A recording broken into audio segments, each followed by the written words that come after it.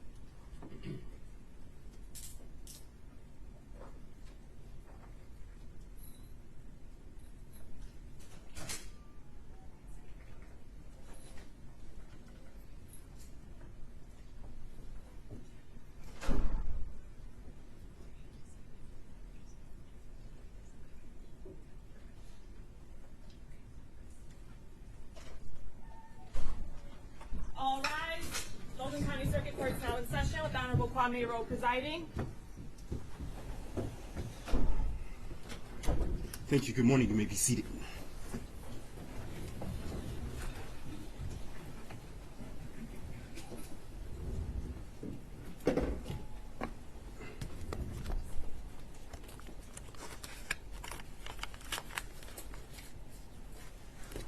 Your Honor, calling People versus Ethan Crumley, case number 2022-279-506 FC. Thank you. Appearances for the record. Chair McDonald on behalf of the people of the state of Michigan. Thank you, Mark East on behalf of people. Good morning, Your Honor. Paulette Michelle Lofton on behalf of Ethan Crumley. Amy Happ on behalf of Ethan Crumley. Good morning, Your Honor. Deborah H. McKelvey, court-appointed lawyer, guardian ad litem for Ethan Crumley. Thank you. And good morning to you all. You may be seated. Thank you. With that, today's date and time set for sentencing in this matter. I'll start with the defense. Defense, did you have an opportunity to read the PSI and discuss it with your client? Yes, we did. Any challenges, changes, or corrections that need to be made to the pre-sentence investigation report? No, Your Honor. Thank you. People, any challenges, changes, or corrections that need to be made to the pre-sentence investigation report? Thank you, Judge. This one, page 6 of the evaluation plan, there is one misspelling of the victim's name. He's a minor, so I let probation know the correct spelling. I believe Mr. Kaplan will make the changes. That's page 6 of the evaluation plan and throughout the report, Judge. Thank you. We will make those changes, please, Mr. Kaplan. With that, any Nothing further? else. Thank you. Thank you. MDOC, any updates to the report? Nothing, Your Honor. Jeffrey Kaplan, appearing on behalf of the Department of Corrections. Thank you. With that, the court understands that there are several identified victims that may wish to speak in this case.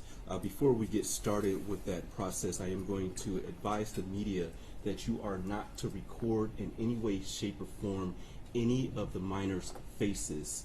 And so the prosecutor will let me know before they are called, and I will instruct the media, do not record their faces under any circumstances. Also, to the entire courtroom, including the media, please do not use your cell phones in the courtroom. Use of your cell phones will result in your cell phone being taken. This is a formal proceeding, and so I do not want anyone using their cell phones in this proceeding. Also, I understand that this is a very emotional hearing, and I am aware of that, and I am aware of the emotional situation and the emotions that may become apparent in this case during this hearing. There is a composure room that is outside of this courtroom. My staff can advise you where that room is. If you all need to step out at any point to regain your composure, we need to make sure we protect the integrity of these proceedings. And so if you need to step out, feel free to step out. There is a room that you all can go into.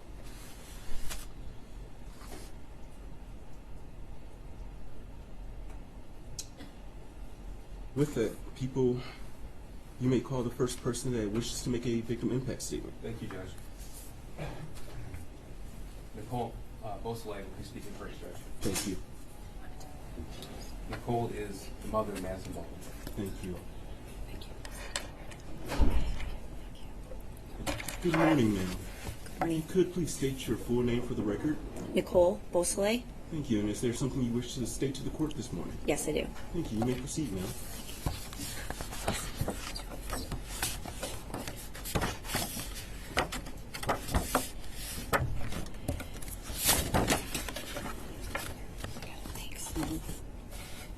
Good morning, Your Honor. Madison Baldwin, a name that most didn't know prior to this horrific act, but now a name that everyone has come to love. A name that has brought so much joy to the world. Your Honor, I know you haven't had the privilege to know her, only of what you've heard. She is an old soul, wiser beyond her years. At only 17, she has taught me more than I could ever thank her for. Having her young myself, she made me the mother I am today. She gave me the courage to be stronger. A few key things about Madison was her laughter, contagious smile, intelligence, passion, kindness, fearless drive, and determination. She is a light when you need it most. When the world gets dark, she's the stars. That small beacon of light that is so far to see, but up close burns like wildfire. At times I catch myself missing these characteristics, worried that I might forget them, but then I realize she's here. Madison lives in all of us. Her legacy remains, her kindness continues, now and forever. She will always be the heartbeat of our family. On November 30th, 2021, is a day that has forever changed my life. It burns into my body like a cigarette burn. Enough to scar, but always a constant reminder. The day I found out that my daughter's life was taken. A life that was still so young and full of life. After that day, she became a statistic, a victim, a planned act of tragedy. How could my daughter be summarized in such intrusive manner? How could these now be her associations? I would like you to know that these accusations are false. I will not allow her name to be followed by the phrase Oxford shooting victim. She will be remembered by her name, a name that is loved unconditionally, one that has no hidden remark. The strong name we gave her, Madison. When I received word that the school was under attack, my daughter had already been gone for over an hour. This I didn't know while driving into a designated area pretty much on autopilot, waiting for the unknown. As I paced the Myers asking where my daughter was, all I received was blank stares. As the remaining kids reunited with their families, we were left there in silence, waiting for the answers that we are still waiting for. Next thing I hear, can the family of Madison Baldwin follow me? As I walked into the room, I felt this chill come across my body, so cold that I felt it in my bones. I pleaded not to go in, but following command, the words we heard were, I don't have good news on these 3 children. They are deceased. The sheer blunt statement could destroy you to the core. I was completely paralyzed. I felt every scream that came from my body. I felt every breath I took was fading. My mind was in a state of dementia, and then my body drops to the floor. We were literally suffocating together in disbelief. Replaying those words in my head, within seconds, I thought, did I hear them right? I was definitely misinformed. The sobs came from a deep part in me. Tears soaked the cold floor I laid on. I managed a few calls, but conversations I've blocked out. Leaving for the substation, I stared out the window, looking for her, but replaying those words in my head. My mind and heart were literally in 2 different places. The rest of the night was excuse after excuse on why I couldn't be taken to my daughter. I needed to see her. I needed to prove that the information was not meant for me, but all I was offered was a table the next day at the medical examiner's office to identify her. Getting back home felt like forever. I had to tell her 11-year-old sister at the time that her best friend was gone. Peyton's screams will forever haunt me. And when she asked me that simple question, why? As a mom, I didn't have the answer. The next morning, I was on my way to prove somebody wrong at the medical examiner's office. In my head, it wasn't going to be her. As I walked down the corridor, I entered into a room with a steel door and a small glass window. I couldn't move my feet. I couldn't get close enough to look. But when I remembered, I was there to prove somebody wrong. I looked through the glass. My scream should have shattered it. My daughter's lifeless body was laying on a cold metal gurney. I remember her hand laying out from underneath the sheet, and her fingernails were blue. Blood smeared in her hair, and they made sure I saw her from a side that was more acceptable for a grieving mother. That was not my daughter. Madison was far from lifeless. As I banged on the door demanding to touch her, I lost my ability to stand. I was dragged away from her. I was not allowed to touch my own daughter. I was not allowed to hold her hand and just let her know I was there. It's a feeling that no parent should ever feel. But that's my baby. I deserved the right to be with her, but I was not allowed. Instead, I was dragged away from her, screaming like a toddler, saying profanities in the most ignorant way. That is when I realized I could no longer deny it. I didn't want to admit I was wrong. I didn't want to visualize a moment without her. I didn't want to believe she was gone. But it hit me like a semi-truck. I knew her dreams were no longer the future, but only dreams. Your Honor, I thank you for the dedication to this infuriating act. I admire your knowledge of the law and the stance onto listening to all, keeping your composure and consistency throughout this sentencing. I thank you for the clear representation of your courtroom. I thank you for the countless hours that this has taken from you and your family's life to give the best possible judgment. I thank you for being a human being. To the prosecution and advocates, Karen, Mark, David, and countless others, I thank you for the constant efforts to keep my daughter's legacy alive. The righteous hours, the rigorous hours that have consumed you, your nonstop actions to make sure all facts are given appropriately, your compassion for our family. Jen, my advocate,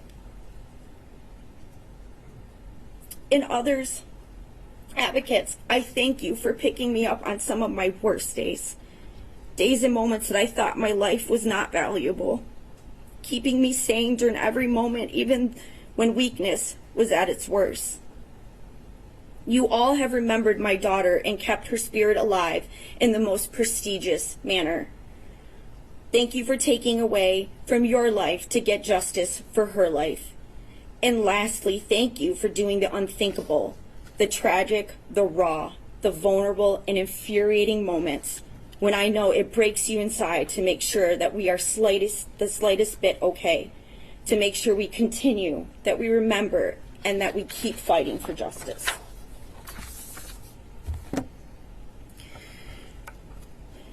To the waste that took my daughter's life, that name will never come out of my mouth. That life will cease to exist to me, and just like trash, it will be forgotten.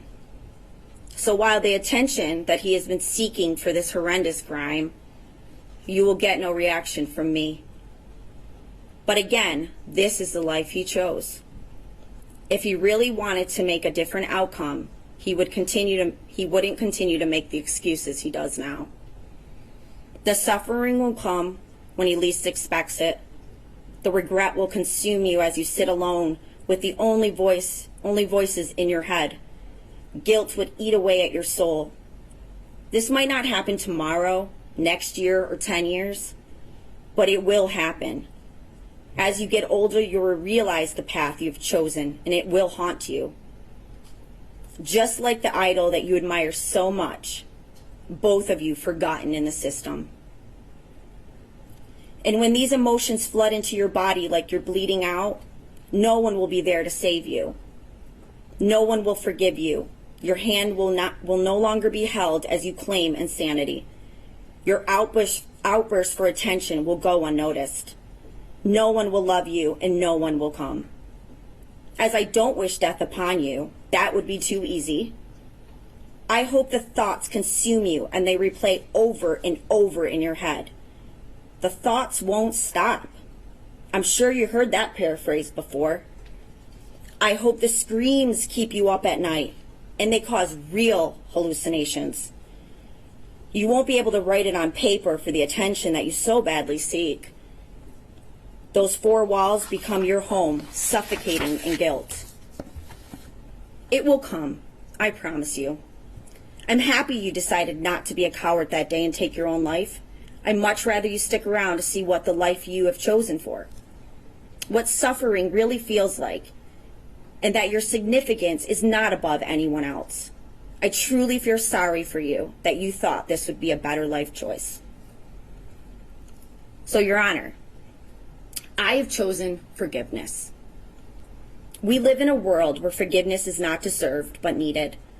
Forgiveness, a word that holds so much controversy. What does it really mean? To me, forgiveness is an encouragement. It encourages me to forgive the things that are out of my control. I have chosen to forgive for myself. In some that might seem weak or giving in, it's my new journey with Madison, because honestly, that is who she was and that is what she would have done. I no longer carry that burden. It does not define me, it does not define her, or it does not define our family. I forgive myself for the grief that at times felt like multiple stab wounds, but managed to survive. I forgive myself for the weak moments of fear of the world around me.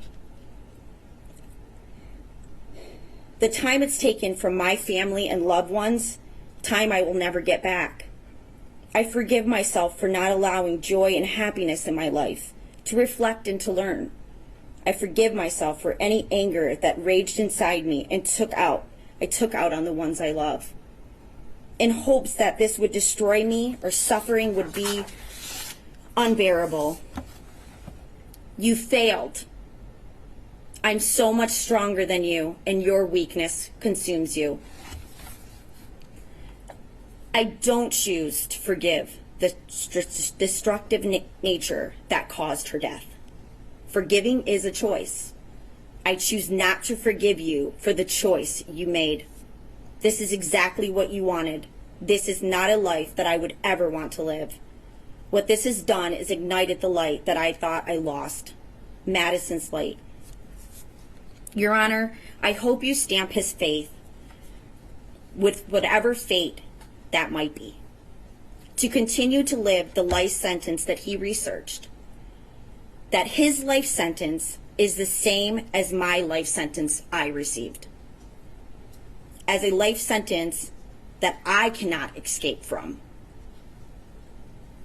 Day by day passes, I hope his life seems more meaningless, lost and forgotten. So when my time comes, and I will never worry if our paths or fates will ever meet again, but when our true day of judgment comes, my justice will be served.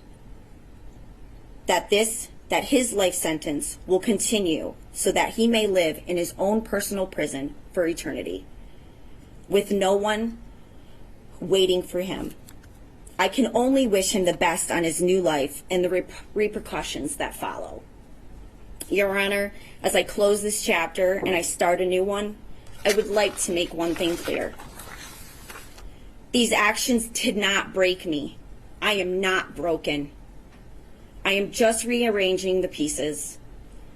I am surviving each day, navigating this journey, celebrating the good and learning from the bad, choosing happiness, forgiving when needed and when it's deserved. I am living. I'm living because of my baby girl, Madison. Thank you. First off, now, sorry for your loss. Thank you for your statements this morning. It showed a lot of strength and courage, so I appreciate that. Thank you. Thank you.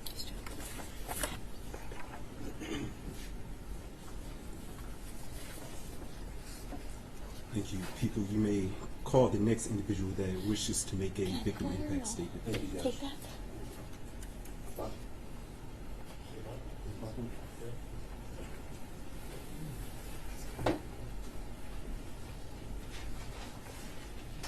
Mr. Buckmeyer is Tate's father, and Trent will be speaking as well as Tate's brother.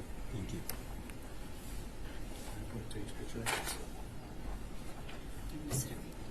Right front of the class. May I approach, Your Honor? Yes.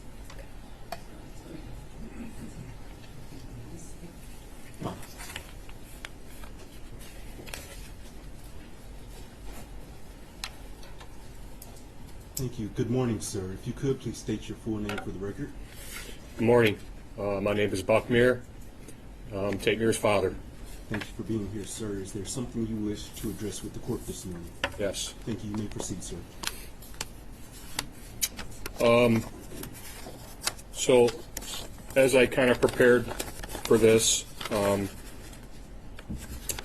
had wrote a victim impact statement earlier, a couple months ago, and wrote another one last night. Not sure if I'm going to really read this one, but I want to start first with just a little bit of the story. So the morning of November 30th, I was working from home, and my wife was working in Lake Orion, and I was on a conference call, and I heard some sirens in the background, and really didn't think much of it, but they were not going away, and they were getting louder. And I got a call from my wife, and she told me about what was going on at the school. So I got done with my conference call and started making my way to the school, and texted Tate a couple times, called him, no response. So then we get to Meyer, and I met my wife there, and you know, as all the kids are filing into Meyer, Sherry and I are both walking around looking for Tater, and I had a feeling something didn't feel right to me, and so as people started to, as kids and parents started slowly fading out of Meyer, I grabbed our athletic director, who was at Meyer, and said, "Where's Tate? Have you seen Tate?" And he looked at me and he said, "No." But he knew, but he couldn't tell me. He wasn't the one to tell me. So as we're wandering around Meyer, asking everybody if they've seen Tate, we got summoned to the manager's office at Meyer, and were delivered the news that Tate wasn't with us anymore. And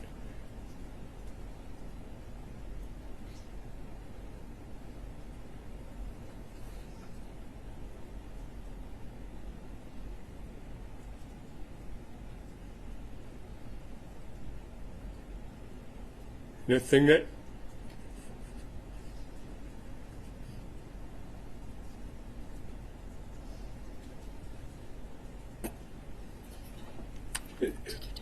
that stands out to me was what my wife said.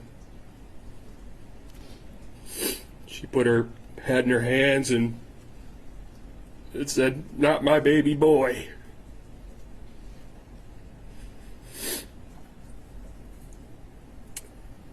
So,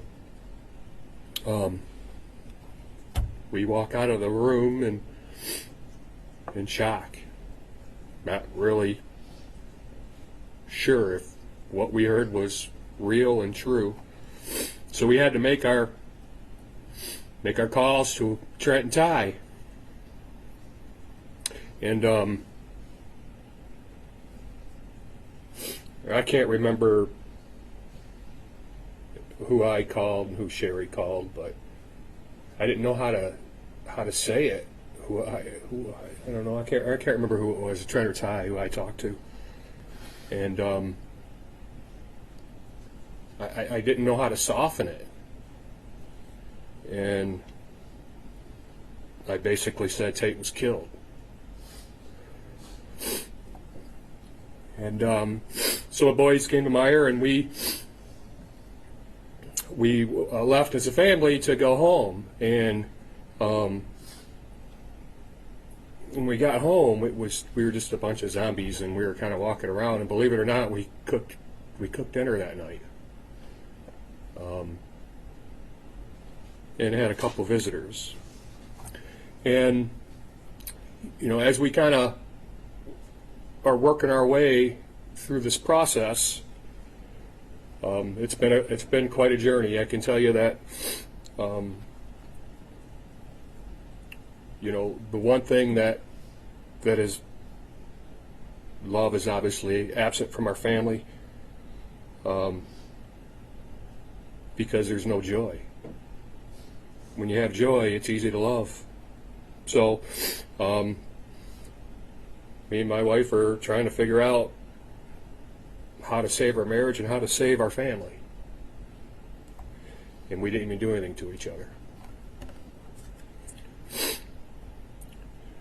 So, as we navigate these treacherous waters, we try to honor Tate, and because we know he's looking down on us, and I know he's not very proud with how his dad is handling this.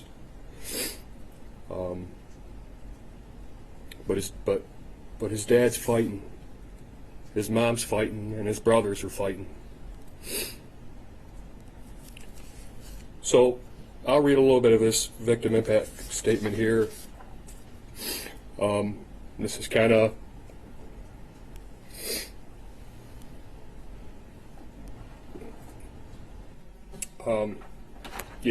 yesterday just came and went. Today has dealt us another hand of heartaches that we'll have to play. For the past 2 years, our family has been navigating our way through complete hell. Tears filled with pain, they fall like rain. We wear the pain like a heavy coat, constant reminders every day. Every hour is the darkest time of the day. I understand from journal entries this was desired outcome, for us to feel the pain that you had. I will tell you this, we are miserable. We miss Tate. Our family has a permanent hole in it. It can never be fixed, ever. As we fight and claw our way through this journey, we are realizing that we are completely miserable. There does not appear to be a way out. So, to this day, you are winning. But today is a day where the tides change. Today, we are going to take ours back.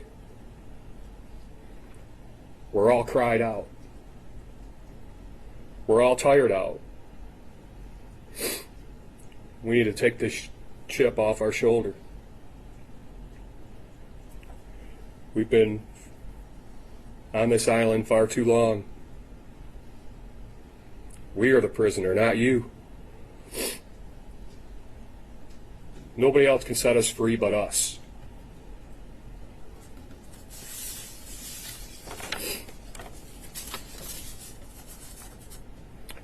In life, sometimes what you need is exactly what you fear. We fear forgiveness for your selfish acts. So today, how hard it is, we need to find a way to start working our way to forgiveness. Forgiveness to you, forgiveness to your parents, forgiveness to the school. What other options do we have? Be miserable for the rest of our lives and rob our family of normalcy? Be miserable and rob Trent and Ty of a normal life filled with friends, their future wife and kids? Be miserable and rob Sherry and I a happy life that we worked very hard for and earned? Believe me, we will never forget about you, ever. We want you to spend the rest of your life rotting in your cell. What you stole from us is not replaceable. But what we won't let you steal from us is a life of normalcy. And we'll find a way to get there through forgiveness and through putting good into this world.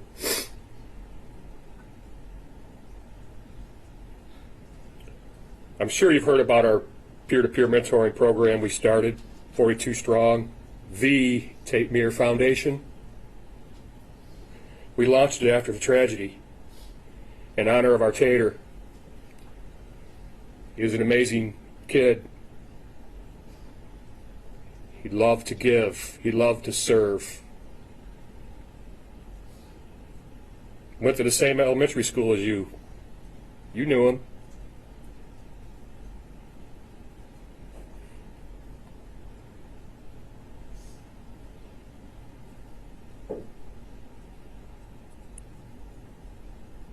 But there's good that's going to come from this. And the good is kids are going to have a buddy. They're going to have somebody to lean on, a peer they can trust and love and build a relationship with. Trust, love, build. Tate left a roadmap for us, all of us. He left that roadmap from the people he learned from. Mom and Dad, Trent and Ty, his teachers, his coaches, his neighbors. So if we can all make the effort, and if we take the time, maybe we can leave this much behind.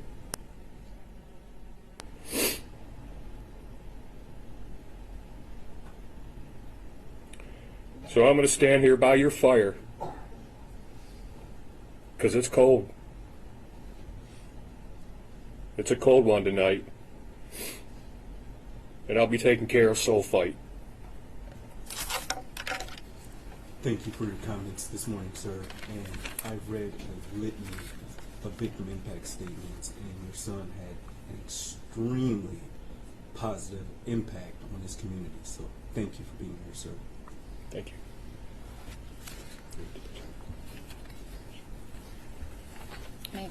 Yes.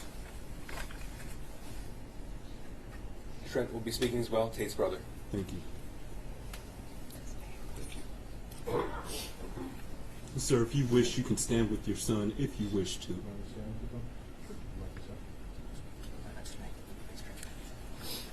Good morning, sir. Morning. If you could, please state your full name for the record. Trent Meir. Thank you, and good morning, sir. Is there a statement that you wish to share with the court? Yes, sir. Thank you. You may proceed. Okay. Good morning, everybody. My name is Trent Meir. I'm the eldest brother of Tate Meir. On November 30th, my brother, a friend, a teammate, was taken from our lives far too soon. This loss is hard for me to put into words. It has affected my every decision, every thought, for every single day over the last 2 years. I could never escape the thoughts, the loss, the grief, the what-ifs. What would life be like right now? Where would Tate be going to school? What memories would we have made together? Now, I just have to wonder, what would it have been like? My future kids can't meet their uncle. My parents can't watch one of their sons grow up. I won't get to have Tate as groomsman. Ty and I can't get a cabin with our brother. These are the thoughts that I have every single day. This event has put a halt on the world. My family will never be the same, but we all have to learn how to live with it. We cry, we grieve, we don't know what to feel. Sometimes we don't want to do anything. We don't even want to get out of bed. It is always there, impacting us every single day. It has affected my relationships with my family, my close friends, my girlfriend. Nobody gets what we have gone through, and I hope to God no one does. I see someone that looks shady in public, I think of the 30th. I have someone behind me, I go in a public area. Almost everything is a trigger to what happened to my brother, and it makes me think of him. I've gone to therapy, talked with friends and family. It sometimes seems like nothing will help to make this pain go away, and I know that nothing will bring my brother back because he is gone. I am asking that the shooter gets the maximum penalty. This coward took actions knowing the consequences and effects it would have on people and this community. He did not care. He took the selfless action of taking 4 lives away. He took 4 kids' opportunities to grow into incredible young men and women, and he should never have the opportunity to see the light. He waived his right and opportunity when he took the lives away of those 4 beautiful souls. I pray that justice will be served. I believe that the right ruling will be made, one that reflects the magnitude of pain and loss caused by his actions. I pray that through this, my family, our community, and the other 3 families can find a measure of healing and closure. I know that love and community will prevail against evil. So while you sit there rotting and suffering for the rest of your life, you will learn to find joy, happiness, and normalcy, and let Tate's legacy live on forever. Thank you. Thank you. And as I told your father, you had an amazing brother, so thank you for your statement, and thank you all for sharing his story with the court. Thank you. Thank you. Thank you, people. You may call your next person. Okay.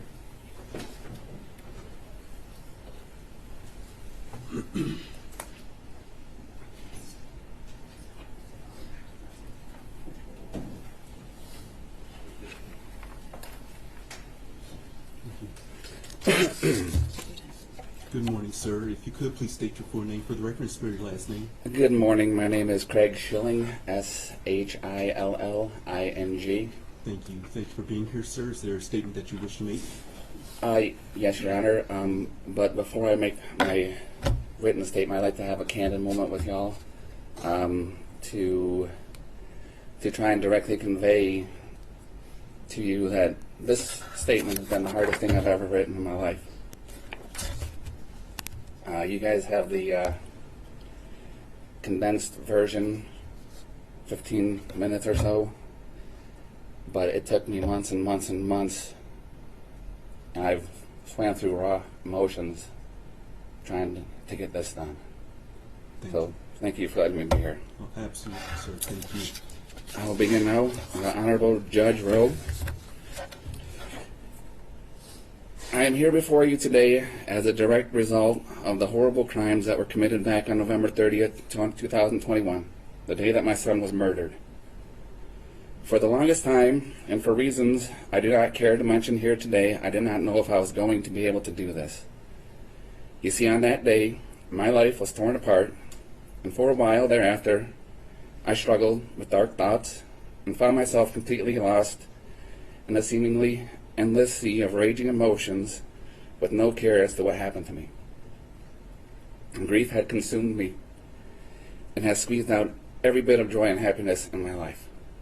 Still, today it's uncertain if I'll find my way back.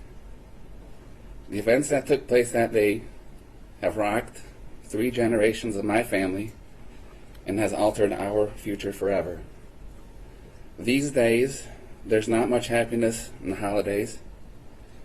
Birthdays and those milestones days don't carry with them the special feeling they always used to.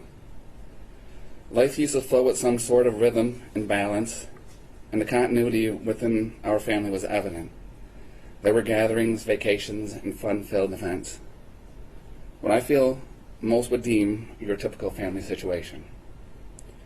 That continuity and all that came with it were lost on the day that my son was murdered. Like a severed electrical line, the flow was no longer there. Instead, we've fallen into the darkness, still in shock and total disbelief over the fact that this actually happened to us. Completely blindsided, we've been carrying on with more questions than answers and left to deal with the deluge of emotions we've never experienced before. One could venture to say that there are no words that can accurately describe the pain that we feel on a daily basis. I have PTSD and struggle most days to even get out of bed. Anxiety, stress, sleepless nights, and uncontrolled emotional outbreaks make even the simplest and most normal things difficult. Scattered thoughts, raw emotions, and that uncomfortable elephant in the room feeling I get with everyone I interact with cause substantial uneasiness and affect everything I do. The things I used to find enjoyment in are no longer reliable in that respect, and are done to merely have a feeling of something normal.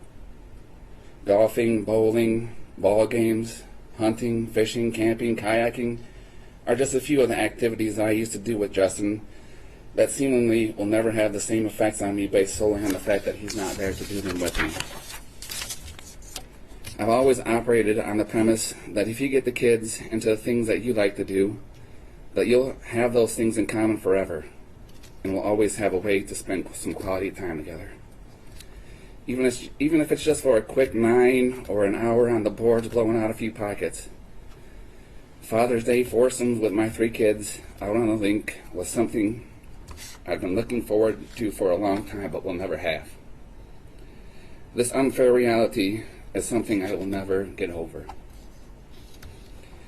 Day-to-day life goes on for so many, but in the clutches of grief and heartache, the difficulties are real and have so many side effects. It almost feels like time slows down and everything around you speeds up. It's been 2 years already, but feels much like yesterday. I still find myself waiting up for him to get home from work so we can get a few minutes to chat, as it was often the only time we had that chance to. It's unbearable to know that he's never going to walk through that door. Never in a million years did I think that something like this was going to happen to me. Although we all know the unfortunate real possibility that this can happen to anyone, anywhere, anytime, there's absolutely no way you can prepare yourself for this level of pain. It doesn't matter how much you think you've prepared, or how strong you are, or how big your support network is, you have this level of pain, and it's truly debilitating, and it takes you out. Having seen news reports and documentaries on tragedies of this nature, I don't feel it uncommon at all to watch in horror and disbelief that something like this could actually happen. And I've done what I believe many others have done, and that's have thoughts of how I might feel or act if something like this ever happened to me. Well, now that it has happened, I can 100% assure you that the worst thoughts or feelings you may have do not hold a candle to how it actually feels. For centuries, man has exploited the fragile nature of the human being, and over the years have developed many, many ways to inflict pain, torture, and kill. Millions and millions of human beings have met their fates by way of such devices. As we have all learned in school, there is a full spectrum of reasoning behind these perversions. Although throughout history, those reasons have been widely understood, the sheer brutality of senseless violence has never sat well with the human psyche. So we have evolved till now, and in our modern society we have established laws and regulations to essentially protect ourselves from ourselves. However, as is seemingly always the case, there are those, for reasons we may never know, who wish to defy the now widely recognized and agreed upon state of human decency and continue to commit such senseless acts of violence. In my opinion, it takes a deeply disturbed individual to leave the compass of basic human decency. The act of taking another human being's life is not only exasperating but extremely selfish and unjust. I believe that once an individual crosses the boundaries of basic humanism and admittingly maliciously kills another person, that individual should meet the same fate. Unfortunately, based on the laws that govern our land, this has been deemed inhumane and is widely frowned upon in modern society. So in lieu of execution, I feel strongly that the individual should never be allowed to walk among his peers again. This is why I'm going to ask you to lock this son of a bitch up for the rest of his pathetic life. His blatant lack of human decency and disturbing thoughts on life in general do not in any way warrant a second chance. My son doesn't get a second chance, and neither should he. This individual has proven by carrying out these heinous and completely unnecessary acts of violence that he should never be considered fit to rejoin a society that despises this exact behavior. His very name should be condemned, recognized only by his cowardly, vile, and malicious defiance of human law. Now, with all that being said, I'd like to direct my comments toward this disgusting individual I speak of. He sits across the room from me at this very moment, dressed in orange, emotionless. Although I'm sure he may have a half-baked idea of just what I'd like to do to him, I'm not quite sure he has adequately envisioned the exact nature of this idea.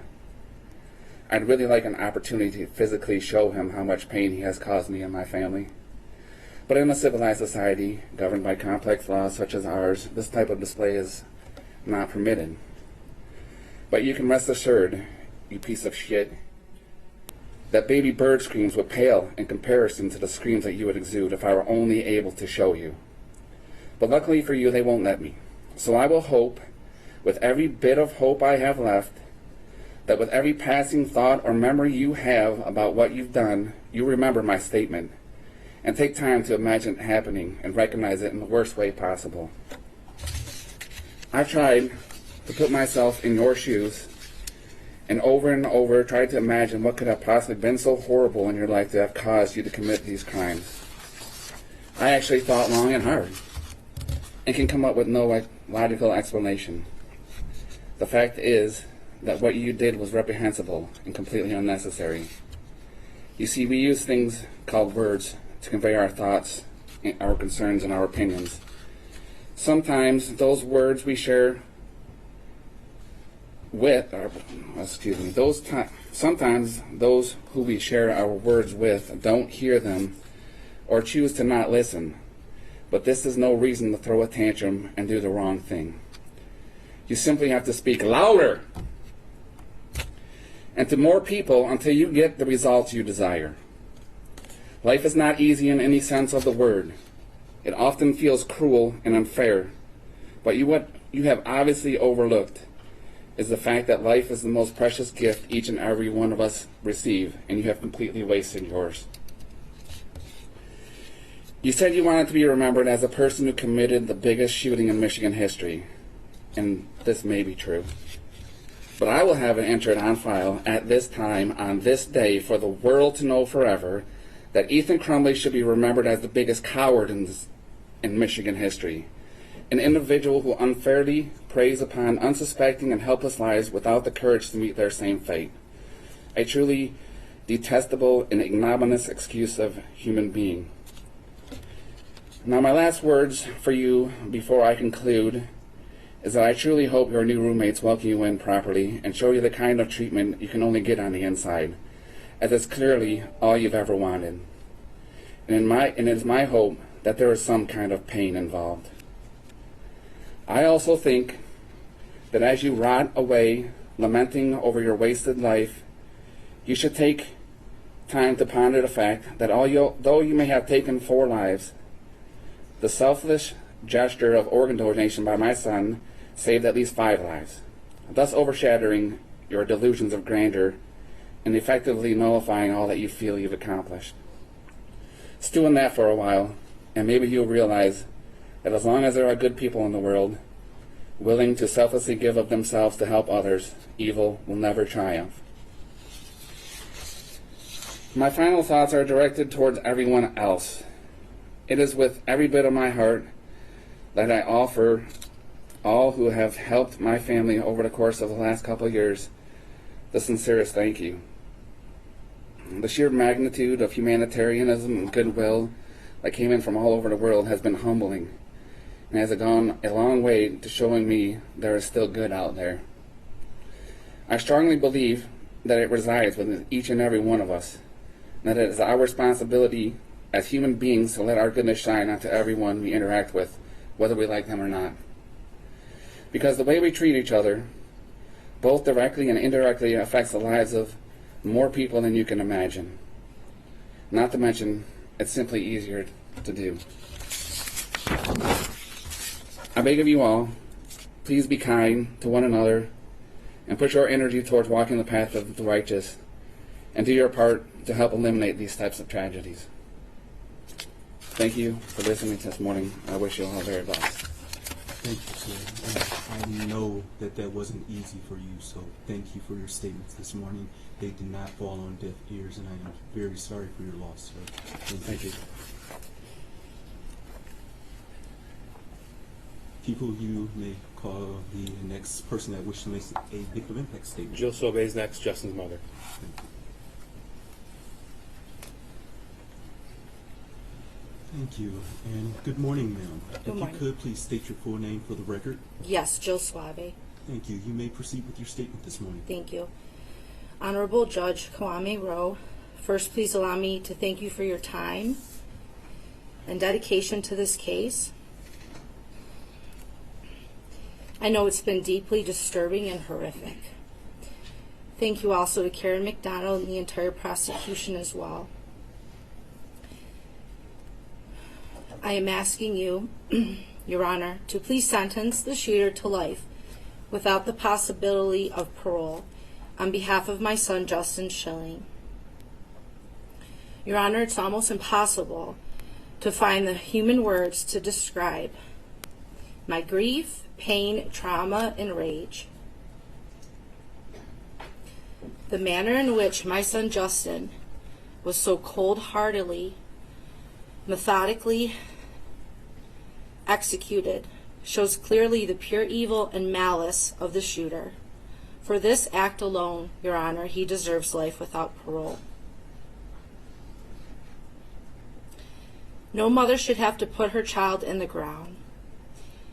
On the eve of Justin's burial, I had my phone ready to call 911 as I feared that I was having a heart attack. It's only by the grace of God that I am still here with us today.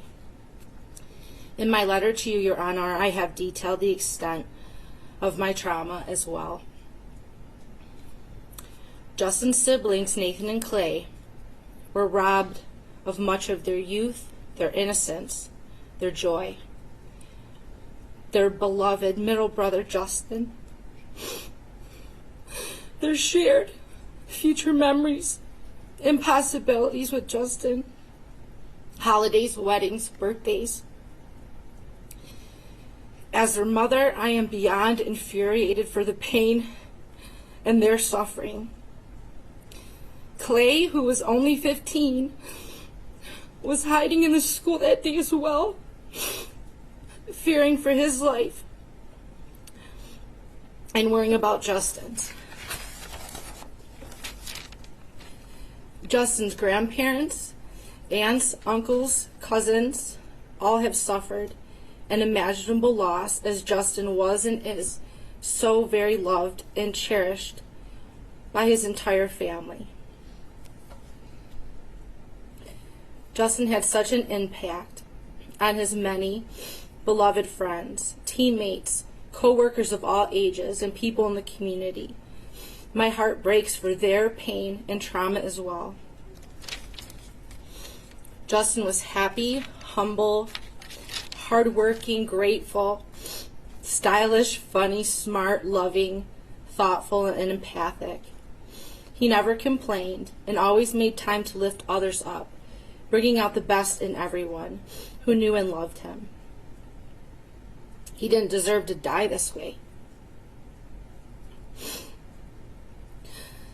Justin was a lettered athlete, a top honor student, and lived by the golden rule. Do unto others as you'd have them do unto you. He was so excited to graduate and planned on attending Oakland University. We did a tour in the fall of 2021, and we talked about his plans to major in business. He wanted to move out with his friends and even considered getting a real estate license. He was so motivated and focused. His future was so bright and full of possibilities. Justin would have been an amazing father, Children loved him and gravitated toward his big heart. He was such a gentleman and so very loving towards me and all women, never letting me pump my own gas or hold my own door. He will always be my little sweetheart. Justin spent his final moments protecting Keegan and saved 6 more lives with his gift of organ donation. May his light and legacy live on forever. Now, Your Honor, I would like to share what I would like the shooter to know. You may have ended Justin's life on this plane, but you did not in any way affect his soul. You don't have the power to do that. You may have caused the pain and terror as you intended to do, but you did not destroy us. There is more love and light in this world because of the legacies of Justin, Tate, Hannah, and Madison. I don't focus on hating you, but I also don't feel a drop of pity towards you. I don't feel anything towards you. You're nothing to me. You don't even exist. While you rot in jail, we will push on. And we will do so many good things in the world, spreading so much love and kindness in honor of our angels. You are facing the consequences of your actions here in this court of law. But you will also face your demons in the afterlife, and there's no escaping that.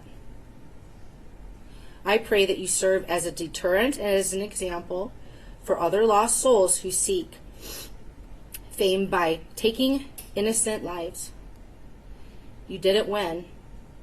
You're not famous. It didn't turn out as you had hoped. The media will forget about you. They will move on. I know you're miserable, and it's only going to get worse as the reality does set in. But we are only going to get better. More healed, more loved, and more loving towards others, more peaceful and more full of grace. And one last thing I do want you to know. If you were that lonely, that miserable, that lost, and you really needed a friend, Justin would have been your friend if you had only asked him. Thank you. Thank you, ma'am. And also, I'm very sorry for your loss. Thank you for your statements this morning. Again, I know that's not easy to do, especially in a packed courtroom, so thank you very much for being here, ma'am. Thank you so much. You're very welcome. Your Honor, we have Steve and Rainus and Juliana, Hannah's father and sister. Thank you. Is there going to be a minor involved? No pressure. Thank you.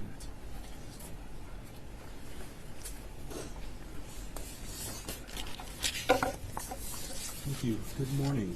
Could you please tell me your name? I'm Raina St. Juliana. Thank you. And sir, what is your name for the record as well? Steve St. Juliana. Thank you. And is there a statement you wish to share with the court this morning? Yes, I have mine and then our mother's as well. Thank you. St. Juliana. Absolutely. You may proceed. So this is our mom's statement. Hannah was the best version of me. We were similar in the things that we liked and the things we didn't like. She loved doing fun things and making things fun for those around her.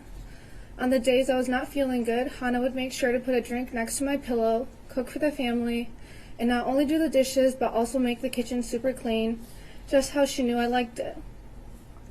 Almost all Christmas presents were Hannah's ideas because she knew what everyone in our family liked. When we went shopping for it together, our carts would always come back brimming to the top. Our carts would always come back brimming to the top. Even when Noah was little, she adored him from the start. She would make sure to stay up late and hide the elf on the shelf creatively for him to find in the morning. She would practice soccer with him. She would always pay attention and take care of him. And with her older sister, they became best friends. Together, the both of them gave Noah advice to help him become a wonderful person. Hannah was always thinking about our family and always extended those thoughts to everyone around her as well.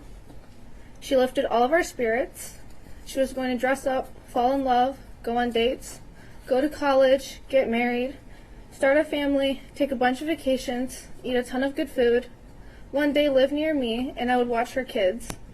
And for Christmas, everyone would meet at Hannah's house, and from there on, she was always going to bring her family together. On that day, not only was my loving daughter's life taken, but all of my family's future was taken as well. Since that day, all of our lives have drastically changed. Now, in my daily life, whenever I see a pair of sisters, I am sad. When I see other siblings getting along, I am sad. When I see other mothers and daughters, I am sad. When I see other families having a good time, I am sad. When I see others her age having fun, I am sad. Every moment, every day, every experience, I think of Hannah and I am sad. Anything I do, even when I have a good moment, I am sad. I am sad in the spring, in the summer, in the fall, in the winter, during Easter, Halloween, Thanksgiving, Christmas, and all holidays.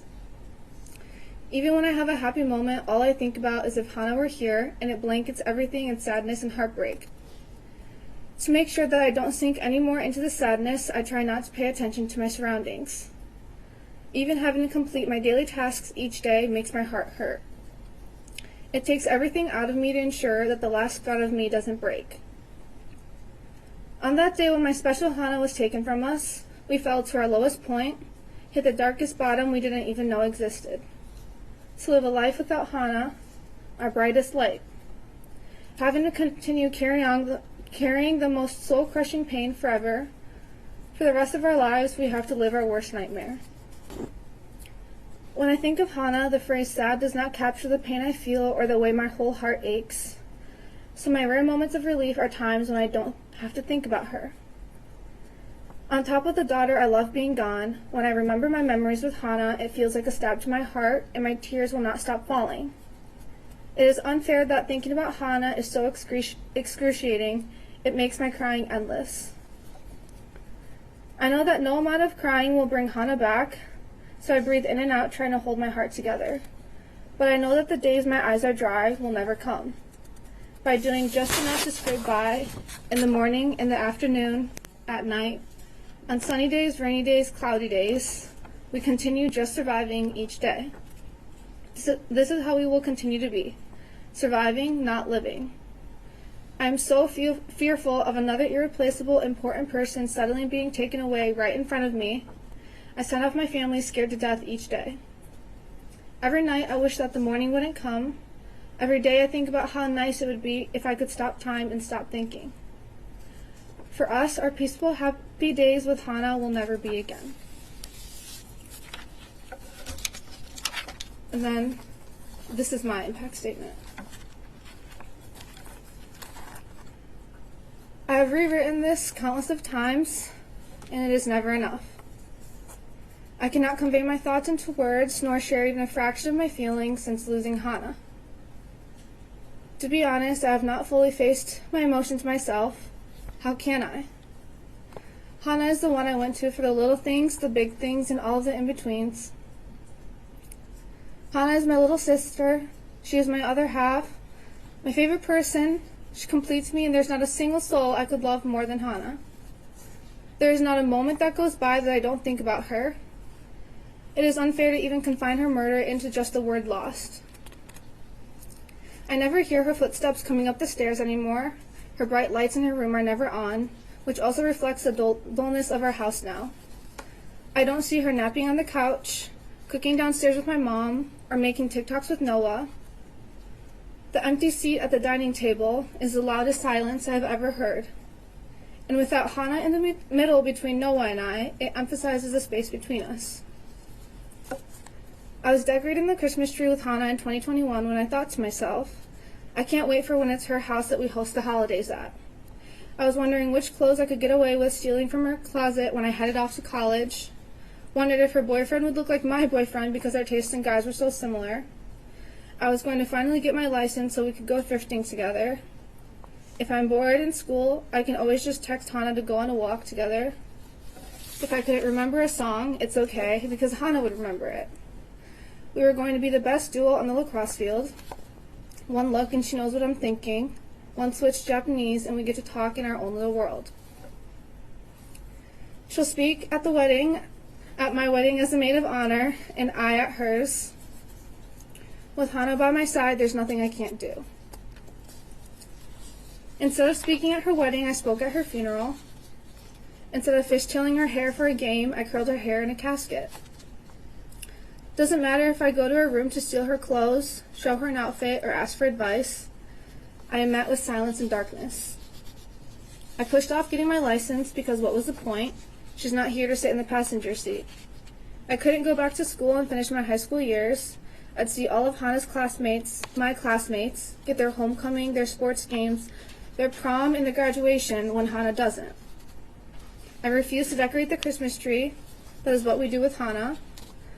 My brother asked me to still continue our traditions, but I can't.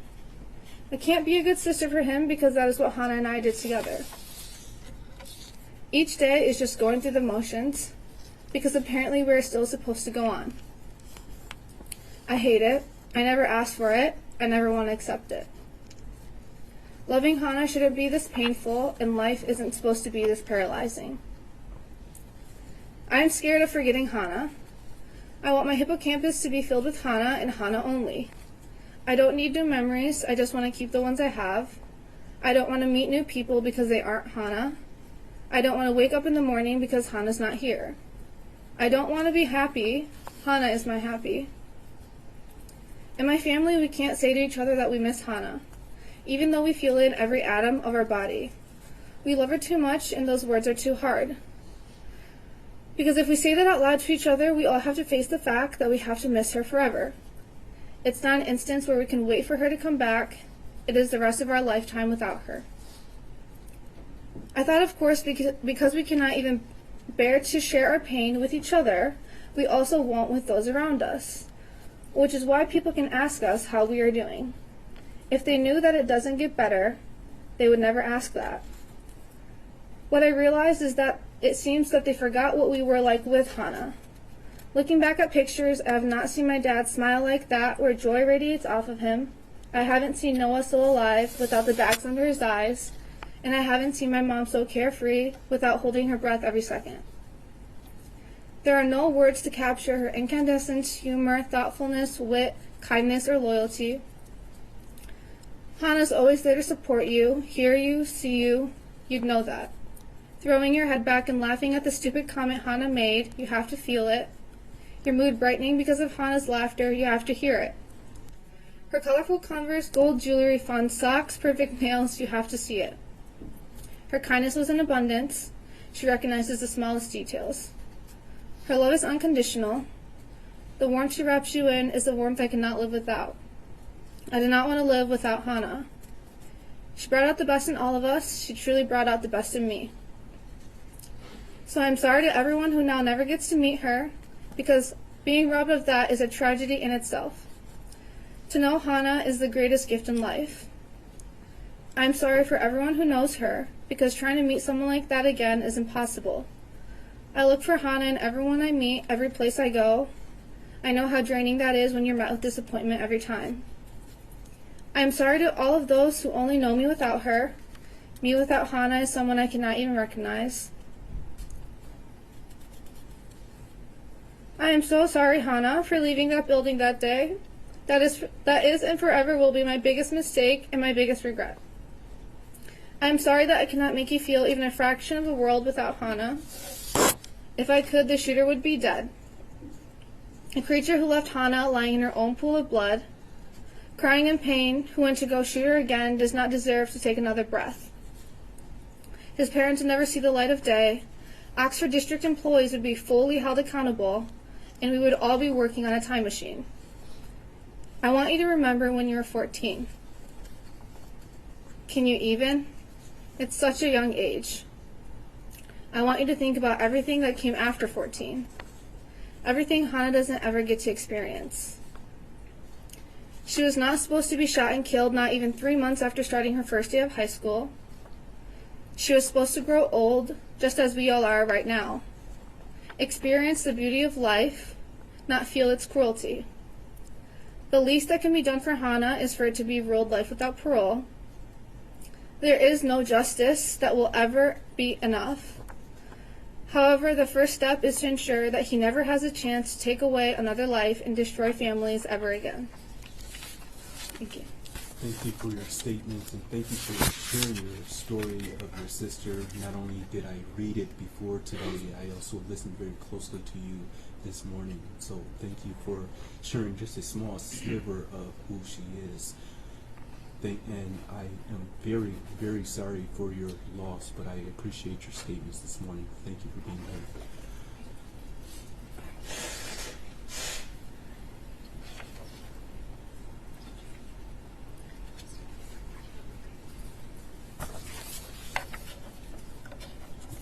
Good morning again, sir. Whenever you're ready, you may proceed, sir. Thank you. Thank you, Your Honor. The defendant envisioned, researched, planned in detail, and then proceeded to execute his plot to murder and terrorize his fellow students. He chose this course of action and carried out these murders simply to make himself feel better. Take a moment to really think about that. He was not acting in self-defense. He did not make a mistake, nor act accidentally. He purposely murdered my daughter, Hannah, and 3 other children in order to make himself feel better. I want to make my position regarding the defendant's sentencing and his future very clear. There can be no forgiveness. There can be no rehabilitation. There is absolutely nothing that the defendant can ever do to earn my forgiveness. His age plays no part. His potential is irrelevant. Ultimately, it is only his choices and his actions that matter. Actions that have consequences, that can never be undone. There is utterly nothing that he could ever do to contribute to society that would make up for the lives that he has so ruthlessly taken. The defendant has indicated that one of his goals was to be able to see and experience the suffering of the families of the children he killed. At first, I refused to feed into this sick and twisted desire by discussing the impact of my daughter's murder on myself and my family. However, after much struggle and introspection, I've come to realize that my need for justice for my daughter completely outweighs any consideration of the defendant's irrelevant desires.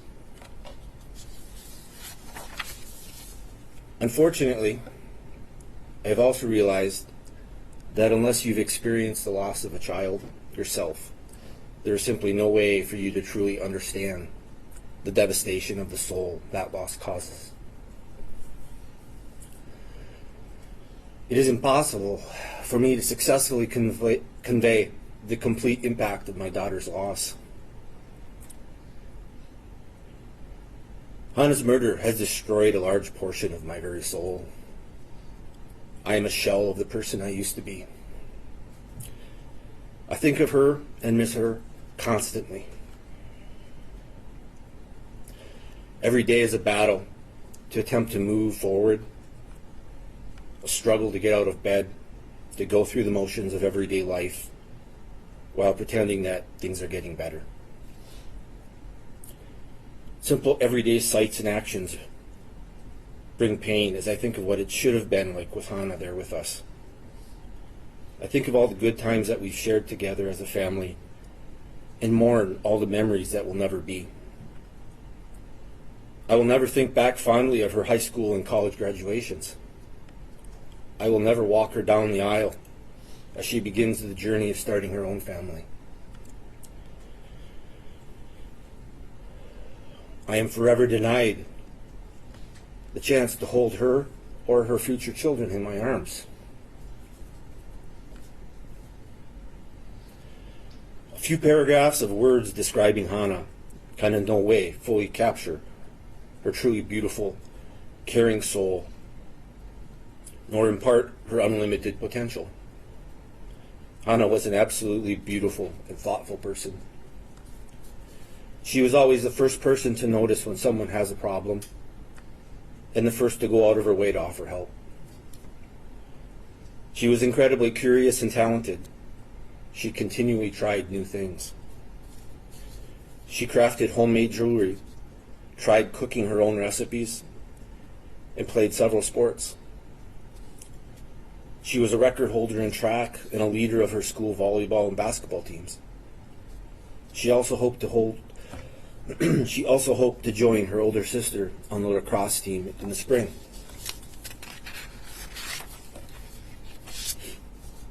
Hannah was just beginning to hit her stride academically. She was a straight A student, was fluent in English and Japanese, and was studying Chinese. She conquered everything that she put her mind to doing. Your Honor, I'm relying on your education and life experiences to be able to imagine the incredible loss to the world that Hannah's death has wrought. The lost potential of her life is truly incalculable. Hannah kept a list of potential careers that she was really interested in. I found this on her phone afterwards. Amongst the list, you would find careers such as an immunologist, pharmacist, nurse, physician, and an FBI agent. We will never know how many souls she may have touched, nor what improvements to people's lives her efforts may have resulted in. These opportunities have been forever eradicated. My family and the families of all the victims are depending on you to impose a sentence that is commensurate with this heinous crime. Truly, his life should be forfeit. However, I realize that the law itself will not currently allow this, and the closest that you can come to achieving this is to sentence the defendant to life in prison without parole. This is the minimum that justice demands.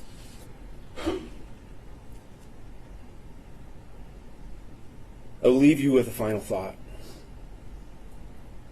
If it were your child who was killed in such a cowardly manner, would you be satisfied that justice was served with anything less than him spending the rest of his life in prison? Thank you, Your Honor. Thank you for your statements this morning. And again, sir, very sorry for your loss. Your statements did not fall on deaf ears, and so thank you for being here, sir. Thank you. To you and your daughter. Thank you. Thank you. People?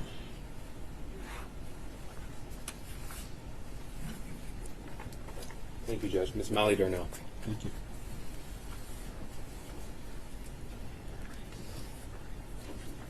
Thank you.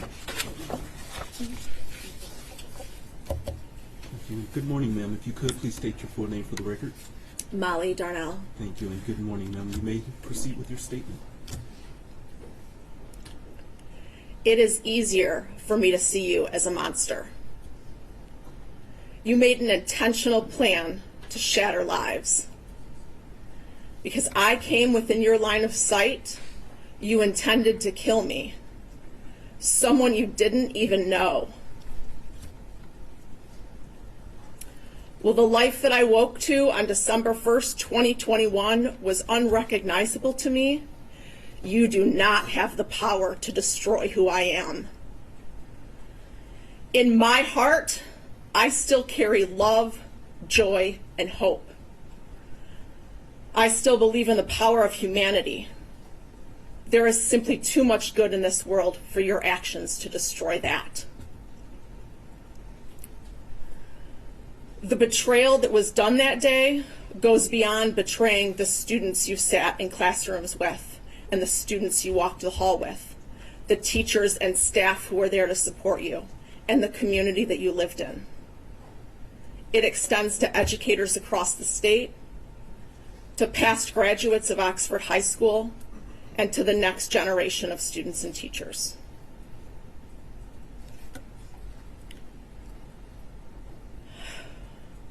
I have firsthand knowledge of how you disregard and devalue human life. You have proven that you cannot be trusted to live within a free community.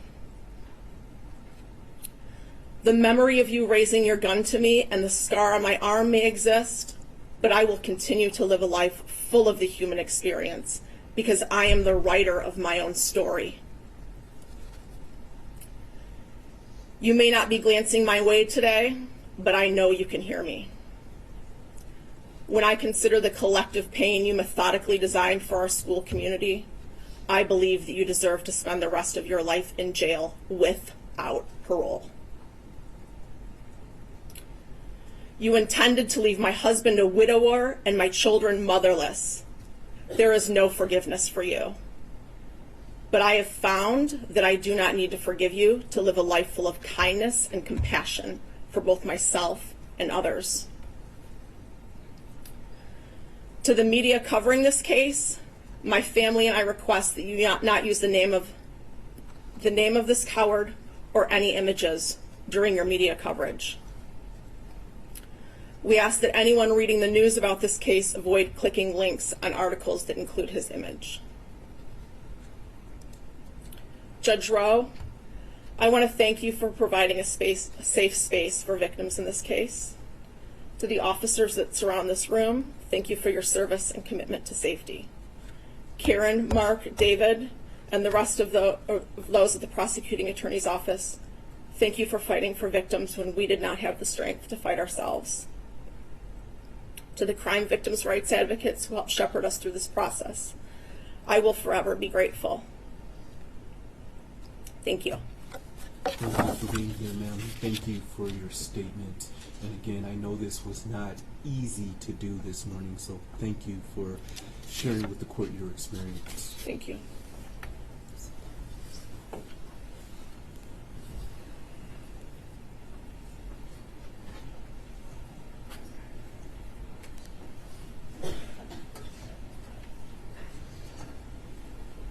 Thank you. People?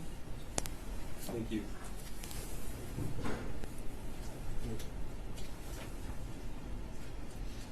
One moment. Sure.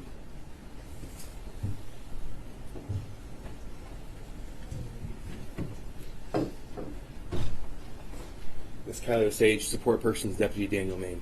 Thank you. And is Ms. Osage a minor? Mr. Keith? No. Thank you. Thank you. And ma'am, if you could please state your name for the record. Kylie Osage. Thank you, and good morning to you, ma'am, and good morning to Detective Main as well. With that, you may proceed with your statement this morning, ma'am. Good morning. My name is Kylie Osage. I have attended Oxford Community Schools for my entire life.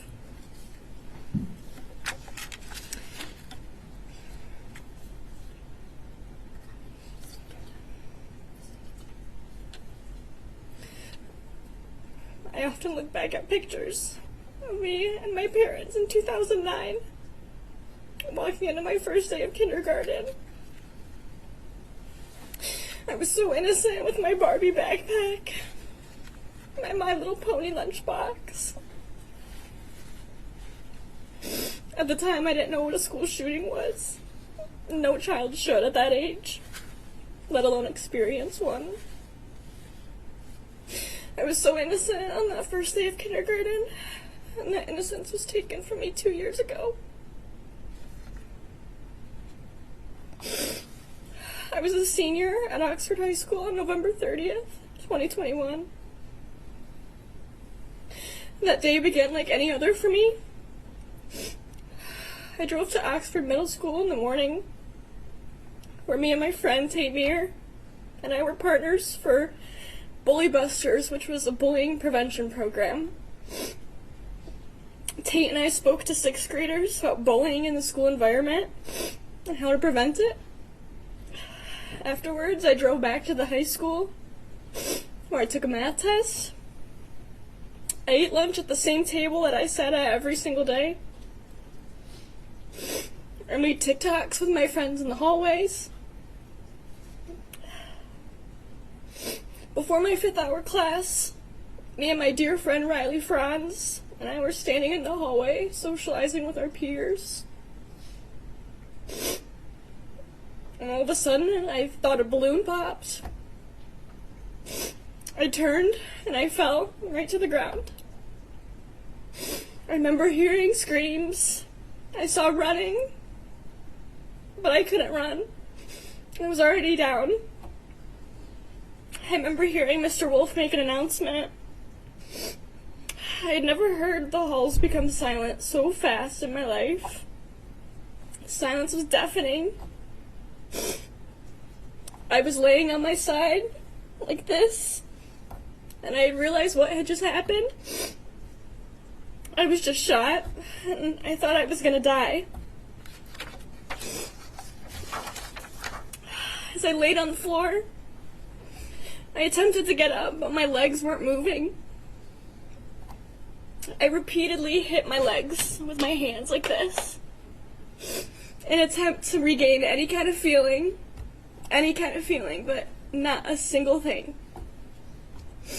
I then somehow tried to do a push-up to somehow drag my body to a safe place where I could get some help. But with the weight of my Carhartt jacket and my backpack full of laptops and textbooks, I was unable to do so. It was so painful. I let myself drop back down onto the floor, where I felt warmth on my face, warmth from blood soaking into the carpet. I remember hearing a squish sound against my right ear, and it was the sound of carpet mixed with blood going into my ear. I started yelling for help, but when I say yelling, I mean a shout that was loud enough for someone around me to hear, yet quiet enough for the shooter not to hear me. No one ever came, but I did hear something. I reached my hand over my head, and I realized it was Hannah.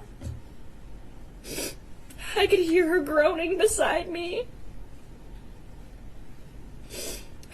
Realizing that I wasn't alone, I kept trying to reassure her. Someone will come help us. Don't worry. Just keep breathing. Just please stay with me. I said that to her 1,000 times. At one point, a SWAT team member came running past us. He was the first person I had seen. I pleaded to him, please help us. He did a double take and said, someone will come back for you. Hannah and I were left in utter loneliness, and I thought I was dying. I kept repeating my mom's phone number to make sure my brain was functioning. I was creating math problems in my head and solving them to make sure I wasn't dying. I continued to yell for help.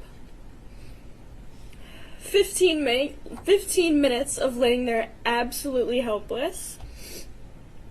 15 minutes of lying in a pool of my own blood. 15 minutes of hearing Hannah St. Juliana's last sounds while stroking her hair and trying to encourage her. When help finally came, they attended to Hannah, attempting to wrap a tourniquet around her. Someone eventually came for me too. I didn't know who it was, but I knew it was a man, and I later learned that that man was Mr. Ken Weaver. Mr. Weaver stayed with me, supporting my head and locating my wounds. He kept pressure on my entrance wound to stop the bleeding. Mr. Weaver fought to keep me awake and alive until the paramedics could attend to me. During the ambulance ride, I kept asking my paramedic, will I still be able to ride my horses? Will I ever be able to play basketball again? I kept asking these questions to the paramedic in the ambulance. These were my favorite activities while growing up. I was transported to St. Joseph's Hospital in Pontiac, where I stayed into January. During my hospital stay, I spent 1 week in the intensive care unit and over a month in the rehabilitation unit. The bullet entered me through my right clavicle and exited out the left side of my back. The bullet shattered my right clavicle, broke 2 of my ribs, and grazed my spine, causing a spinal cord injury. That night, I had an emergency surgery to remove a hematoma from my spinal cord, also to take out the shards of bone from around my spine, along with pieces of clothing that had entered along with the bullet. 1 week later, I had a clavicle repair surgery, where they stabilized my right clavicle with a titanium plate. During my almost 5-week stay in the rehab unit, I had to train myself to sit up unassisted. I had to relearn how to perform basic life tasks, like eating, brushing my teeth, showering, and getting dressed. I had to learn to walk again, as well as climb stairs. Prior to this event, I was being recruited to ride horses competitively on a college equestrian team. Unfortunately, I could not follow through with this opportunity. I've been riding horses my entire life. I've had several horses throughout my lifetime. They have provided me with years of happiness. Being able to swing a leg over my horse is my therapy. It's pure joy. And I have not been able to do this in 2 years. Before November 30th, I also had a great job working at a golf and country club. I love my job and I love the people there. But unfortunately, I was unable to return to work and have not had a job since due to my disabled condition. I have not been able to earn any money for myself. 7 months after being discharged, I became a freshman at Michigan State University, where I'm continuing my education, carrying on with my life, because no one is ever going to stop me from living my life to the fullest. Michigan State has provided me with several accommodations, as I am still disabled and in extreme pain every single day. They were able to place me in a dorm that is close to all my classes. They provide transportation for me, since walking long distances is a battle. It was a 1-minute walk to the closest cafeteria. And without these accommodations, I would not have been able to complete my freshman year at Michigan State. This past summer, I underwent another spine surgery, where the surgeons fused my C6 to T7 vertebrae to stable my spine and correct a progressing deformity resulting from my injury. I was blessed to have found some excellent surgeons in New York City. My family and I spent 2 weeks recovering in New York. And Your Honor, to make everyone aware, back surgery is so hard. It causes intense pain and struggles. It's impossible to do anything yourself. I needed help just to roll over, sit up, stand up from a chair, get in and out of bed, and sip a glass of water. My 2 spine surgeries took the life out of me.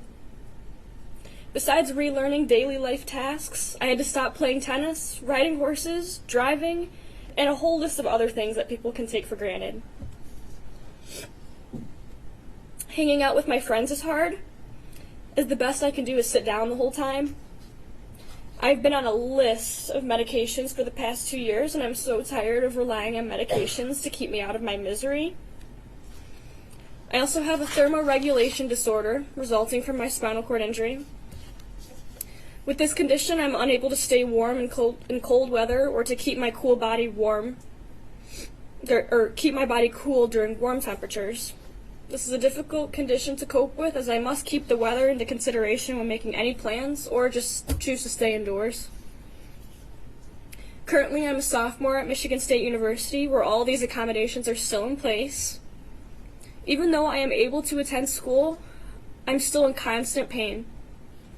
Every single day when I get out of bed, the physical pain hits me hard. For reference, Your Honor, it has been 738 days of constant physical and mental pain. It has been 738 days without playing basketball or tennis. It has been 738 days of not being able to ride my horse. It has been 738 days of reliving the tragedy in my head every single hour. It has been 738 days of living with PTSD, scared at the thought of someone hurting me again. It has been 738 days of living with survivor's guilt, knowing that I could not save Hannah St. Juliana. 738 days and counting. For the rest of my life, I will live with these struggles. Still to this day, I'm in physical therapy. Twice a week for an hour, I attend therapy, where my therapist helped to ease my ongoing pain. We are also working on regaining all the strength back that I have lost. I will never be able to ice skate again. I will likely never be able to take my future children sledding. I will never be able to ride a roller coaster or jump on a trampoline ever again. I will never be able to participate in intramural sports teams at my school. I will never be able to attend sports in the student section at school, as my pain is unbearable during events like these. My life has changed its path entirely. However, Your Honor, I refuse to let the cowardly acts of a person affect the rest of my life. I will continue and live on for those that we've lost. I will continue to walk around MSU's campus, strong and proud. I will continue to have compassion and spread love and joy and positivity everywhere I step foot. I will continue to advocate for those that have experienced something similar. I will proceed to stand up against gun violence in hopes that nothing like November 30th ever happens to anyone ever again. And nothing will ever stop me from living my life to the absolute fullest. No one will ever take my happiness away from me, because I'm the strongest person I know. Your Honor, I've experienced many blessings and met many angels along this journey. I've come to know the love, compassion, and support of a community. I have so much to be thankful for. I'm grateful that I have the opportunity to stand here before you and tell you my story. I'm so blessed with my family. They have walked with me every single step of the way, and their strength is astounding. During both of my hospital stays, I met so many amazing individuals who have become some of my best friends or my family. They have supported me through every single endeavor. They took care of me and poured their hearts into my recovery. I'm beyond grateful for my hospital and healthcare family that have cared for me as if I'm their family. And I'm so fortunate to have some great friends who make changes to their lifestyles just to accommodate mine. Most of all, Your Honor, I'm thankful that I'm still here. I keep my faith and trust in a greater plan. As long as I am on this earth, I will fight for justice for everyone in this country that has experienced something similar. Please do not let anyone else suffer the impact and trials of our tragedy that we hear about today. Please let there be no opportunity for more tragedy and pain, because no one deserves this.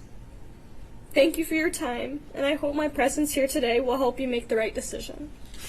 Thank you for being here, and your strength and courage in speaking today is nothing short than admirable. So thank you for your statements this morning. Thank you, Thank you. Sergeant Main, as well. Thank you.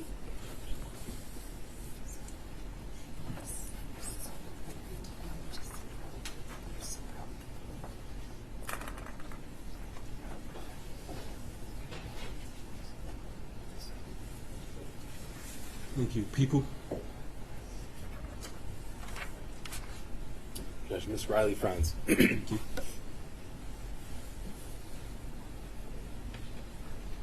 I just want to confirm that Ms. Franz is not a minor. Correct. She's not. Thank you.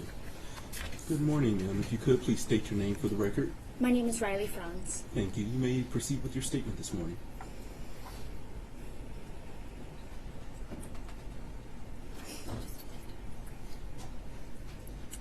I've contemplated how to put November 30th, 2021 into words since the day it took place. How to verbally acknowledge that day's impact, terror, sorrow, and tragedy. How to make a victim's impact statement quite literally. I would love nothing more than to stand up here and say that I have overcome the obstacles of that day and have continued to live my everyday life. But that would be a lie.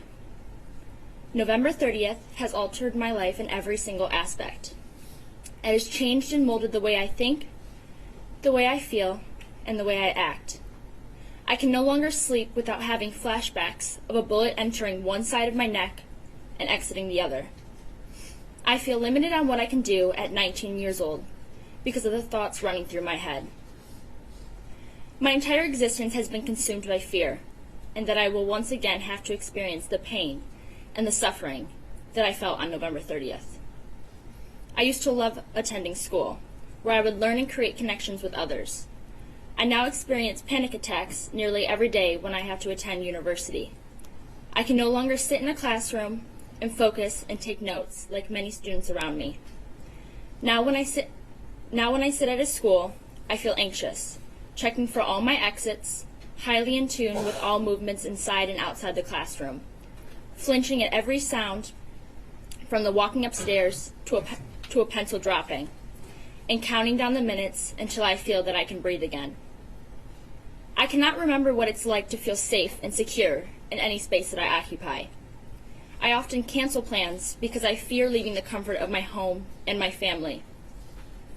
On the days that I can't get out of bed because I'm afraid when I'm sitting in a restaurant or classroom or even walking to my car, the unimaginable will happen again. When a balloon pops, a car backfires, or people run past me, my thoughts have been consumed by fear while my body is constantly in survival mode. I mourn the life I once had, which my selfless parents worked so hard to create for my sister and me. Free of hardship, pain, and worry. A life filled with opportunities and fearlessness. I feel that the structure my parents created was burned to the ground that day. Everything I had the privilege of not feeling or fearing is now my daily life. I mourn the childish wonder and carelessness stripped from my little sister, the most fantastic person I've ever had the privilege of sharing life with. I mourn the person I used to be, because although I survived, the original pieces of me didn't. I will never have the opportunity to experience life like I used to, with so much joy and clarity. The scariest part of November 30th for me was not that day itself, but the days that followed it. On the days that I feel like I am not occupying my body, but watching it from above. I feel like I cannot breathe because I'm paralyzed in a world no one who hasn't experienced something like this could ever imagine.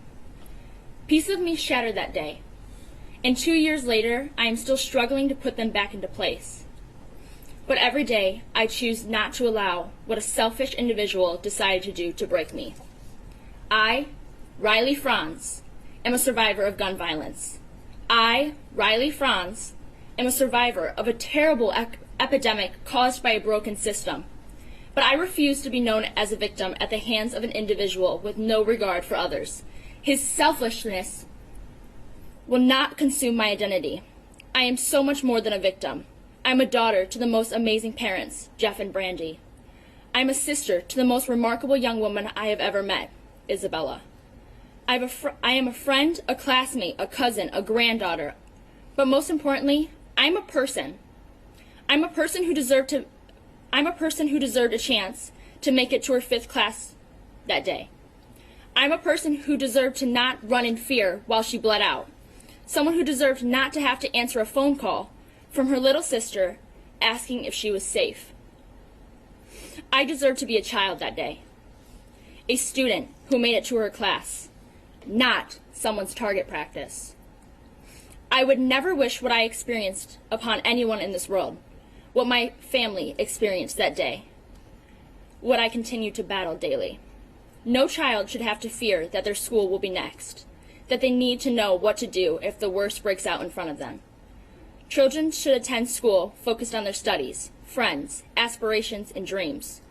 No parent should have to worry that their child is unsafe at a place where they are supposed to learn and prosper. Students should no longer have to learn lockdown drills. Instead, we should work harder to create a system that prevents gun violence and prevents children's lives from being stripped away and leaving only pieces behind.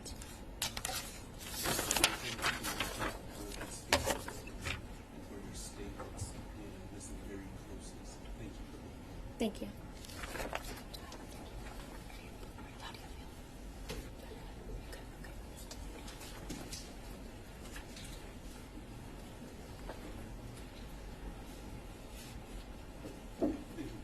We have a minor next, Judge.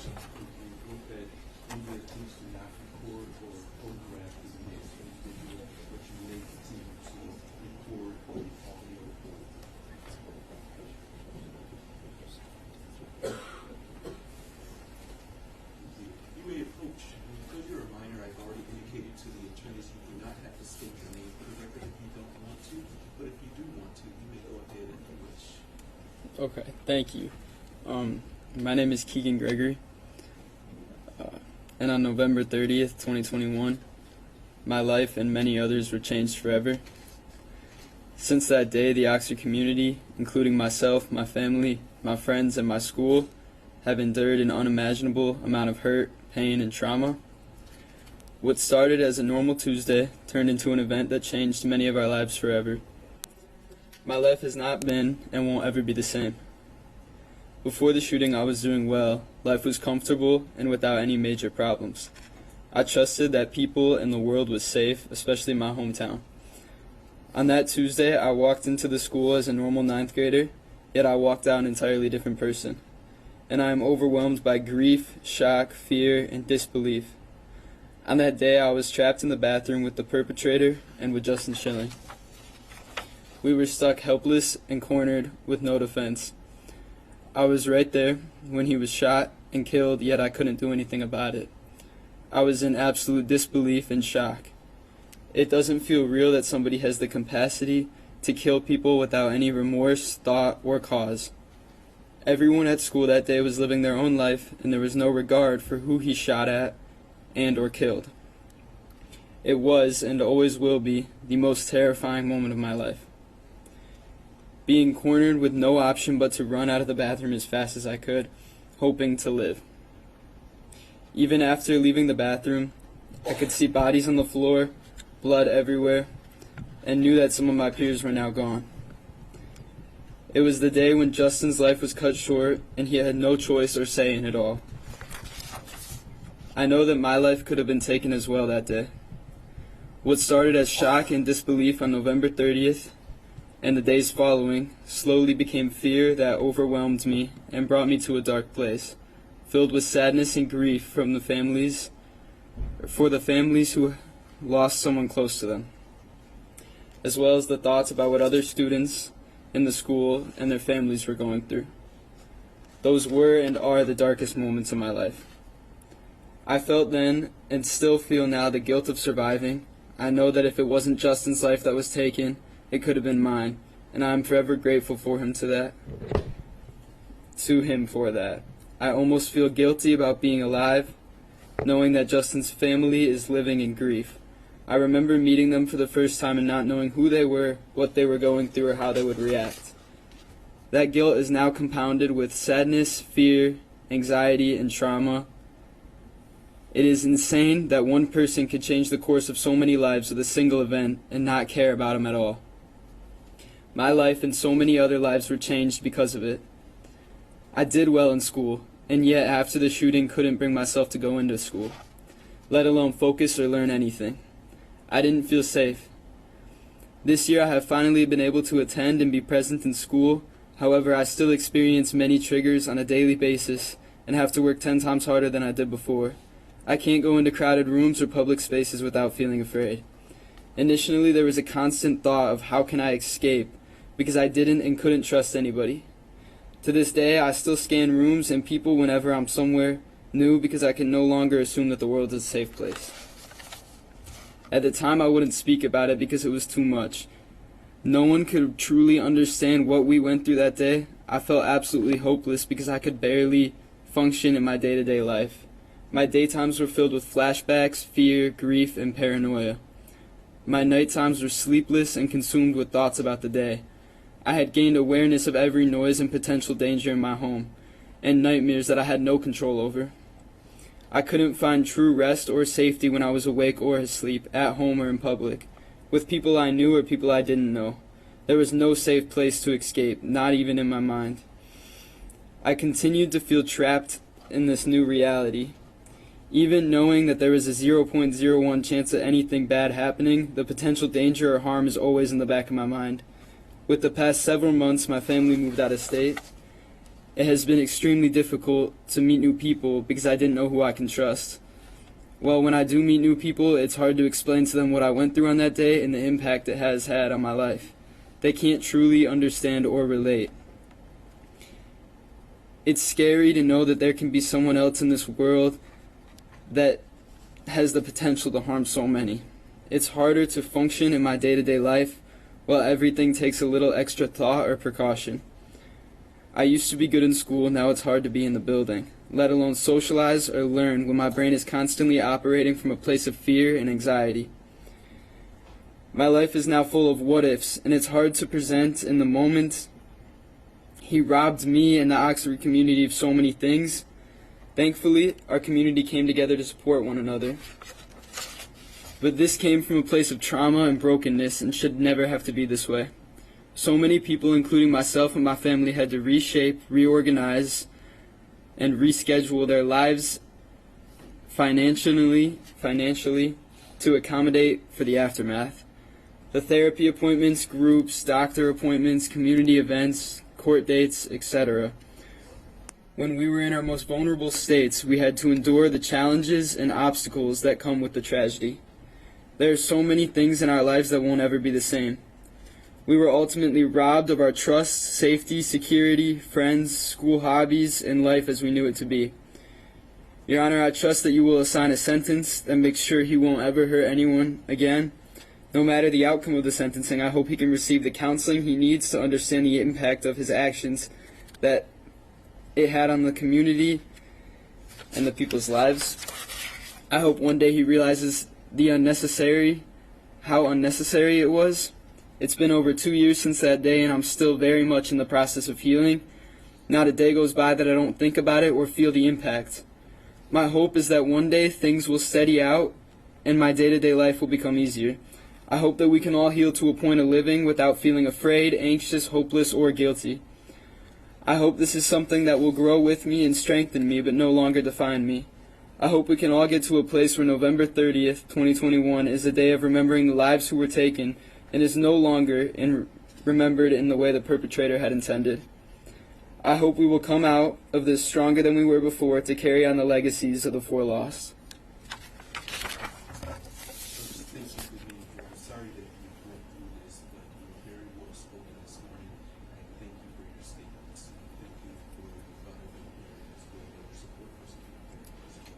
Thank you.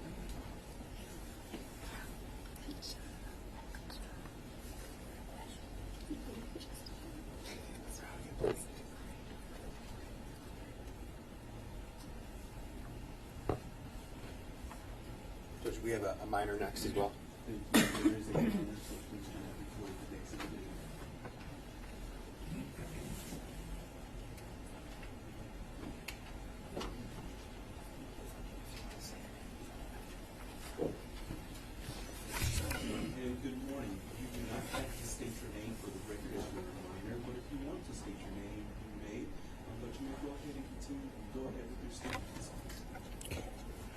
My name is Aiden Watson, and I'm an 11th grader at Oxford High School.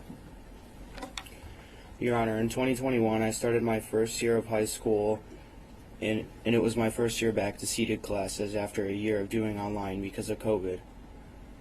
I was really excited to be in high school and go to this class called Radio, TV, and Film because I wanted to be an audio engineer. I love to edit videos and work on anything audio-visual.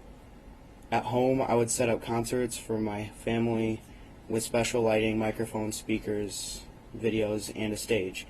At church, I was helping out with sound, doing lights for VBS, and I started doing some DJing stuff for events and grad parties. I couldn't wait to grow up and move to California to work in the movies. Around the end of October, threats started happening at the school. I remember the deer head and a picture of a bird in a jar. I remember being on the bus and my friend showed me in a group chat a threat that scared me enough to call my mom and ask to come home. I didn't go home that day. I also didn't get shot that day. I remember that was the first time I was really scared that something could happen. On November 30th, 2021, I was a freshman in high school, and before my 5th hour algebra class, the shooter turned that fear into reality. I remember going out into the hall to see why kids were running and what noise that was. I thought it was a senior prank, but by the time I realized, I was staring at Tate Meir, and he was shot and he died. I tried to run into my classroom. I didn't know I got shot until my friend told me I was hit, and he said that we needed to get out of there. Everyone in my class didn't know what was going on. Some girl asked me if this was real, and I remember looking down at my leg, seeing the blood, but still not feeling anything. At the same point, I ran out of the class and out of the school with a friend. Everyone was still in that classroom, and the shooter was still out there somewhere. I was running so fast out of the school, I called my mom because I was scared and I wanted her to help me. I didn't know what to do, but I ran and called her for help. My friend flagged down a car and I got in it. It was someone I didn't know, and he told me that his kid was in there. Instead of him going in there to save his kid, he saved me instead. He drove me down to his business. Somebody at his business called 911 and an ambulance came, but they didn't take me to the hospital. Later on, my mom came and she was crying and panicking, which made me cry. I still couldn't feel the pain, and I can remember some things, but details and how things looked, I can't remember clearly. My therapist said it's because I am blocking it out to protect myself. But I remember what happened after the night and how everything changed. At the hospital, I had to talk to many different people from different law enforcement agencies. I told the same story 4 times. It wouldn't be until I watched the video in the prosecutor's office and I would find out that my memory was not exactly right. This was hard. In the hospital, police took my clothes, including my marching band hoodie with my name on it that I got from being in marching band for my first year as a high school student. I didn't want to be in the hospital, so we left. I remember the pain that night, and it was a pain that I would keep on having. We had to change the bandages all the time, and every time it would peel off my skin and hurt badly. This went on for what seemed forever. I couldn't walk then. I didn't realize that I would never be able to run again without having pain. I used a wheelchair that I borrowed from my church. I tried walking in a boot, but it hurt too bad. I was shot through my legs, so I had 2 wounds on each of the side of my leg, and the boot squeezed and pushed into my wounds when I tried to move. I couldn't do it. I just had to lay in bed. Eventually, I was walking on crutches. Sometimes it is still hard, and the pain just happens. I get random extreme pains in my leg to the point where I have to sit down, and I can't continue what I was doing. I have lots of testing, including something where they poked me with a bunch of needles and they messed with my nerves. That felt like I was being burned. I found out I have permanent nerve damage, and that might be where the pain is coming from. I did physical therapy for the first time, and it was a lot of work. I ended up having to go back a second time because the effects came back and they were even worse. It was hard and helped, but not completely. I took prescription medication now to help with the pain. Since it happened, I've tried to do different things, but marching with the band and parades can't happen for me anymore. I tried football, but I had to kneel most of the time on the sidelines, and I really couldn't play. The rest of the team didn't understand, and some of them were mean to me. I was afraid for a long time, and sometimes I still am, but I try to make it better now. I don't want this to happen to me, so I always will be looking around. I will be prepared next time, and I will know when to run when it happens. I always look around now, and I am more careful in situations now. After it happened, I was afraid to be in crowds, in loud situations, and indoors where I couldn't see how to get out. One time I was at a banquet for my sister and I saw a kid hiding in the corner in a black hoodie. I started crying and I started to run out. That happened to me a long time ago. I would start to get really scared and run out wherever I was. Another time, a neighbor shot off a firework in the middle of the day. I was really scared, fell to the floor, then ran into the house and locked myself in the bathroom. I couldn't calm down. I was prepared for fireworks happening at night, but not in the middle of the day. I started seeing a therapist from church, and that didn't really help. I did EMDR therapy, and started to see different therapists. She helped me. She went to the school with me so I could walk around and work through some things at school. I still see her sometimes when I need help.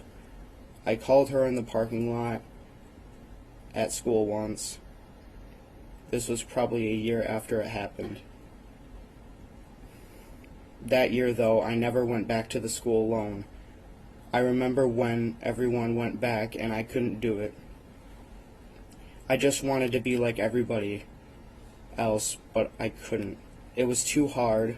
I went back to one class at the end of the year because it was my favorite, radio, TV, and film, and my sister sat in there with me every day so I could go. It didn't matter. I didn't like that class the same way then. My sister was a senior. She sat with me until she graduated. I never went back that year.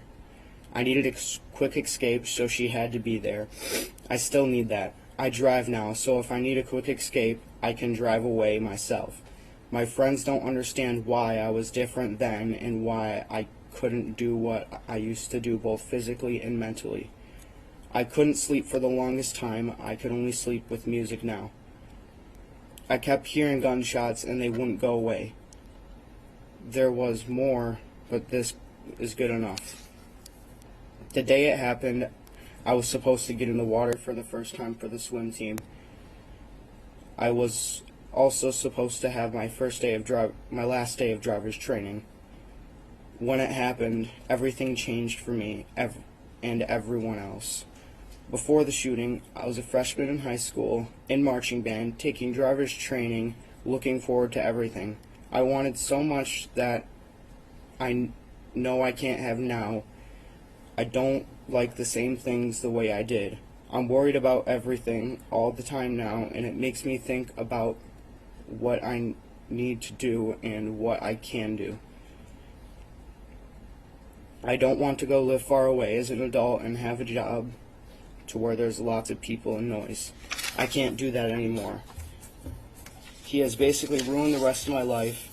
Even though it's 2 years later, I still feel pain and effects he did. Every day I feel them. I believe that the shooter should be locked behind bars forever because of all the things that he did. Someone like him does not deserve to be walking amongst other people in this world. He should get life without parole, and he should be locked in prison forever. He should never see the light of day again. He is a horrible human being, and the fact that he did what he did and the fact that he thought what he did on November 30th would be fun is proof that he is horrible. I do not believe that he is crazy. I believe it's a scheme. I believe he's trying to lie to us to try to get out of prison early. If it were up to me, it would never happen. He would never be able to touch grass outside of prison.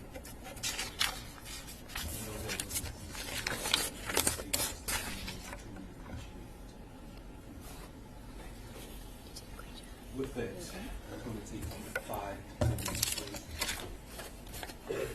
While the deputies are removing the defendant from the courtroom, everyone in the gallery, please be seated. With that, deputies, you may take the defendant. Just before we break into council live, after After he exits, you may approach. Thank you.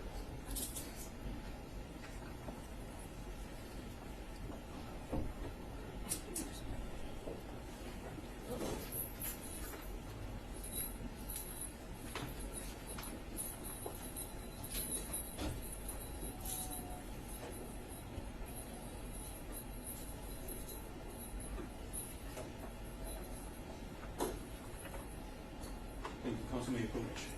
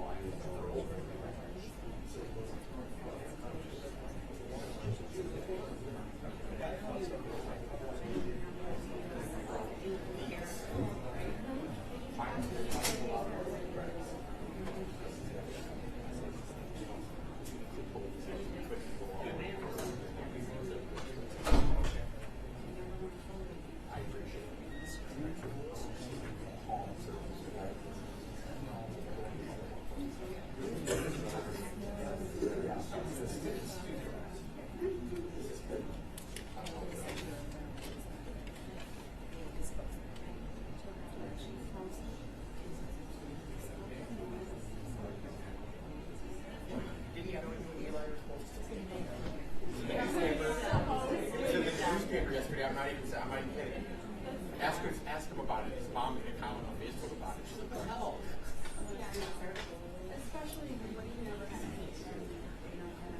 He's such a talker, that one. I don't even know if I've ever seen his full face with his hair and hat.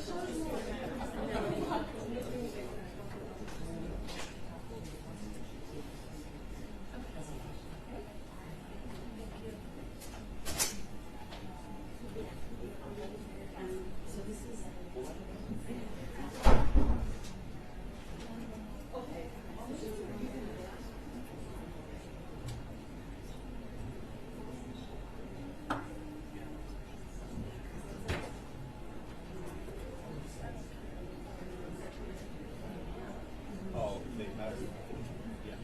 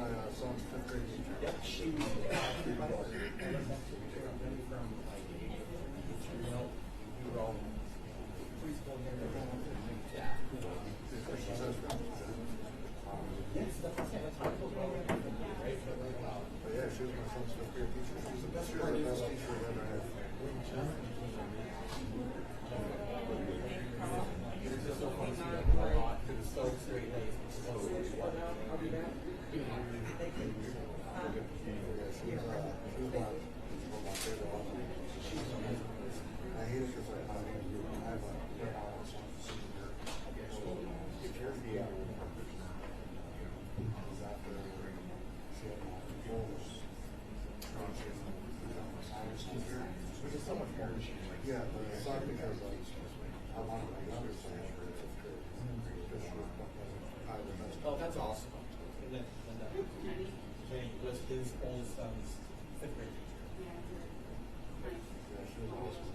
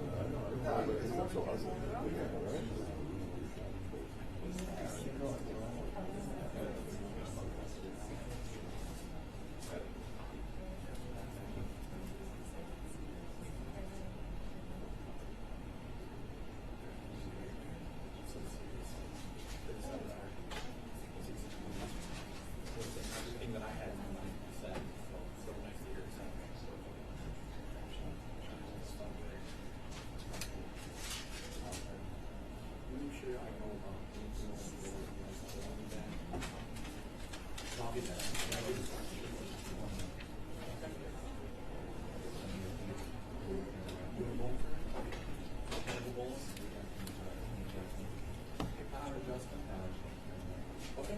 Yeah, we're totally there. But I'm not even kidding. You hold us to that. We'll be there. I'm gonna plug in a little bit. They're in the right place. Yeah. That's the point. That they're not going to change. We just shift away. The schools, fucking school, they are what they are. It's a waste of our time. So we're going to put that into someplace, you know us, we'll show up. I'm thinking it's a Friday or a Saturday. Bring the name. She both. Okay. Hey, you want to go bowling on it? Better. I know people that know you now. My neighbor knows his son's 5th grade teacher. When I was there, I was a little kid.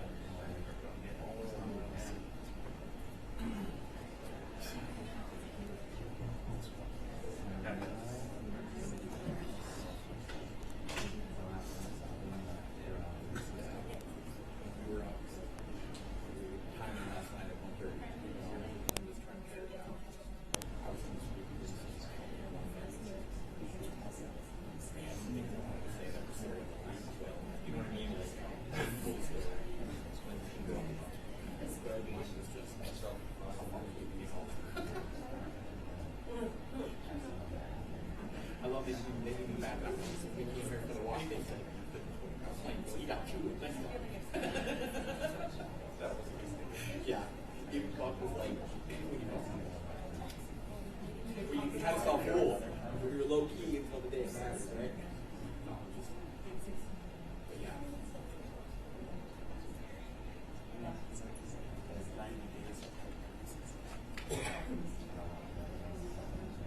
Cathartic, right? Yeah. There were three of those things, right? Like, that's crazy.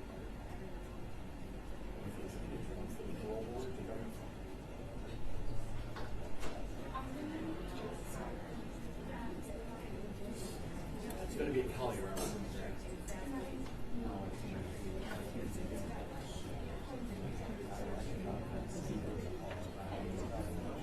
Oh, nice. Determined. Then we better start. He said, I gotta get my arm back in shape for it.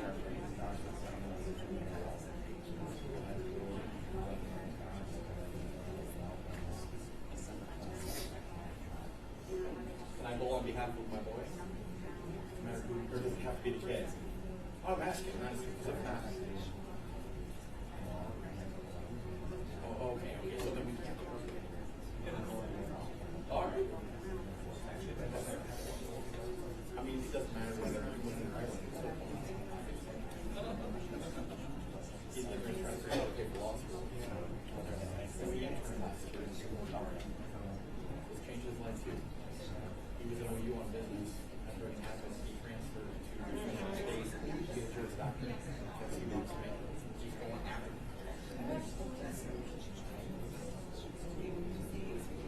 That's more lucrative to do.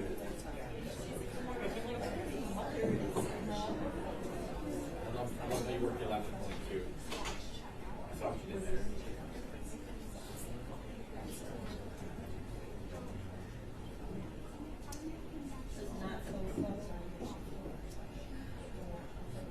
I think it's awesome that you're a Sparky too.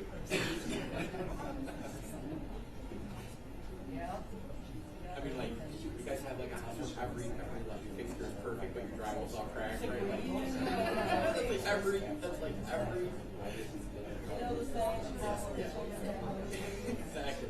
Well, the general contractors, they have everything in their house is perfect, right? But I mean, over the years, my buddies and I've noticed they're like, I got a drywaller or electricians or like that stuff in their house is perfect, but like, kind of the model is like, because they still do it themselves. That's the thing. But that's not what they do. So the drywall is kind of way easy. Nobody wants to do what they do at work once they get home.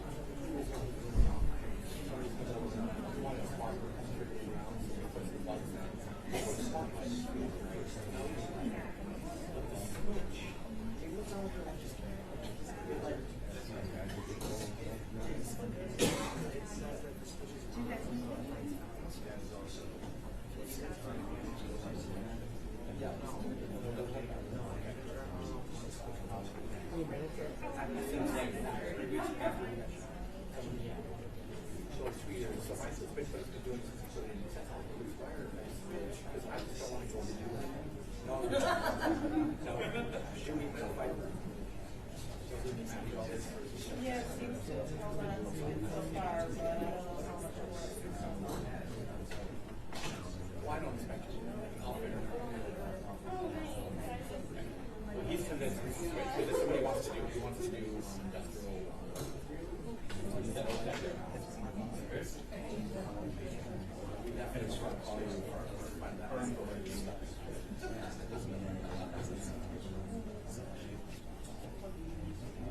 But if you watch him so much, he doesn't know.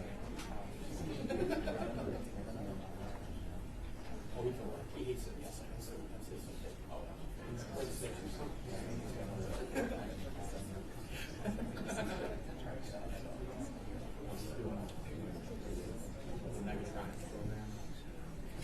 Parkland has full electrical. That's it. They teach him how to do electrical.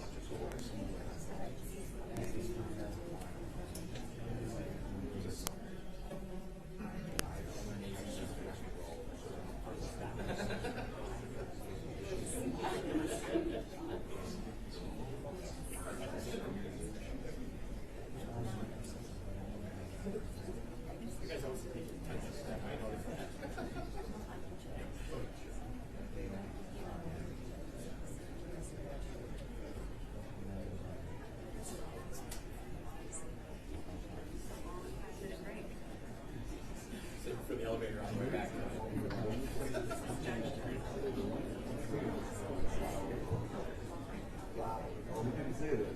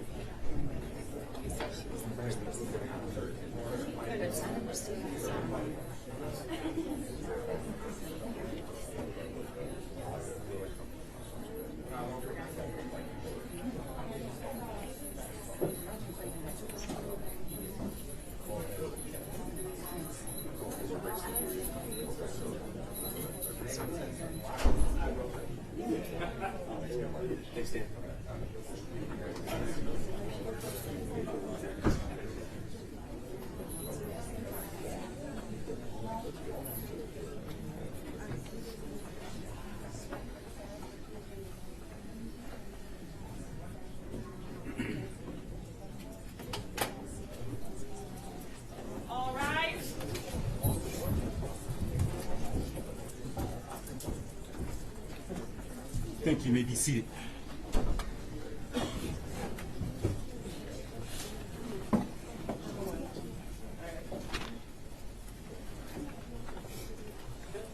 Your Honor, calling People versus Ethan Crumley, case number 2022-279-506-FC. Thank you. Appearances for the record. Karen McDonald on behalf of the people. Thank you, Mark Keith on behalf of people. Thank you. Paula Michelle Lawson on behalf of the defendant. Amy Happ on behalf of Ethan Crumley. Thank you. With that, you may. I'm sorry. Thank you, Mr. Kelvin. My apologies, I didn't see you back there. With that, everyone may be seated. We'll let people come into the courtroom and be quiet, please, so we can continue with the proceedings.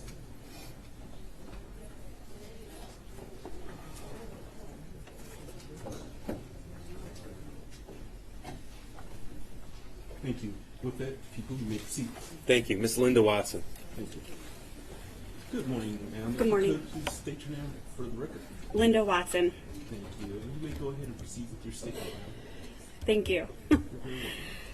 Thank you, Your Honor, for allowing me to speak today on behalf of my family. And thank you to the prosecution and the advocates and the Resiliency Center and the community of supporters. And mostly thank you to these folks back here who we've grown to know through the worst of circumstances. To the shooter, you can look away and you can look down, but your ears are still open. So listen. Almost everything since November 30th has been hard and felt impossible for my family. That day at 12:53, my cell phone rang. It was my youngest son, Aiden. That was a moment I will never forget. He was screaming, "Mom, I've been shot, help me. There's a school shooter." I didn't know exactly where he was in the school at the time, if the danger was over, or if he was even safe. At first I told him to hide, but then he told me he was running outside. It was snowy that day, so I told him to bury himself in the snow. I didn't know if he was being chased. I didn't even grasp the gravity of the situation. All I knew in the moment was that my son was shot and he needed me. While still on the phone with him, I could hear him getting into some stranger's car. I felt helpless and terrified. I didn't know if my son just went from one dangerous situation to another. I didn't know how badly he was hurt, where he was shot. I was trying to figure out where he was going, and I couldn't find the business on Google that the man was driving him to. Everything seemed to be going in slow motion. I made it to the intersection by the high school, and even though I couldn't see the school, everything was quiet. No police, no ambulance, no sirens, nothing. I must have gotten there so quickly, despite it feeling like forever. I just sat there trying to figure out where Aiden was. He wasn't on the phone anymore. I called my husband screaming that Aiden had been shot, and then I hung up the phone. I didn't even tell him Aiden was okay because I didn't know Aiden was okay. I called my other 2 kids. My oldest was driving home. He was safe. My daughter was a senior at Oxford that year. I couldn't remember if she was in school that day or if she was off-site on another class. She was safe. Even though it was only minutes, it felt like a lifetime before I found Aiden. When I got to the building, he was sitting in a chair with his leg up. I remember sobbing while holding him. That was hard and felt impossible, but I found him. There was a lot of blood. It covered his shoe and his pants. He was being so strong, and I didn't know that he was in shock. EMTs were suddenly there, though. I think they arrived after I did, but I can't remember. I could hear calls coming in on the EMT's radio, increasing in frequency and intensity more and more. They wrapped his leg and directed me to take him to the hospital in Pontiac, telling me that they had to leave because there was a great need at the high school. I still didn't know the extent of what was happening at the high school. All I knew is that they were leaving and my son had been shot. That was hard and felt impossible. But together with the people at the business, we put Aiden on an office chair that had wheels, and we rolled him to the car. By the time we got to Lapeer Road, the quiet was gone. Every first responder from what seemed like everywhere was driving towards us. There were so many sirens, so many lights, so many first responders that traffic we were driving with kept stopping and pulling over. We kept having to stop. I can't remember when I started to scream, but at some point I was screaming and driving around traffic on the shoulder, zigzagging in and out of traffic. I didn't know if we would get pulled over, and I think I almost hoped we would so they would get him to the hospital faster. I kept thinking I wasn't going to make it, and at one point I couldn't see through the tears. That's when Aiden started to comfort me. That's my boy, my sweet, sincere, loving boy who always looks out for his family. He had been shot, was bleeding through the wrap onto the dashboard, trying to hold his leg up, and he was just trying to make sure I was okay. I wish I could say that was the last time I lost it like that, but it wasn't. I wish I could say that my boy stayed the same sweet child that he was that day. But shock wears off and trauma sets in and people change. Seeing that happen to your child is hard, and it's impossible to work through, but we keep trying. We made it to the hospital. Doctors came from everywhere and swarmed him. They brought an x-ray machine to him. He was repeatedly questioned, had a police officer stationed at his bed. There were 2 other kids right by Aiden from Oxford. One boy sitting in his bed alone, holding his face, bleeding. Then his mom arrived. I didn't know her, but I know her now. I would learn all of their names, those that died and those that were injured. I would meet their parents in court and in other ways. We would go through this hell together, yet still feel so alone. We would cry together, advocate together, try sometimes in vain to make anything better that we could. This is hard and feels impossible, but we don't give up. While we were in the hospital, we were getting texts and calls. We learned really what happened. Hannah, Madison, and Tate didn't make it that day.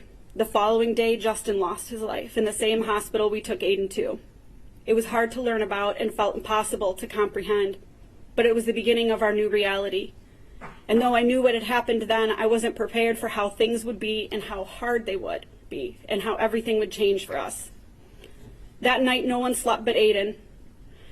We were on alert to watch for compartment syndrome and learning how to tend to his wounds and changing his bandages. I cried all night. Aiden slept with pain medication, and the next morning I was so grateful when he woke up. I put my head on his chest just to hear his heartbeat, grateful he was alive because some parents didn't have that the next morning.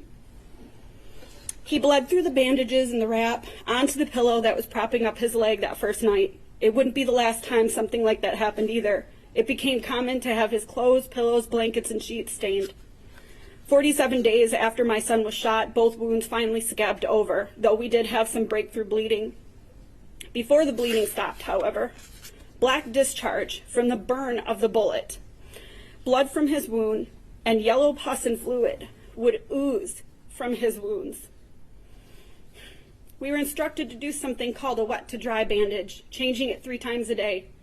Every time we changed it, when we pulled it off, no matter how slowly we did it, the method we tried, the type of sterile pads we used, it removed his skin, made him bleed, and caused him pain over and over again. I used to have to cut sterile pads in half because we didn't have enough. due to all the bleeding and the drainage. I remember having to wash out ace bandages and hang them in my shower to dry. He became dependent on the wrap that covered those bandages. He wouldn't give it up for months. He insisted he needed it to protect it. We didn't argue. We just kept washing them. I didn't have what I needed to help him at first. That was hard and felt impossible. But people from the community came to our home and they brought us supplies to help our son. He needed help getting to the toilet and bathing. He couldn't walk and he couldn't get the wound or the bandage wet. It was like a return to infancy. But now washing my son in a medical chair instead of a baby bath. I also had to give his foot and leg sponge baths. His skin started to flake, callus, change colors between the wounds. Even though it caused him so much pain, we had to properly clean the space between the wounds to prevent infection. That seemed to be really painful for him, and he developed a large indentation across his leg as he healed where the bullet had destroyed part of his leg, taken muscle, damaging nerves, and removing tissue. He required personal care services around the clock because he couldn't walk, toilet, and had to be brought food to eat while lying down. I remember worrying about not being able to go back to work, about insurance, and paying our bills. I would hide and cry on the bathroom floor so he wouldn't see. Being so upset I couldn't stop throwing up because I didn't know if we were going to be okay financially.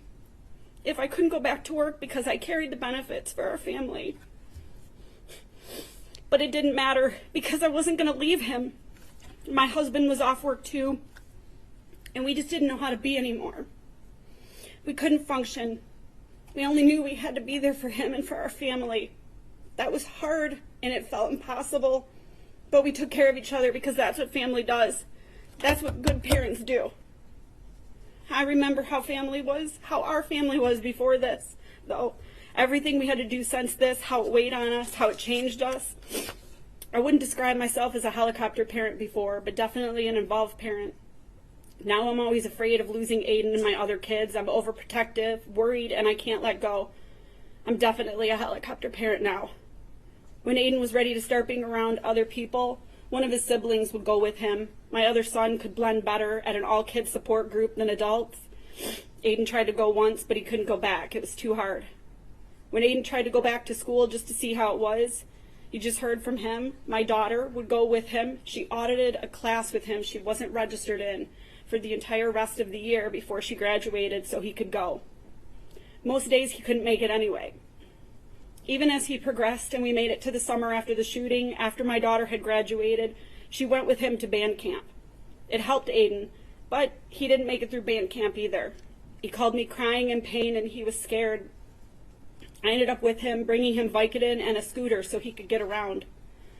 That was hard and felt impossible, but his siblings were there for him when he needed him, and we modify things to make it through. He had his first panic attack at his grandma's house the Christmas after the shooting. It was the first, but it wouldn't be the last. And honestly, at this point, I've lost count. Like when we were shopping in IKEA almost a year after the shooting, and he said, "I gotta get out of here," because he felt trapped and started to have a panic attack.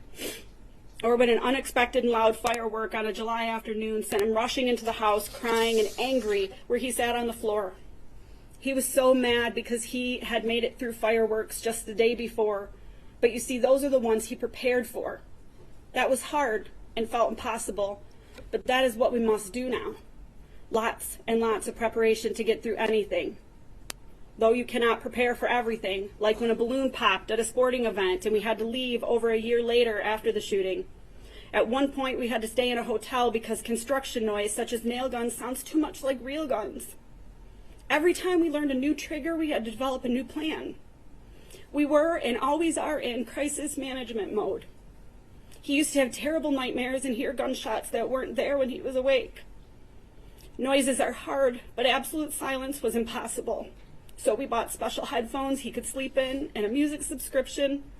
It didn't take it away when he was awake, but it did help him sleep. Something that stands out like it was yesterday is the look on his face when he tried to run for the first time. When he realized he couldn't do it, the pain was too much and it stopped him.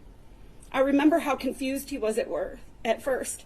It was devastating to see his realization, his pain and sadness simultaneously. That was so hard and definitely felt impossible. But he's done so much work in PT since then to get where he is now, yet he still is not where he should be if it never happened. Aiden still doesn't go to high school for a full day 2 years later. He's never been able to work back up to that. The year after the shooting, after his sister graduated, he didn't have her to be with him. He also didn't have what he referred to as a quick escape, because that was his term for the ability to get out of the school if he needed to. We had a plan for that too. Last year at the beginning of the school year, I had to drop him off and sit in my car in the parking lot for the few hours that he was there each day. That was hard and felt impossible to send him back to school at all. But he learned to drive, and we created a process with the school that included a special contact he would have. He had to get special permission for the times he just had to run out of the school because he couldn't take it. A panic attack would set in, embarrassment would happen, and then he would just run out. Even with the process, the accommodations, and the planning, still some staff and some of his peers don't get it. They're either clueless, not informed, don't care, or are indifferent. But they don't understand how hard and impossible everything is most days for Aiden. They don't understand all the thought, planning, effort that goes into trying to make just a portion of the school day work for him. Aiden's been questioned by school staff, asked to provide doctor's notes to validate not being able to do something. He's been harassed and bullied by students who don't understand that Aiden has an accommodation and not an unfair advantage. They don't understand that all Aiden ever wants is to feel normal and do everything everyone else can just the way they do it, but he can't anymore. This is very hard and continues to feel impossible. But we keep adjusting the process and the plans. We keep having the hard conversations with staff and students that should know better, but this is our life now and not theirs. So I don't know if they will ever understand. As parents, we've had to stand in front of the school board, the Senate, connect to politicians, beg them all for help, to do what's right, to get answers, to do something to help, only to get backlash and be outcasted by a portion of our community we once loved. We try to put our anger into something good, advocate for change, but it doesn't help. We lost parts of our community because people don't understand and are callous, seeing our attempts at advocacy as a stance against who they are. People mean well, but they don't understand that their words can be hurtful to Aiden and our family. We've been told we are the lucky ones, that we need to stop being negative, be grateful he is alive, and we are. But hearing, you just need to get over it already. You haven't moved on yet? It was just his leg. You are carrying around an offense that isn't yours. And even, maybe this isn't the place for you anymore, by the former superintendent.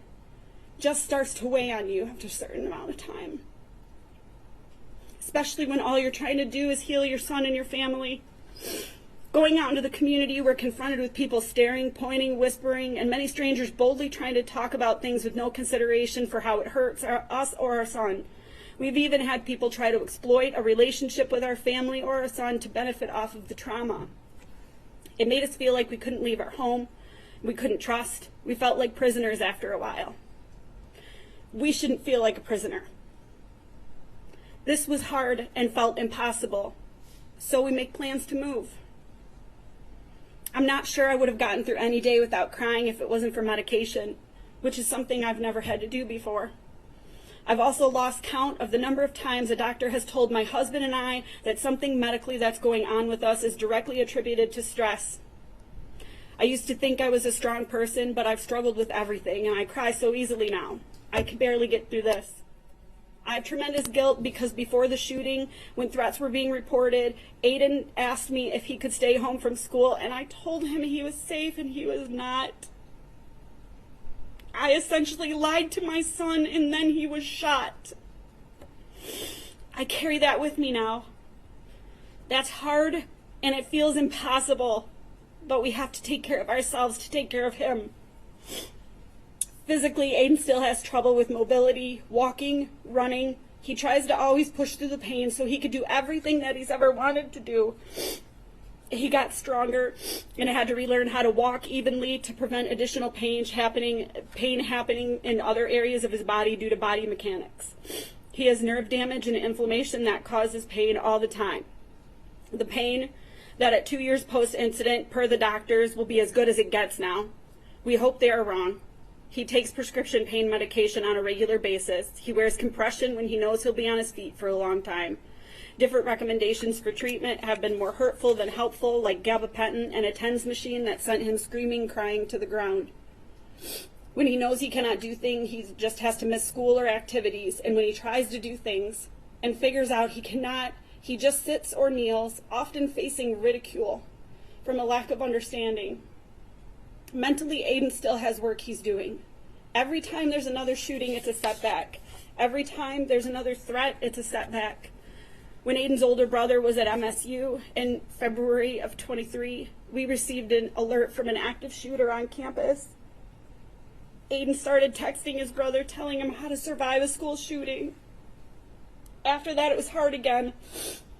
Aiden struggled with going back to school again, and that happens anytime something happens.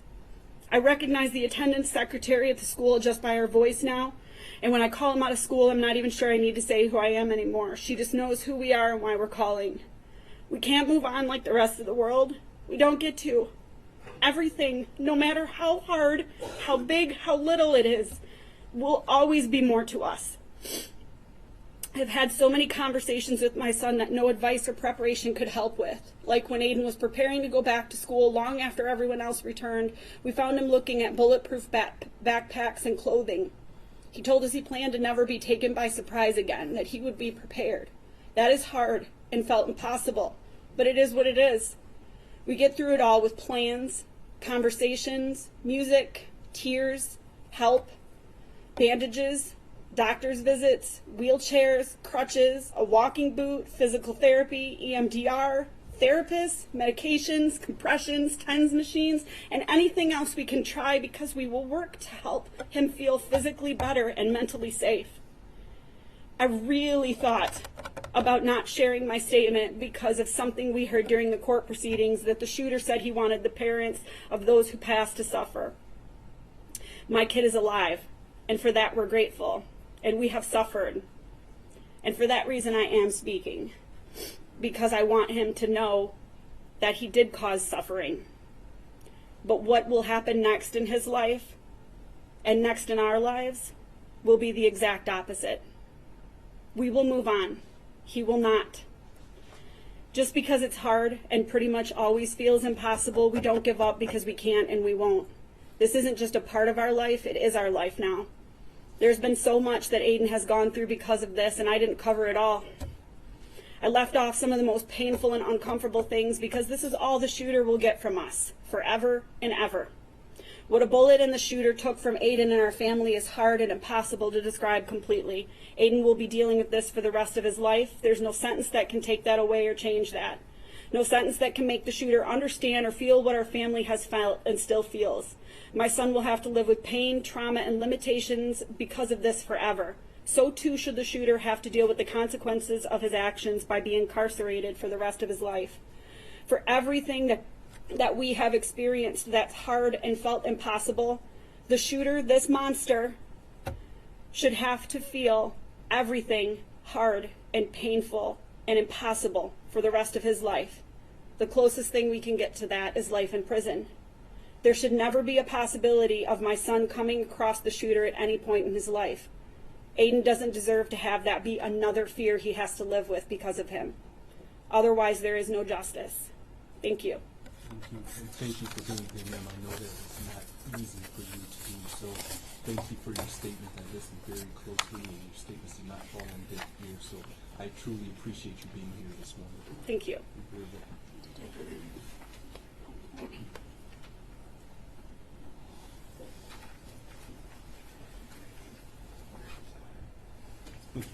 People? Thank you, Judge. Ms. Liliana Alvarado. Thank you, and good morning, ma'am. If you could please state your name. Liliana Alvarado. Thank you, and good morning to you. You may go ahead and proceed with your statement. Okay.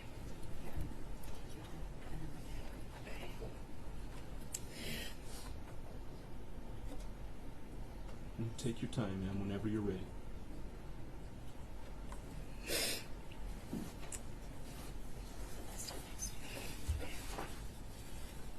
Tuesday, November 30th, 2021 is a day I will never forget. That day forever changed my life and my outlook on many things.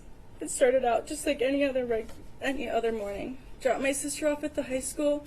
After I dropped my brother off at the doors at the middle school, then went to park at the middle school. I waited for my best friend because she was always late and we always walked together.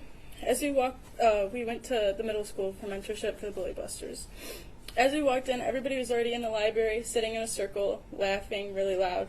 We asked what was so funny because we were so lost. That's when Tate showed us his phone of drafts fighting.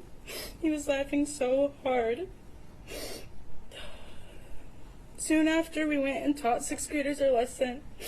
And then after that, I went back to Oxford High School and continued my day not knowing what I was walking into. Within 4 hours, I would be running for my life, fighting and praying to walk back out. It changed everything. I used to not be scared to go to school, the store, get my nails done, take my dog on a walk, go to the gym, just daily things I would normally do. But today, anywhere but home, I'm scared of the possible outcome. I'm scared of the outcomes that may happen. I'm always ready for something to happen. Growing up, I was always outgoing and down for whatever as long as we had fun, and now I feel like I'm restricted on what I can do because of the fear I developed after the incident. Kids should not have to fear going to school or have to worry about if they're going to make it home at the end of the day to their family or their family worrying about their children at school. This incident not only took a mental toll on myself, but everybody in the community. My little sister, who was 8 years old at the time of the shooting, can't go to school in person anymore because of her constant anxiety. How is that fair? Anytime I'm out, I always scan the room for the nearest exit, and if the room doesn't have an exit, I typically don't go. I always watch everybody's body language, and after a while, that also has a toll on my mental health. I remember a couple nights after the shooting happened, I couldn't sleep in my room by myself because every little sound I heard felt like it was happening again. I had to go to therapy and learn to deal with anxiety and being okay even when I wasn't okay, and I still struggle with that today.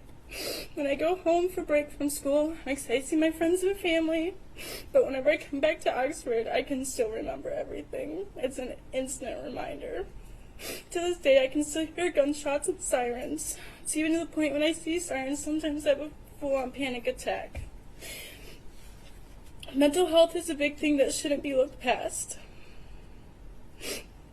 Life shouldn't be like this for anybody, but especially kids or teenagers. School should be a safe spot to go and get our education, not to run from bullets or develop fear and constant anxiety. So, Judge, as we move forward, I pray this disgusting, filthy human being gets life without parole. Thank you all for listening to me. Thank you, and thank you for your strength and courage in speaking here in court this now afternoon. So thank you for being here. Thank you. You're very welcome.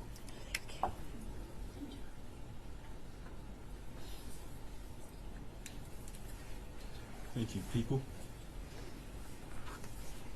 It's Crystal Baldwin. Thank you, ma'am. If you could, please state your full name for the record. Crystal Baldwin. Thank you. You may go ahead and proceed with your statement this afternoon. Thank you. To the Honorable Kay Rowe. First off, my name is Crystal Baldwin. I am the mother of Mason Baldwin, who was a freshman and present in Oxford High School on November 30th, 2021. He was in room 256. I will never forget the moment my husband told me that my son had texted saying somebody was shooting in the school. At first, my husband thought it was a joke. It wasn't until I got online to a local Oxford Mom Facebook group and confirmed my worst fear and what my son texted. This is when my worst nightmare started, and I called him immediately to make sure he was okay. The words he spoke when he answered will haunt me for the rest of my life. I asked him if he was okay. He said, "Mom, had I been standing where I was 10 seconds longer, it could have been me." My heart sank. I was grateful he was locked down. I told him to stay calm and I would be in touch. I had to get a hold of Madison. I texted her, no response. Called her, no answer. Called my son back to see if he knew where she was. He said he would try to get a hold of her. I told him her phone just rang and rang. He blamed it on her phone battery always being dead. I told him this was different, as the phone was ringing and not just going straight to voicemail. Madison is my niece and goddaughter, so making sure that she was okay was a priority for me. She and my son were finally in the same school. They rode to and from school every day, so I needed to make sure she was okay. The relationship they were forming was more of a brother-sister relationship rather than cousins. I had this growing up, and I love that they were able to experience this. A little backstory with Madison is I was in the hospital the day she was born. I witnessed her taking her first breath. She was not only my niece, goddaughter, but felt more like a daughter to me. The thought of anything happening to her made me sick to my stomach. It was not until hours later that we were informed of what happened to her. Once my son was finally evacuated from that school, it seemed like an eternity, but finally was able to hug him. I took him out of Meyer into the car with my husband.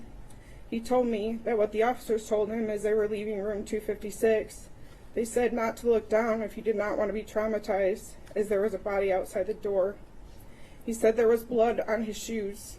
I could not visibly see it due to them being all black. I went back into Meyer as we were not leaving until we knew Madison was safe. We were all over that store just trying to get a clue. We were told to keep watching for the buses coming from the high school. Little did we know my son's bus was the last to arrive. However, once most of the store was clear, they called 3 families' names: Madison, Tate, and Hannah. We were led into a very small office as if we were sardines in a tin can. The officer just came right out to say, "We have news on the 3 students. They are deceased." In that moment, my whole world stopped. I heard the words and froze as if the world was spinning and I was standing still. Then came the cries and screaming from Madison's parents. The father of another student punched through the clock on the wall and continued to punch all the way down the wall until he was on the floor. I knew I was needed, so tried to comfort where I could, in disbelief that this was, in fact, a real-life nightmare. I had to then make phone calls to let people know, as we had so many people looking for Madison. Those were the worst phone calls I've ever had to make. My husband was in the parking lot, in my car. He just screamed and started punching the dashboard. That is how my kids found out that their cousin was killed that day. Both came into Meyer to confirm I was not lying. The look on their faces was just devastating. Walking slowly, faces red and tears streaming down their faces. I say all of this to paint a picture of the nightmare this 15-year-old caused on November 30th, 2021. I had a freshman, Mason, starting his high school journey, a time where he should be enjoying the last 4 years of school before becoming an adult, trying to decide what he wants to do with his life. My niece, a senior, that should have been doing college visits and finalizing applications to these colleges. She knew what she wanted out of her life and what she was going to do once she graduated. She wanted to become a behavioral analyst and to study neuroscience, something she will never have the chance to do. No child should ever have to experience losing a cousin, friend, or daughter ever. Now here we are, almost 2 years later, and still dealing with the effects of what this person did. Last school year, my son missed close to 60 days of school and was barely passing his classes. My child was always A's and B's, but last year, D's and E's. I'm grateful he passed, but things should not be this way. The thought that the defendant can get his GED disgusts me. I feel he lost that privilege when he walked out of that bathroom and started shooting. My son will graduate. However, Madison never did. Matter of fact, I attended her graduation and witnessed her mother and father accept her diploma on her behalf. She should have walked that stage and accepted it herself. Her chair should have been her sitting there and not with a picture of her and a basket of flowers. Madison was one amazing human being. She is one that people should take after and aim to be like.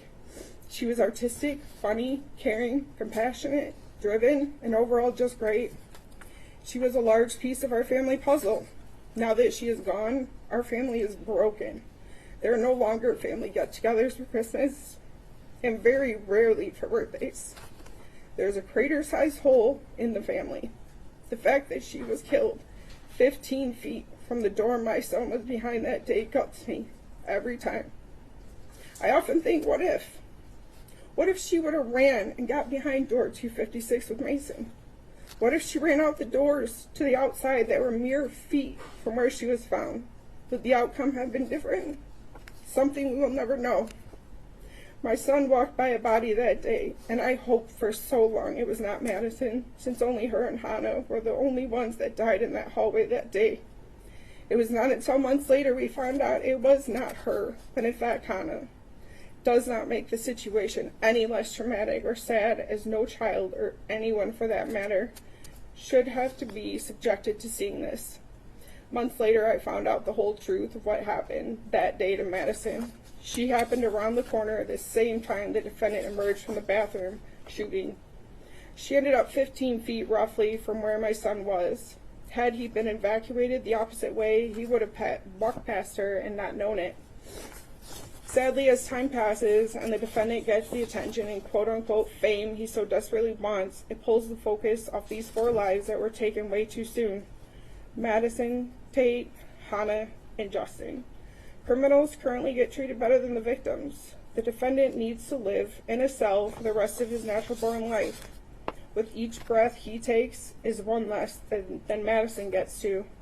The fact that he is even still here makes my blood boil.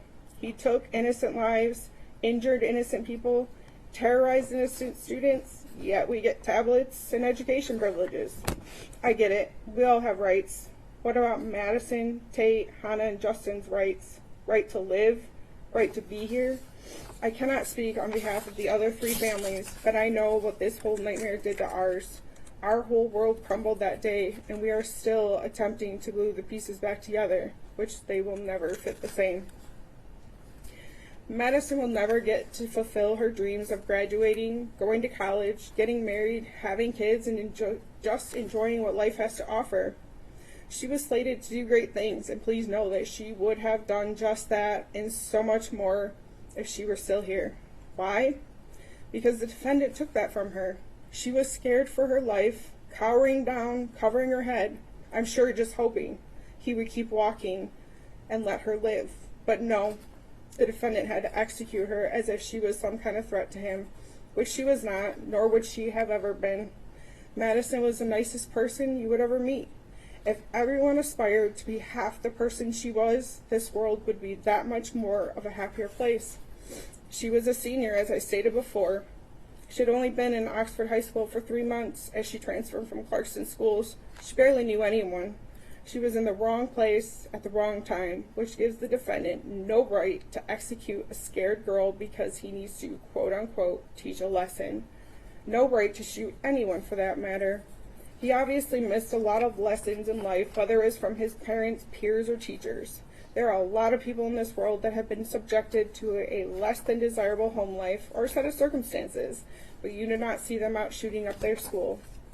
It seems from everything that has come out, the defendant planned for months, researched outcomes, notated response times, mapped exits, and openly accepted his fate of spending his life in prison. So I ask you, do you feel like a 15-year-old, now 17, that put so much time and effort into this attack deserves to ever step out of those prison walls one day? I do not care that he had lousy parents. Maybe his brain is not fully developed, but he knows the difference between right and wrong. Yet he still followed through, knowing the consequences. Most people take these less than perfect situations and turn them into opportunities. The defendant chose the opposite path.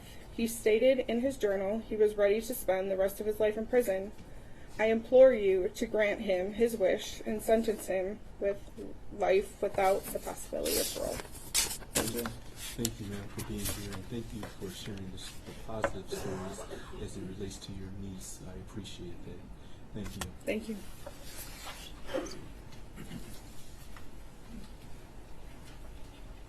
Thank you.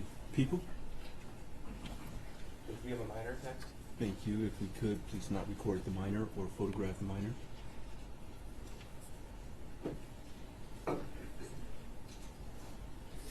Thank you.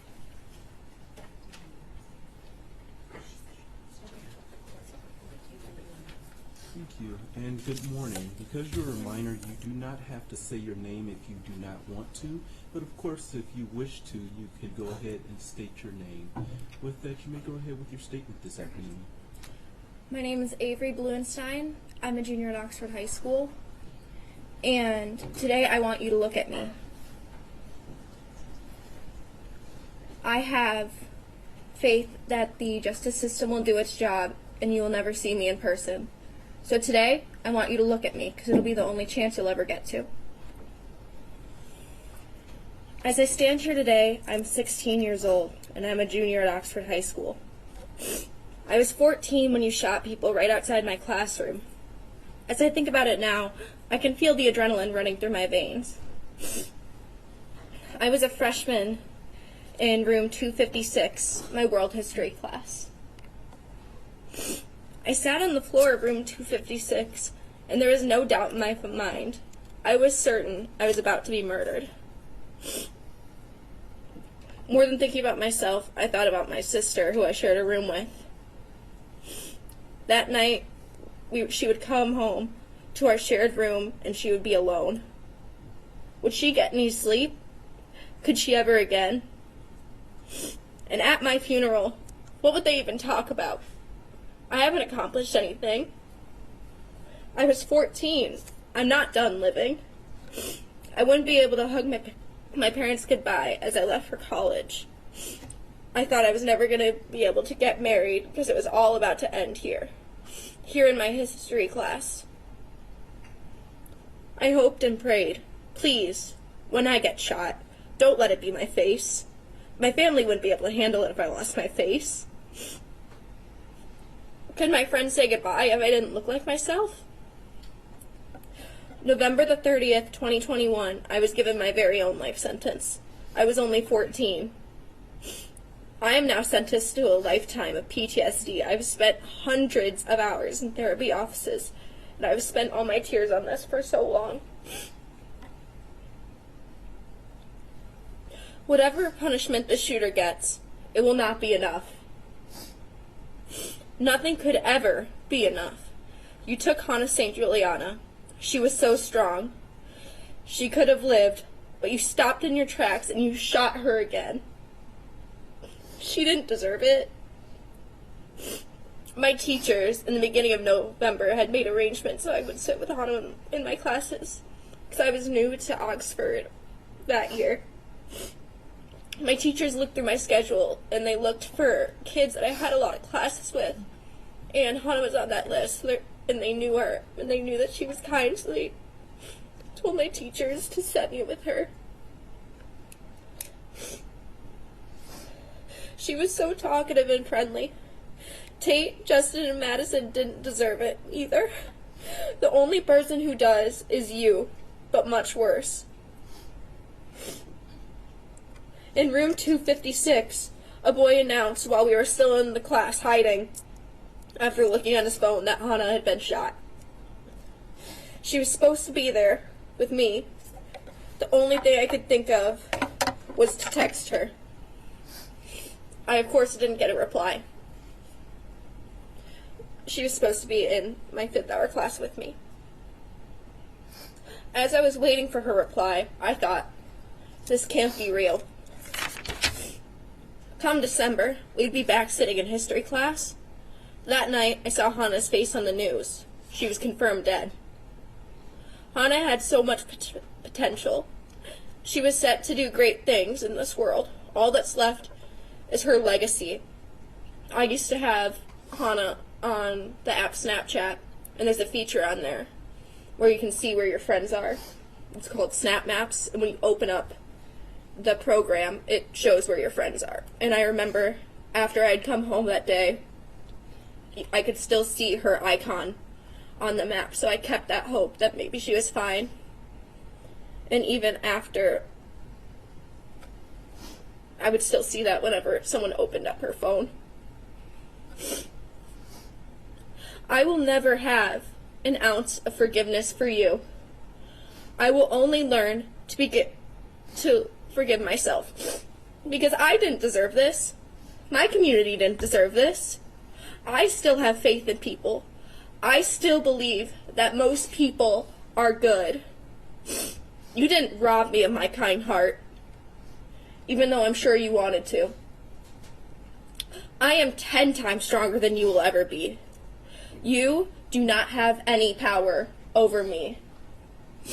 After today, I will live my life, you will go behind bars, and I'll never have to see your face again. You are a waste of space. I'm not sorry to say that. You're not special. You don't have a divine right. You're just an insecure, weak, fragile, insecure boy who could not deal with his own problems. Your name will never be said. Now, the rest of us are left with the pieces, and I'm going to ask you one more time to please look at me. Thank you. Thank you for being here and your courage to speak this afternoon. I know it took a lot, so thank you. Thank you.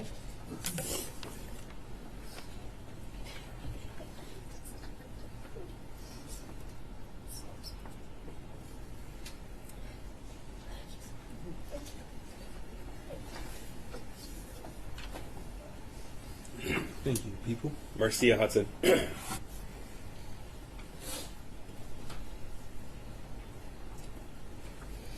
you. Good afternoon, ma'am. If you could, please state your name for the record. Yes, it's Marcia Hudson. Thank you. And Ms. Hudson, you may go ahead with your statement. Good afternoon, Judge Rowe. I appreciate this opportunity to address the court. My name is Marcia Hudson, and I am the mother of 4 children, 2 of which were students at Oxford High School on November 30th, 2021. My daughter graduated from Oxford High School in June of 2022, and my son, a freshman during the 21-22 school year, is now a junior at Oxford High School. Before November 30th, 2021, my daughter would always wake up with a smile on her face.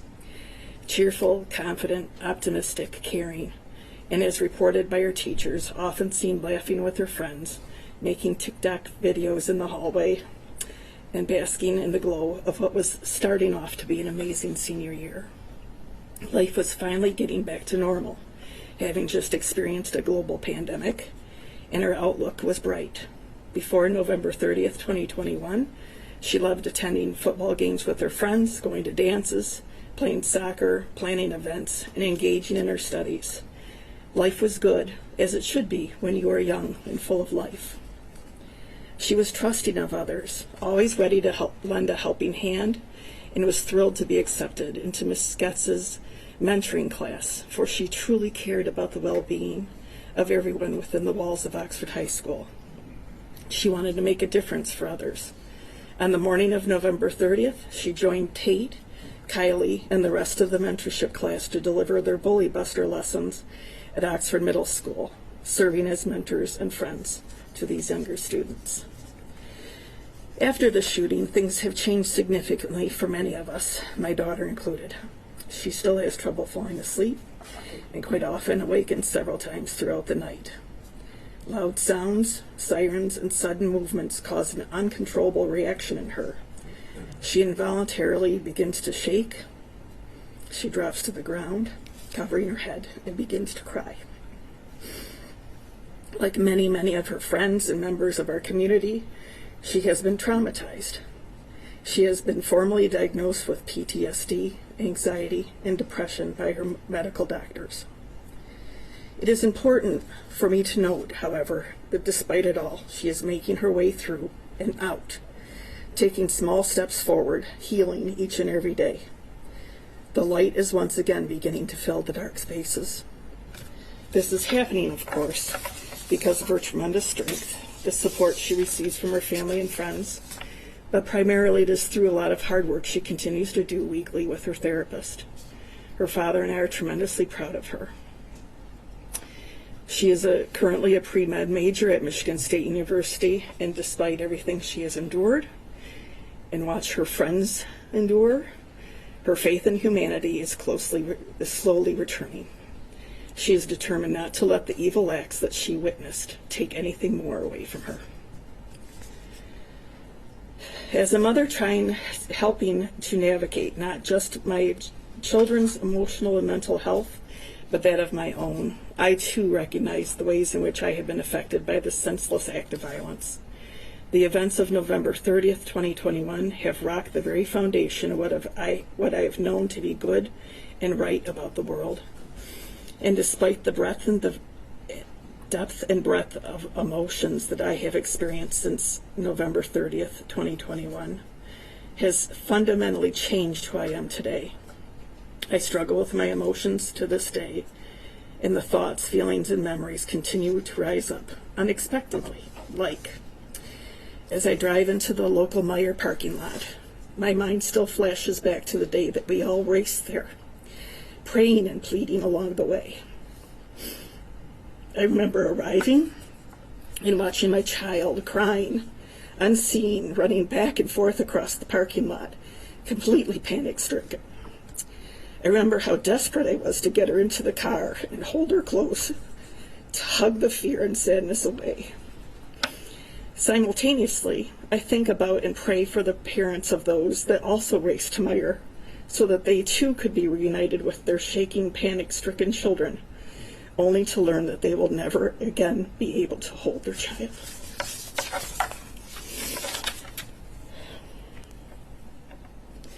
These emotions are triggered by memories. There are still moments when I receive a text from my son or daughter, and my heart skips a beat, remembering the text I received from my daughter moments before I understood what was happening. I love you, Mom. I will. And later that day, when I had a number of children sitting in my TV room, shaking, crying, in a state of shock, one with his classmates' blood still on his shirt, watching the news reports, the increasingly disturbing tragedy unfolding before our eyes in my beloved town in real time. The looks on their faces as they realized which of their friends were wounded and were killed, how life as they knew it had changed forevermore. Memories of the yellow and blue ribbons, the Oxford Strong signs, the makeshift memorial at the high school, the prayer vigils, and the funerals. On November 30th, 2021, 4 beautiful people were taken from this earth and 7 others wounded through a senseless act of evil. I believe that the Oxford High School shooter should remain in jail for the remainder of his life and be sentenced to life without the chance of parole. The shooter, who craves notoriety, is not deserving to have his name included in my thoughts, and so I'm intentionally omitting his name from this written statement. I do, however, wish that his parents would have provided him with the love and care that he deserved and was begging for seemingly all his life. I will never mention the shooter's name ever again. Instead, I choose to take this opportunity to remember and honor our victims. Multi-talented Justin for his heroism, his wit, and wisdom. Madison for her ability to make the world more beautiful, not only by her presence, but by the amazing works of art that she created. Tate, our forever captain, Oxford's superhero. Through his legacy of leadership, our community's youth will emulate and strive to embody Tate's traits through their involvement in the incredible 42-strong Tate Mir Foundation. And Hannah, our beautiful flower, whose memory will be honored in many ways, especially through a garden that is currently being constructed in her honor. We will all care for Hannah's garden. We will visit and remember and bask in both its beauty and her memory. Their legacies, their beauty, their love of life, and the gifts they bestowed to others. We will remember you, Tate Mir, Hannah St. Juliana, Madison Baldwin, and Justin Schilling, forevermore. Love wins. Thank you for your statements this afternoon,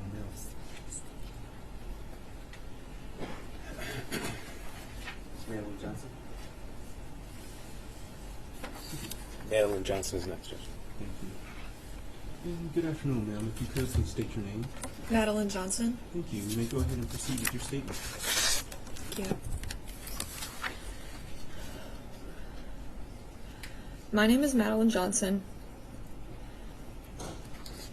and I'm here today to speak on behalf of myself, my family, and my best friend, Madison Baldwin. I was a senior at Oxford High School when the shooting happened, and I would like to start this off by sharing the shirt I'm wearing. Madison used to draw me doodles on gum wrappers, and I'd keep them. One day she gifted me the one on the front of my shirt, and she said that it was the two of us as dinosaurs. Best friends, even in the prehistoric times. This is one of the only things I have left to remember her by.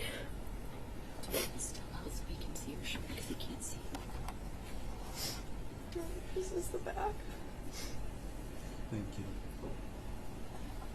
you. On November 30th, 2 years ago, Maddie and I were coming from our 4th hour AP statistics class that we had together, and we were walking down the 200 hallway. I had a lot of time to get to my next class, so I figured I would walk Maddie to her 5th hour class, sociology. Once we neared the end of the hallway, we realized that the shortcut she usually took, the courtyard, was closed for the season. I've since heard that the courtyards were not closed that day, but we both seemed to think that they were. We had to take the long route instead, the one that curved around the school. Little did we know we were walking straight towards a gunman. Since neither of us had intended on taking the long route, I realized that I was going to be late for class. So I said goodbye to her and turned around and started walking the other way. I didn't think that goodbye was going to be permanent. I thought it was goodbye for an hour, and I'll see you next class. As soon as I started walking the other direction, I heard the first round of bullets. The pattern of them still plays in my head every single day. For a moment, just a fraction of a second, everything went quiet, or at least it did for me.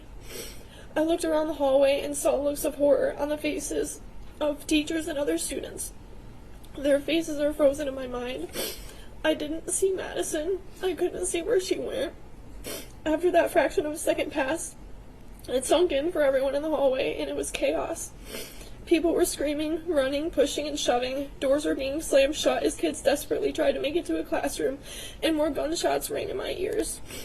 I wasn't in control of my own body anymore, and I couldn't feel any of my limbs. My hearing went out, sort of like when you're underwater and people above you are talking.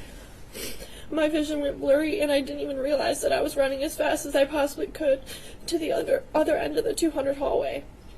I later recalled that I passed so many exits, so many side doors, but during those few minutes of hell in the hallway, all I could do was run forward. I found out that Madison died a few hours later from a photo on somebody's Snapchat story. I didn't believe it until multiple other people confirmed it for me. Even then, for months, I still didn't really believe it. The moment it really sank in that she was gone forever was the day we had to go back to the high school.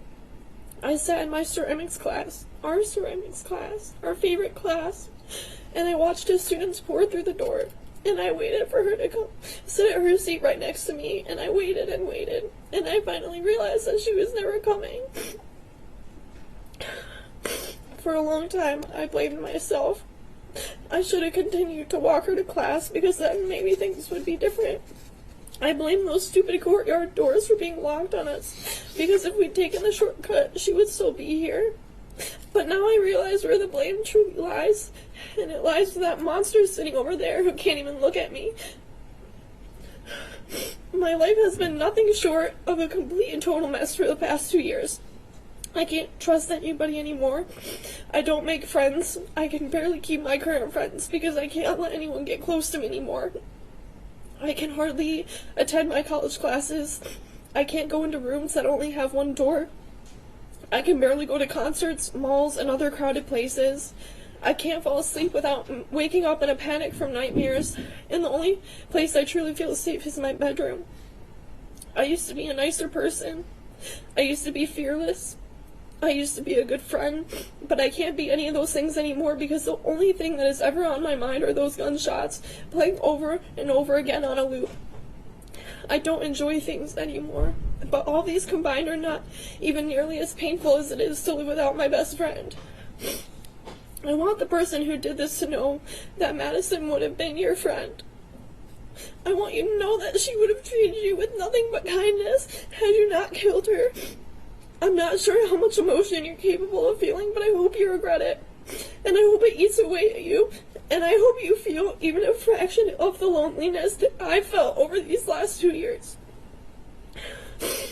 But I can't leave this courtroom today thinking that you won, and I can't let you think that either. You turned your pain into hatred, and I turned mine into love. That right there is one of the many differences between you and I. You are never going to know what it's like to have a friend who would do anything for you, and you'll never know what it's like to be happy. You took 4 lives. You took Madison's life, but you didn't, and you never will take away who she was. She knew joy, she knew love, she knew laughter, happiness, and friendship. She had such a rich life, and she truly lived it. You are never going to know what it's like to be loved, and that is why I win. Because of what you did, you are alone. You are completely and totally alone for the rest of your life. There are no punishments in this world that could ever make up for what he took from us. Not even 1,000,000 life sentences could begin to serve justice, but you have the power to sentence one. 1 life sentence without the possibility of parole. If that is the best closure we are ever going to get, then that is the only viable option. Any lesser sentence or any possibility of parole would be a slap in the face to everyone who is here today. Giving a mass murderer a second chance at life after he took 4 lives, injured 7 people, and traumatized students like myself is unthinkable. Thank you, and please take this into consideration. Thank you for being here, and I'm very sorry about the loss of your friend, but thank you for your strength and courage in speaking this afternoon. Thank you. Thank you. Judge, we have a minor next as well. Thank you.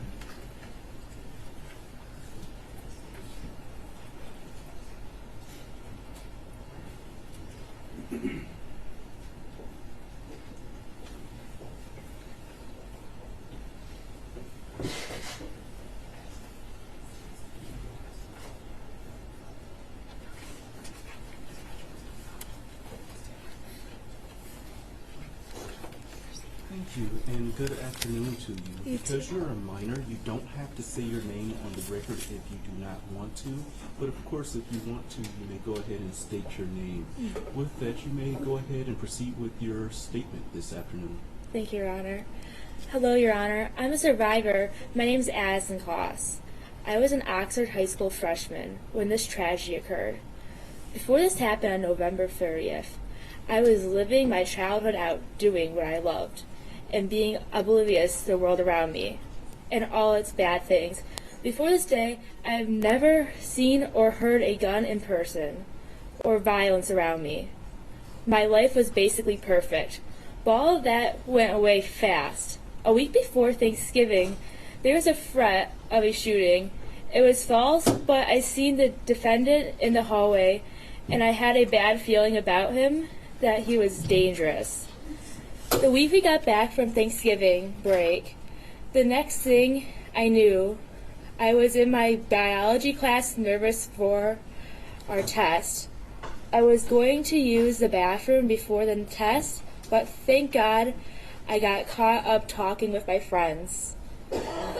All of a suddenly, in the middle of our conversation, I heard 3 bangs. At the first, I thought it was a fight. On the fourth one, I recognized it was gunshots, and about 4 more followed.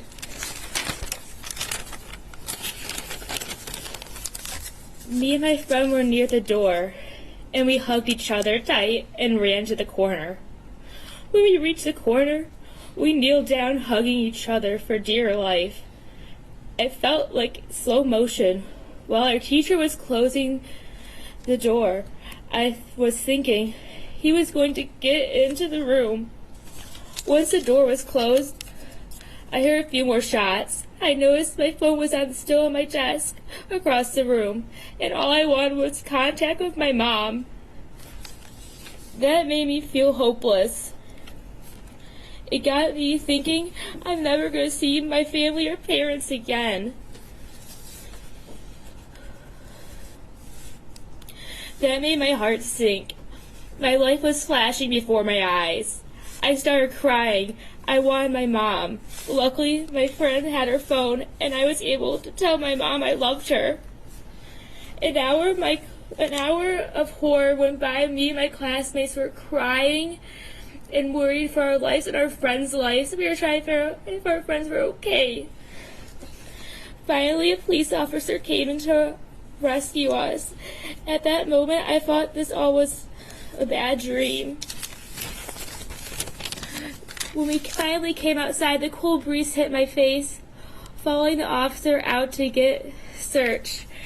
After I was searched, I called my grandma because my parents were at work and I thought they would not be able to come pick me up for some reason. When I heard my grandma's voice, I broke down crying because I thought I would never hear her voice again. She reassured me. Then we got on the bus to Meyer to reunite with our family. On the bus, my other grandma called me and told me my mom was on her way to Meyer and she was offering her support. At Meyer, I was finally able to be back in my mom's warm arms as we hugged more tightly than ever before. We finally arrived home and my dad greeted me with the biggest hug he has ever given me. He usually is an unemotional person. The rest of the night was filled with grief.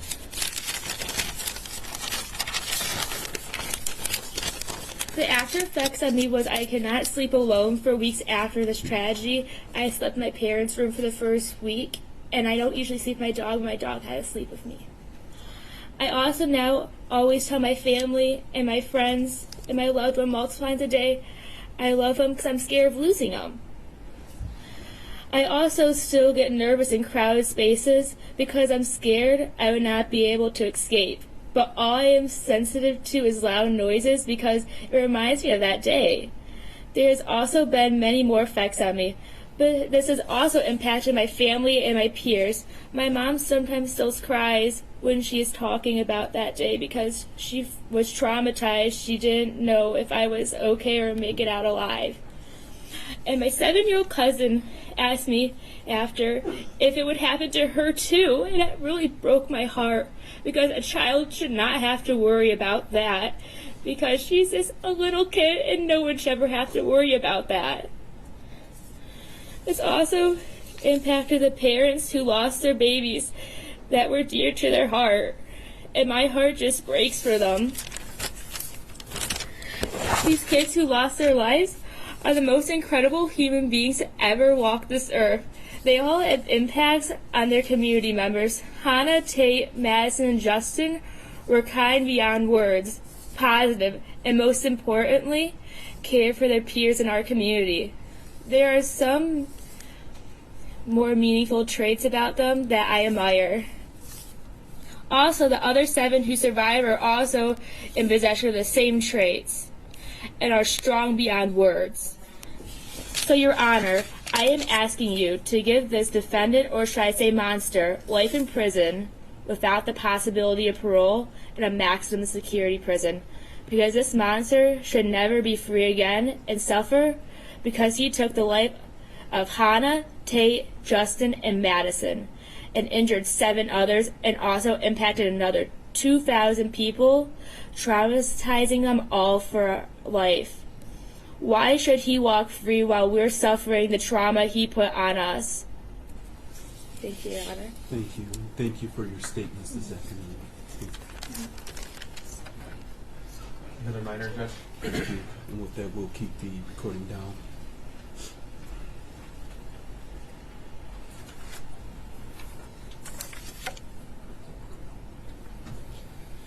Thank you. If you wish, you may state your name, but because you're a minor, you do not have to. With that, you may go ahead and proceed with your statement this afternoon. My name is Sylvia Lester. By my understanding, a victim impact statement shares the story of how a crime has affected oneself. I feel compelled to share my own story. I never understood or grasped the truly devastating reality of losing so many love. I still haven't grasped the concept, to be completely honest.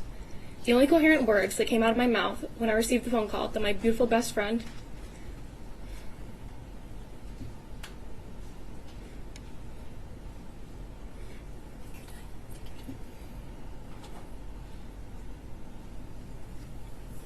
"14-year-old Hannah St. Juliana had been shot to death" were, "Oh my God."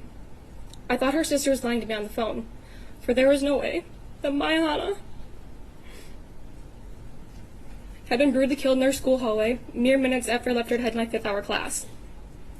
After being placed in lockdown, I hid in the corner of my darkened English classroom, oblivious to the true carnage happening just across the courtyard from me. I can still feel the echoes of a classmate's hand clenched tightly in my own interlocked fingers. I can hear my blood rushing through my ears as I waited to experience the ring of a gunshot that would end my life. I can no longer walk down the street without thinking someone is waiting to kill me, aiming for me. The sound of sirens automatically alerts my brain to another school shooting, and to the numbing walk after leaving high school, to the same irrational call that will inevitably be following, informing me another person I love is gone. To the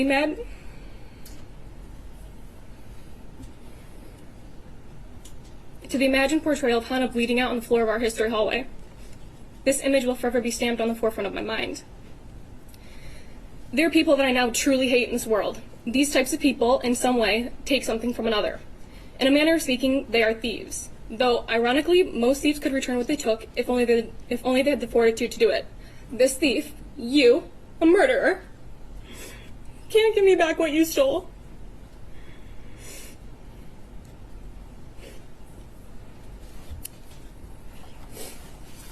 You stole my best friend. You stole my carefree laughter. You stole my Christmases. You stole my Tuesdays. You stole my New Year's. You stole my Friday night football games. You stole Hannah's 15th birthday. You stole Hannah's 16th birthday. You have stolen every single one of her birthdays. You stole my 16th birthday, along with my 17th and everyone following it. You stole my ability to live life without the crushing fear of being killed at any given moment. You stole my love of school. You stole the love I had for the naivety in people. You stole my trust in the innocuous people on the sidewalk. You stole the comfort of my room by leaving me petrified of the dark and the horrors that may be waiting in it, that may be lurking in it, waiting for me to let down my guard once again. You stole my dreams and turned them into recurring nightmares where my best friend bleeds out on the floor of our school. You made me into someone that I never would have recognized at 15. You took the girl that I was, tore her to shreds, and left her to find a way to suffer through every single day without the presence and loving friendship of Hannah St. Juliana. It was asked in the Miller hearing if it was traumatizing to lose your best friend. You don't need an expert to tell you, you need only ask me. As was most likely predicted, the answer to that question is a resounding yes. Traumatized because I thought Hannah would forever change her jewelry. Because I never thought I would have to be the one who would speak at a funeral, right after turning the young age of 15. I never thought I would look at my best friend's emotionless 14-year-old face in a casket. I never thought there would be a bed of flowers cushioning Hannah's lifeless body as a freshman in high school. I never thought there would be the sound of bagpipes leading her enclosed body out of a church. I never thought there would be a week when Hannah didn't have a new nail color. The reasons are endless to why it's traumatizing to lose a best friend. I thought we were allowed to be innocent as children. I never could have fathomed I would blame myself for the death of my best friend. I never could have imagined a day where I would have to blame myself to try and give a reason as to why she died, to why you decided to take her life. I never could have conceived the idea that at 15 I would feel as if my best friend's blood was on my hands, all due to the reality that I left her in the hallway because I didn't want to be late to class. I've convinced myself that if only we would have gone to the bathroom, Hannah's life would have been spared and my happiness would be intact. We didn't get to be children for very long, for these aren't the thoughts any innocent child should mull over. The day Hannah was killed, you left the shell of 15-year-old me, crying and shattered on a hardwood floor in the fetal position, encased in my own arms, with tear tracks that will forever be tattooed on my face as well as my heart. To this day, I'm convinced I'm still lying on that hardwood floor, rejecting the actuality that I live while Hannah doesn't. You left Hannah St. Juliana, my best friend, my person, lying dead on the floor in a pool of her own blood. On November 30th, you terrorized 1,800 students and teachers. You shot 6 defenseless students and 1 teacher. And ultimately, you killed Madison Baldwin, Justin Schilling, Tate Meir, and Hannah St. Juliana. You should never, ever get the opportunity to steal from anyone else ever again in your entire life. You shouldn't have stolen from me. I shouldn't have to remember Hannah for longer than I knew her. Hannah's last words to me, in the middle of the school hallway, arms linked, held tilted together, were, "I'll call you later." I never got a call. Thank you thank you for being here and for your statements this afternoon, and very sorry for your loss of your friend, but thank you for your statements. Thank you, sir.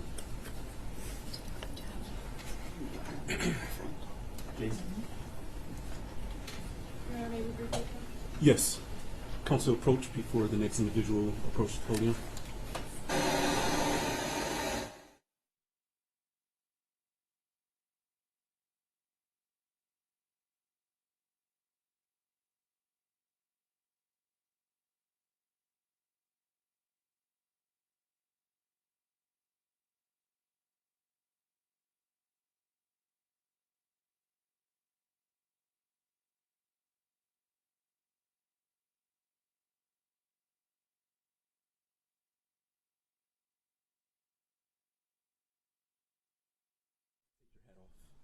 Please remove your hat in the courtroom. Thank you. Thank you. With that, people, it's the next individual minor.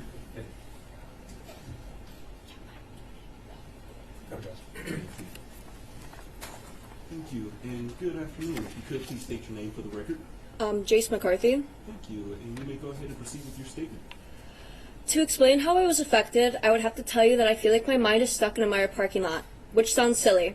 For most kids in Oxford, the Meyer parking lot was viewed as a hangout spot, a place you would go to sit in a parking lot, wasting gas and talking about gossip or life problems.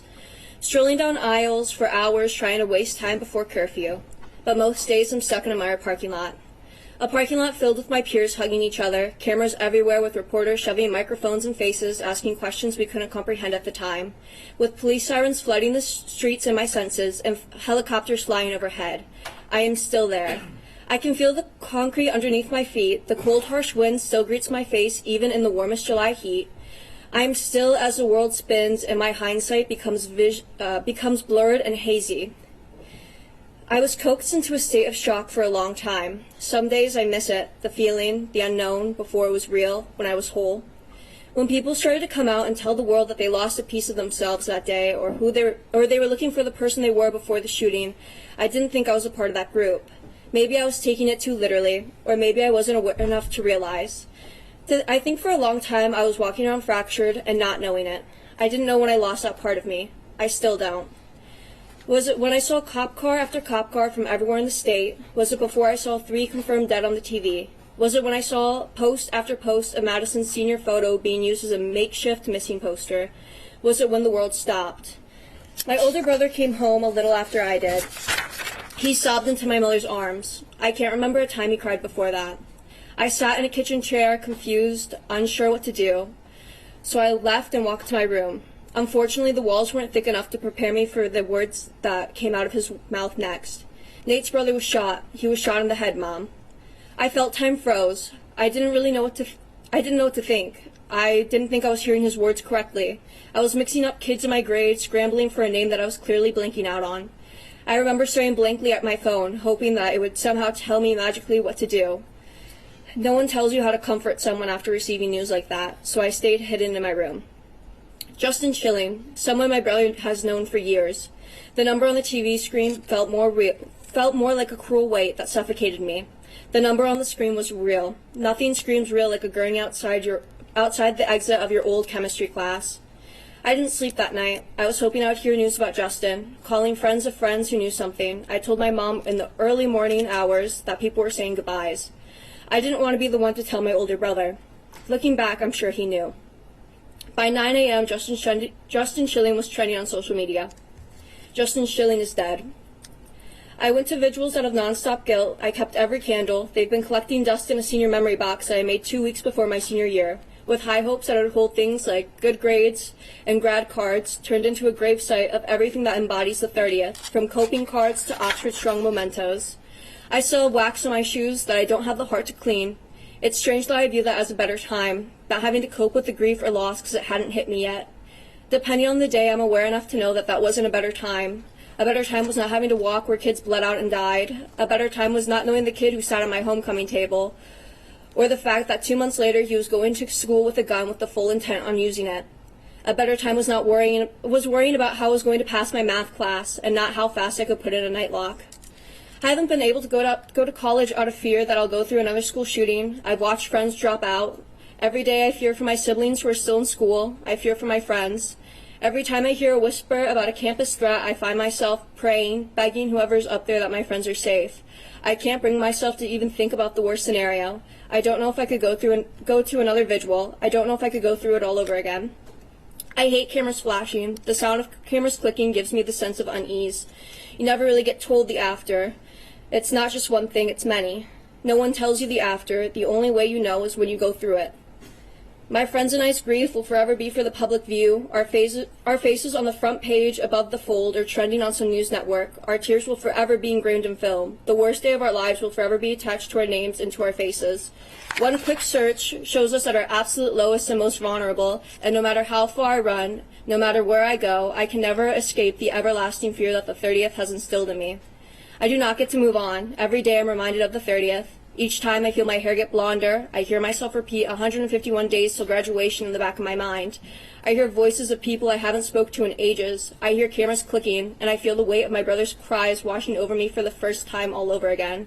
I'm a senior in high school again. I find myself unable to move on. I find myself back where I was in the Mara parking lot with the wind and the sirens. And maybe if I could find that kid with bleached hair and torn up Vans wearing a coat that wasn't his, maybe wondering if he would have rehearsal afterwards. Maybe I could find forgiveness, but I know I never will.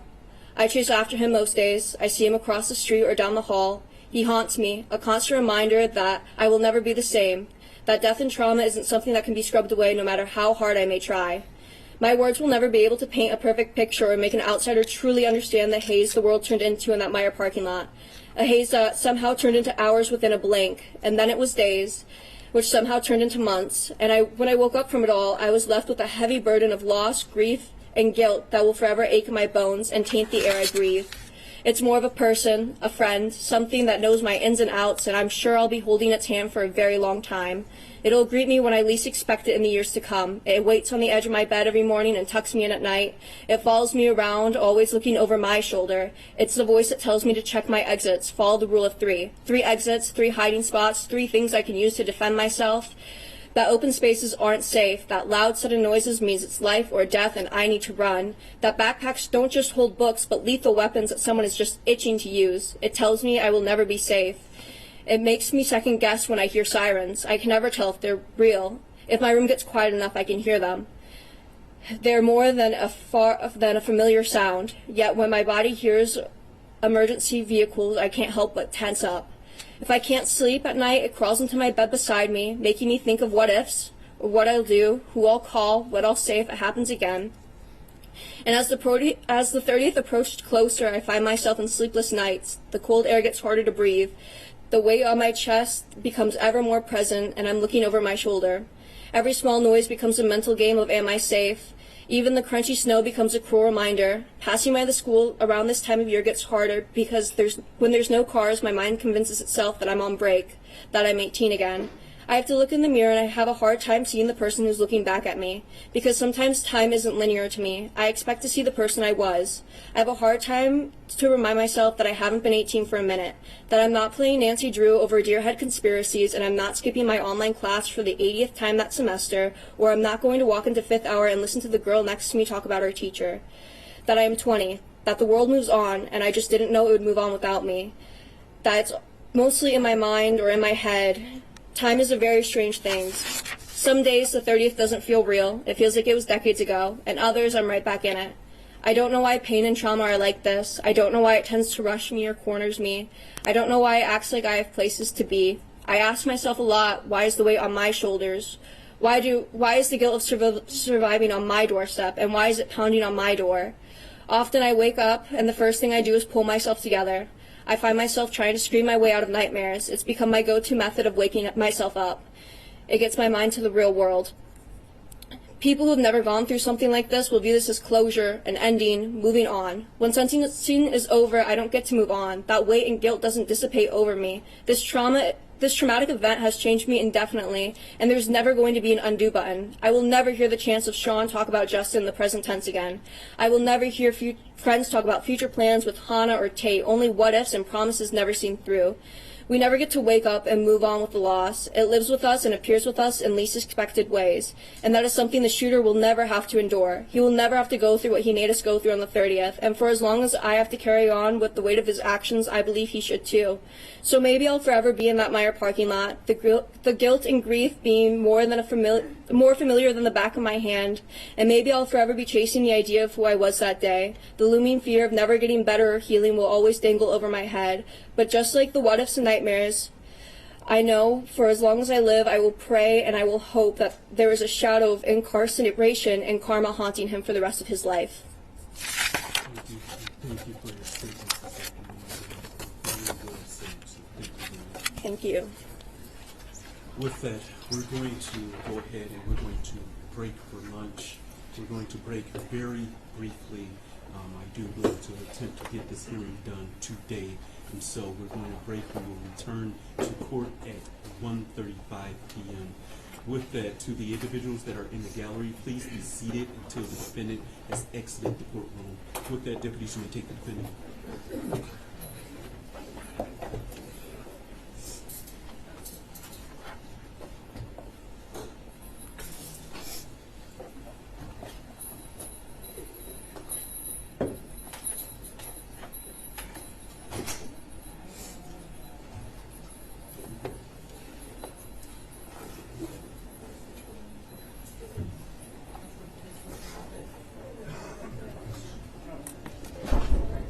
Thank you. With that, court stands in recess. All rise.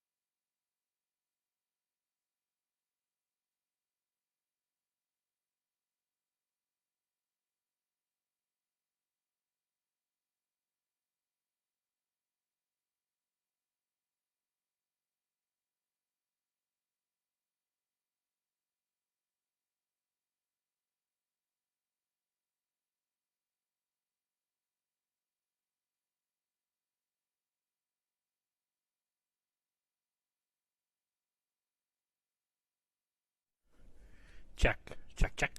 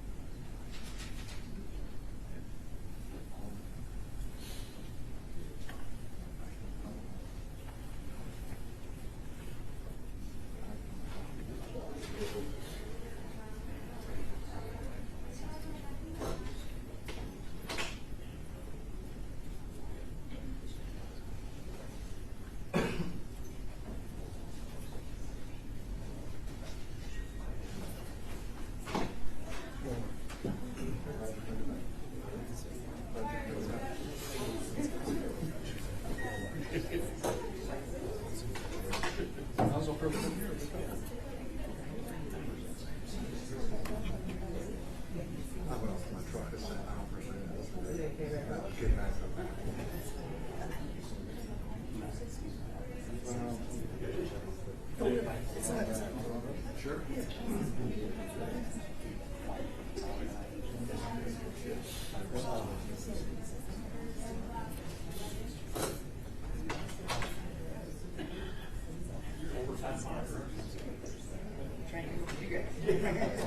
No, that's why you're. I thought if you meant like if it was took away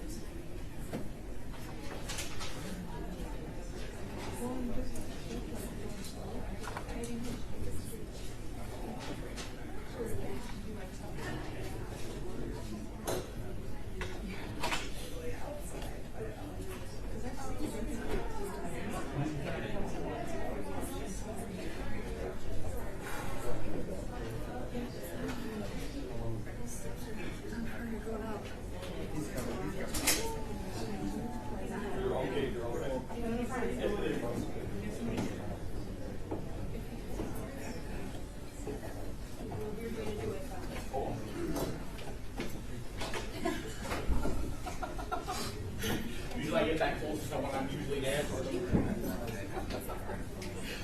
You know, kind of situations I'm going to be up to. Okay. Yeah.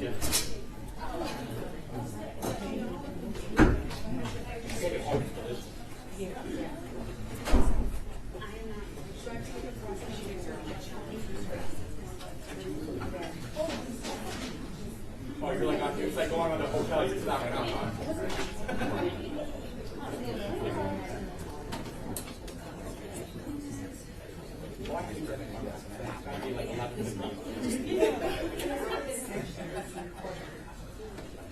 Well, I show you the picture of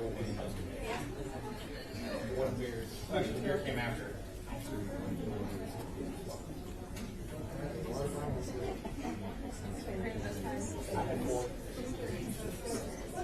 But like, I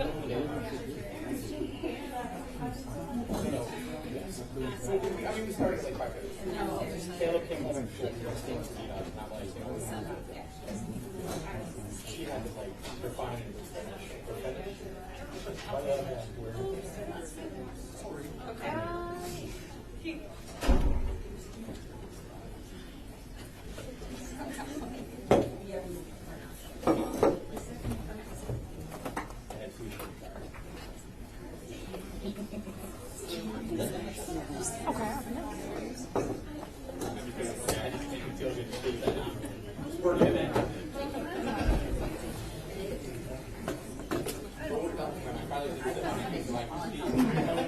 I'm like that.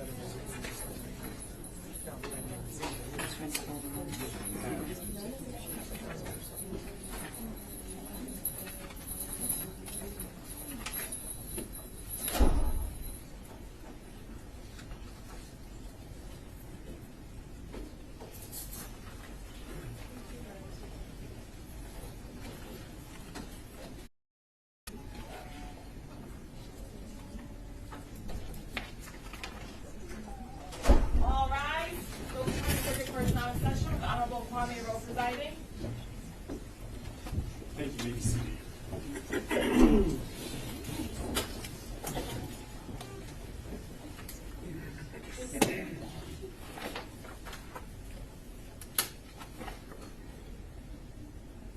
Your Honor, calling People versus Ethan Crumley, case number 2022-279-506 FC. Thank you. Appearances for the record. Karen McDonald on behalf of the people. Thank you, Mark Keast, on behalf of the people. I'll have Michelle Lawson on behalf of Ethan Crumley. Amy Pop on behalf of Ethan Crumley. Rachel McKelvey on behalf of Ethan Crumley. Thank you. You may all be seated.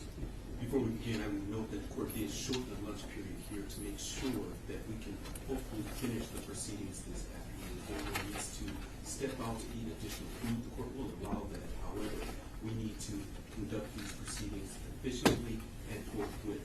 And so, with that, people, you may call the next individual that wishes to speak.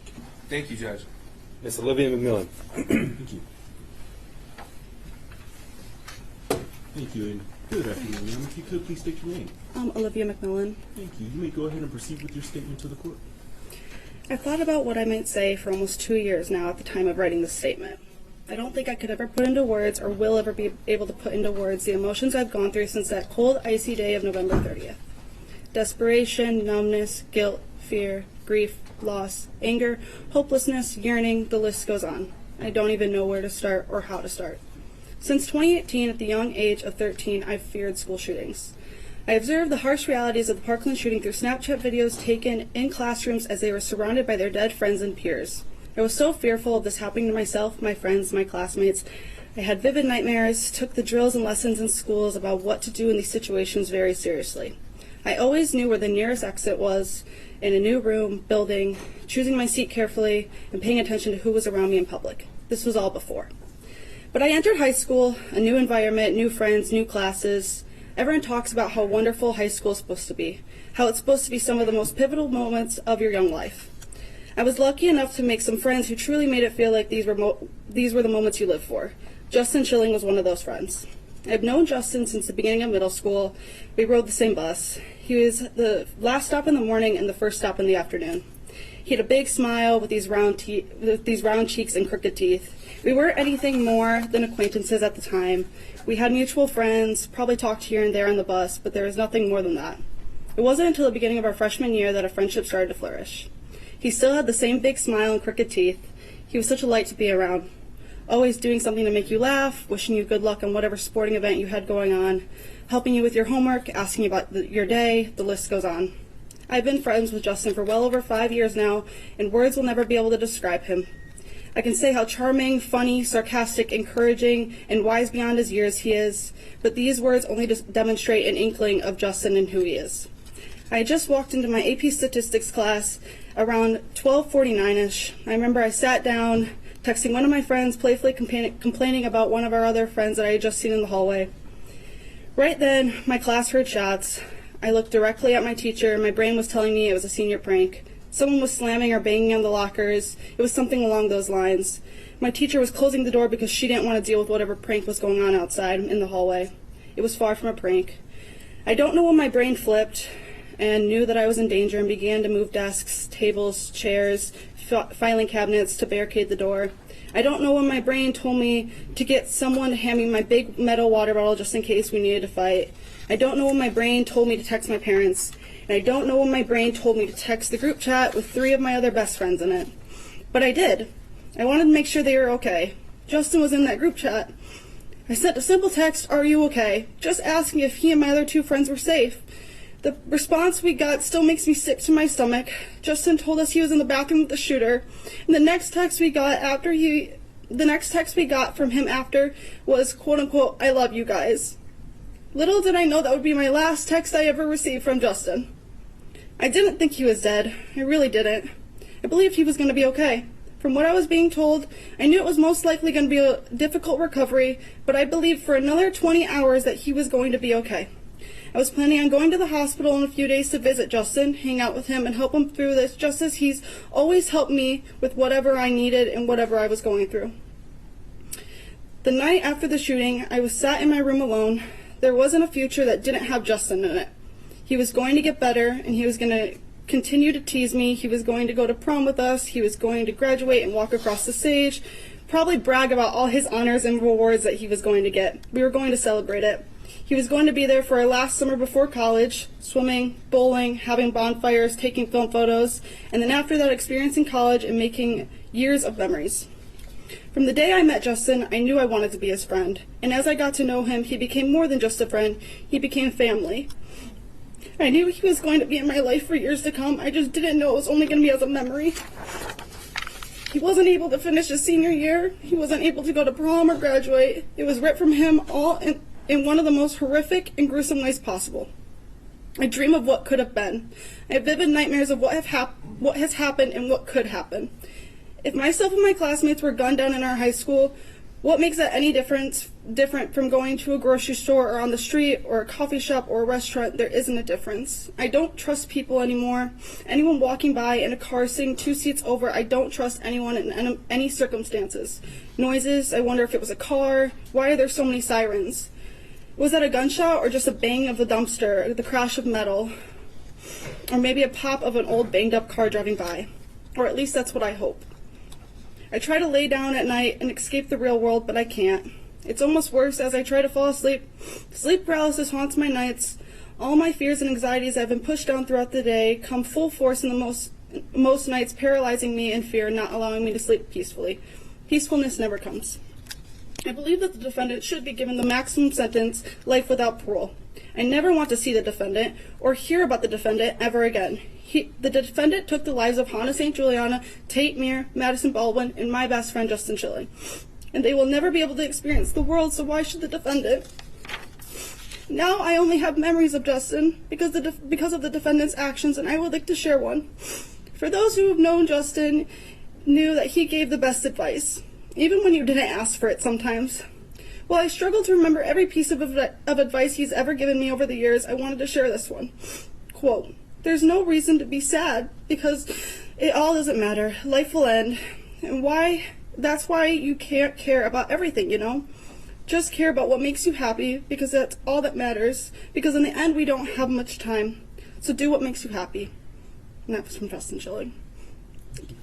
Thank you, and I'm sorry for the loss of your friend, but thank you very much for your statements this afternoon. Thank you, sir. Next is a minor judge. Thank you, and if again we could please turn away the camera and no photographing of minors. Thank you, and good afternoon to you. Because you're a minor, you do not have to say your name for the record if you don't want to, but of course if you want to say your name, you're more than welcome to do so. With that, you may proceed with your statement this afternoon. Thank you. I'm Frederick Shepard. Thank you for letting me speak today, Your Honor. If I could, I would like to address the defendant, or offender, sorry. I wanted to clarify to you one small thing before you go and spend the rest of your pointless waste of a life sitting there with nothing left to rot away to. I know that through all of this, you desperately wanted to be remembered as one of the school shooters. I know you wanted to be loved and cared for from the awful things that you did, but you have never been loved, you have never been cared for, and you will never be remembered. You may attempt to convince yourself that you have finally got your way, that the world, or more importantly, your parents are finally able to see just how messed up you are.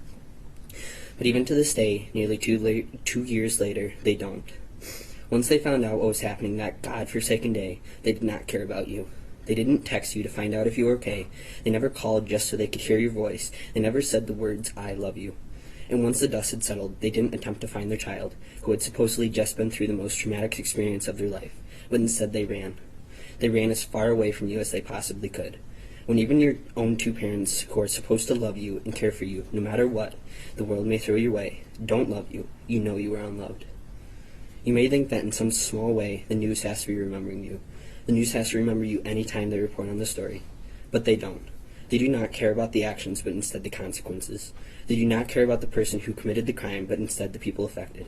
You are simply a forgotten teeny tiny puzzle piece someone lost under the couch and never cared enough to find.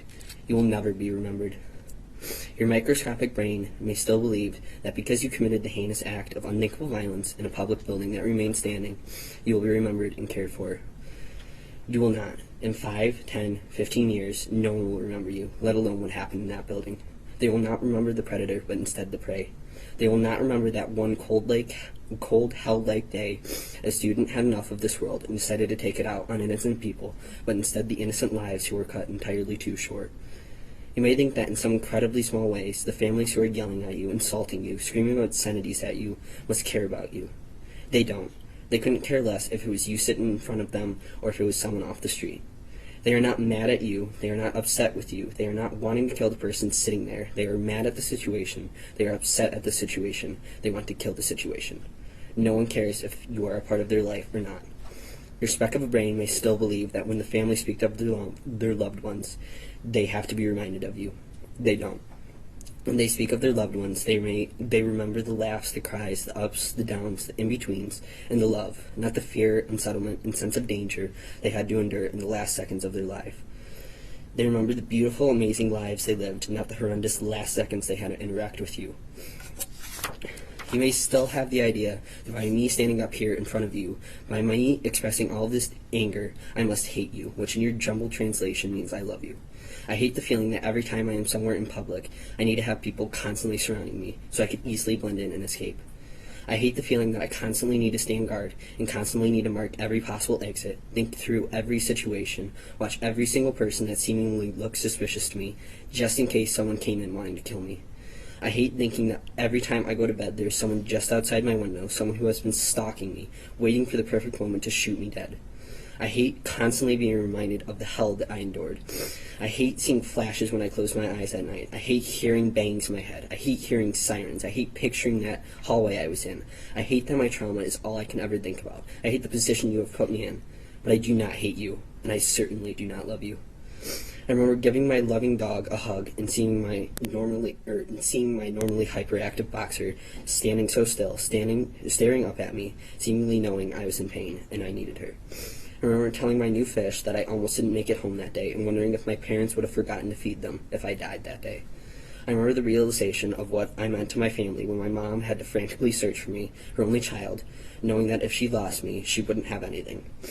I remember the care of my neighbors when they came and checked on me and gave me the smallest feeling of normalcy that I so needed.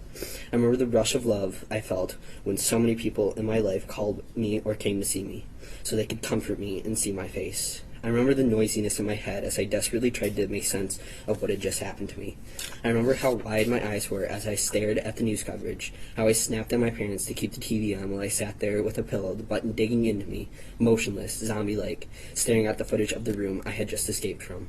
But I do not ever remember caring to learn who had done this to me, who had caused all of this for me, and I still don't. I remember hearing the initial gunshots, realizing something wasn't right. I remember paying attention to every bang I heard because I knew, though didn't understand why, it would be important at the dinner table conversation I would later have that night. I remember standing there, begging my guardian angel to let me in, to save my life, attempting to put a pathetic, desperate, scared baby deer look on my face, while I heard chaos erupting behind me. I remember the terror of the sensation of a bullet buzzing my head and the evasive thoughts that I had just evaded death itself. I remember hearing the first of the police to arrive and trying to convince myself, it's okay, I'm safe now, even though I knew nothing. I remember that god-awful feeling of my Fitbit vibrating viciously on my wrist, alternating between calls from my mom and my dad over and over and over again, while I stared at my backpack, housing my phone safely out of my reach. I remember listening to every single siren that passed, listening for the whoops, the wails, the honks, just so I could decipher between a fire truck, ambulance, and police car, an attempt to calm myself. I remember the exact moment my parents stopped attempting to locate me, the exact moment it seemed every siren in Michigan was rushing past me, the exact moment I continued to hear gunshots in the hall, the exact moment I knew I was lost. I remember when I didn't feel anymore, when I was standing shivering yet warm in the exhaust-filled parking lot, finally on the phone with my mom, staring into a gray abyss scattered with flashing lights. But I do not remember you. I do not remember what you were wearing. I do not remember who you were. I do not remember where you came from. I remember the gun, but I do not remember the hand that pulled the trigger. And no matter how hard you try to convince yourself that somewhere out there must be someone who cares, there must be someone who loves you, there must be someone who remembers, you will never be able to, because even you hate yourself. You do not care for yourself, you do not love yourself, and you do not remember yourself. No one has, does, or will ever care for you, love you, nor remember you. You are an uncared for, unloved, and forgotten devil. Your Honor, I am done speaking to this thing. It chose to go down this path. It chose violence when there were so many better options. It chose to take 4 innocent young lives. If it is ever let back out into this world, who knows how many will be added to this list. If it can't be trusted once, how can it be trusted twice? If it gets anything less than a life sentence, the world and I will be in a constant state of fear, waiting for it to strike its next prey. Thank you for your statements this afternoon. Thank you.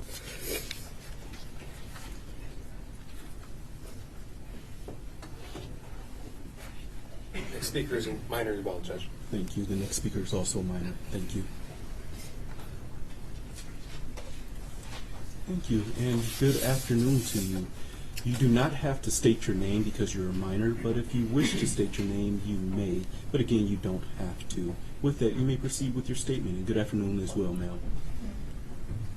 My name's Ashlyn Sutton, and I'm a senior at Oxford High School. I wasn't physically injured on November 30th, 2021. You can't see my scars, but they are there. I was in the bathroom that day when the defendant emerged from the adjacent bathroom and started his rampage. Moments later, there were 5 girls in the bathroom. 4 walked out ahead of me and headed to class while I stayed back in the bathroom. After hearing the deafening noises, I came out of the bathroom stall to see those 4 girls and others, or I came out of the bathroom to see those 4 girls and others on the ground, bleeding and seemingly lifeless. That was when I realized what was happening and ran back into the bathroom to hide. Alone and terrified, I wiggled the closed-off handicap stall open and crouched behind the toilet in hopes of if someone came in, they wouldn't be able to see me. I called my mother, who stayed on the phone with me for the majority of the time I remained in the bathroom. On this call, I texted my friends that I loved them. After hearing the cries from my classmates outside the bathroom, I decided I had to go out and help. However, a security guard told me to get back in the bathroom. I couldn't hear what was being said on the intercoms, so as the minutes dragged on, I sat with my legs pushed up against my chest, shaking in fear that an active shooter still roamed the halls. Eventually, a plainclothes officer came into the bathroom. He didn't identify himself. I thought he was the shooter, so I did what I was taught and I stayed hidden. His footsteps came closer and closer to the stall that I was in, and suddenly he kicked open the stall door and pointed a gun to my head. I screamed, fell to the ground, and waited for the gun to go off. Instead, he identified himself as a police officer and led me out of the bathroom. He made sure that I did not look to my left as he quickly led me to the back door.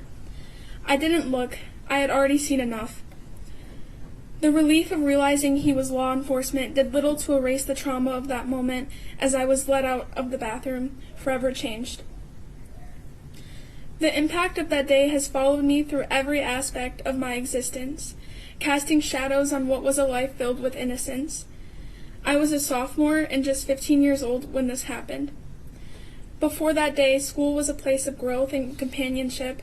It was where I was supposed to feel safe, where I was meant to build a foundation for my future. But the events that unfolded and shattered that sense of security and left an undeniable mark on my soul. The emotional and psychological aftermath is an unrelenting torment. Post-traumatic stress disorder has become an unwelcome companion, invading the sanctuary of my mind with flashbacks and anxiety and a profound sense of vulnerability. The simplest of sounds, a door slamming shut, a distant shout, can trigger an overwhelming surge of panic, transporting me back to the terror of that day. Sleepless nights are plagued by vivid nightmares, and the stress and anxiety is often manifested by physical symptoms. Things that were once so simple became so difficult.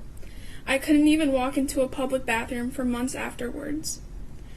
Be left home alone for any amount of time, or make it through a school day without experiencing debilitating panic attacks. Relationships with loved ones have been strained as we all navigate the aftermath together. Simple joys are now clouded by the specter of once was, and the path to healing seems never ending. While I am grateful to be alive, the weight of survival is a complex and conflicting emotion.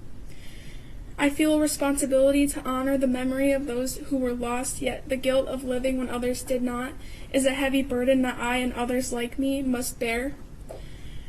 Your Honor, I humbly request relief from the duty that may one day require me to confront the defendant at a parole hearing.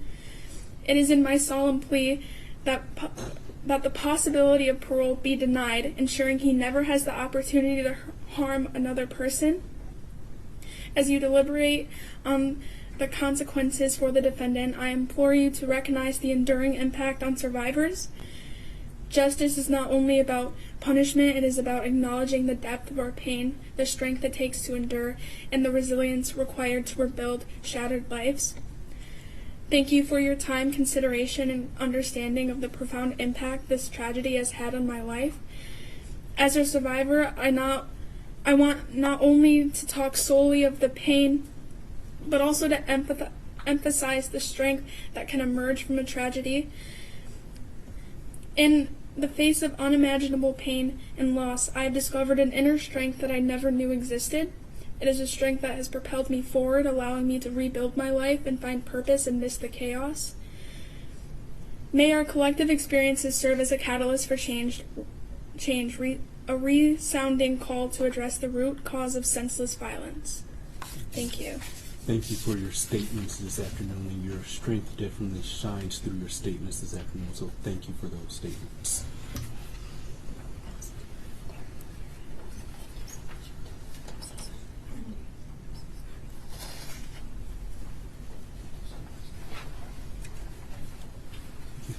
Next speaker is Miss Christina Nunez.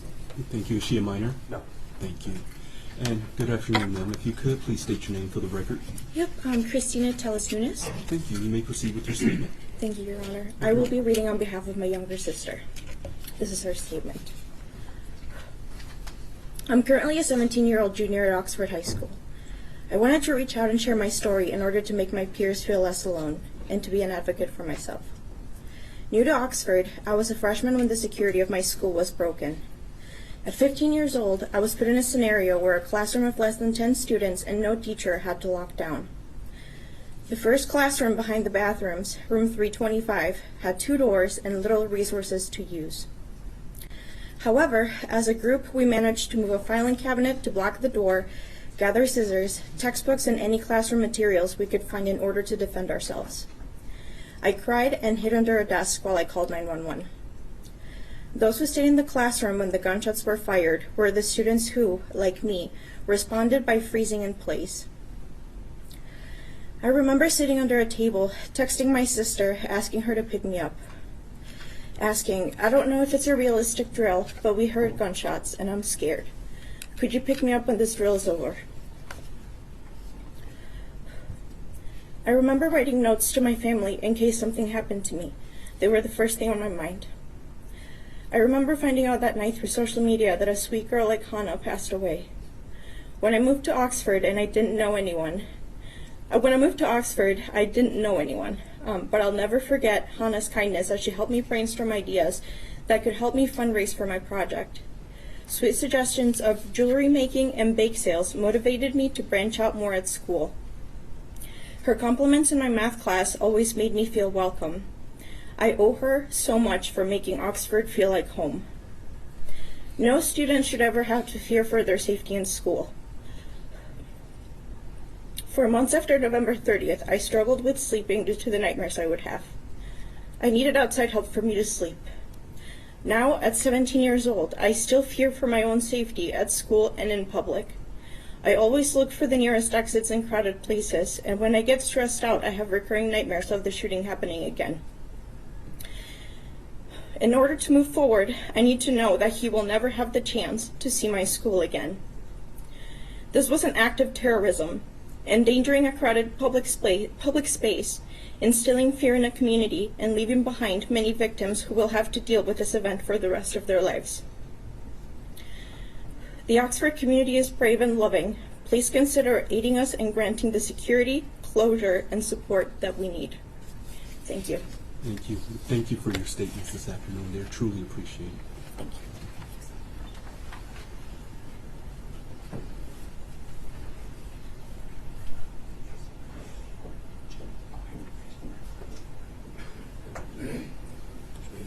The student's uncle who will be reading on his behalf.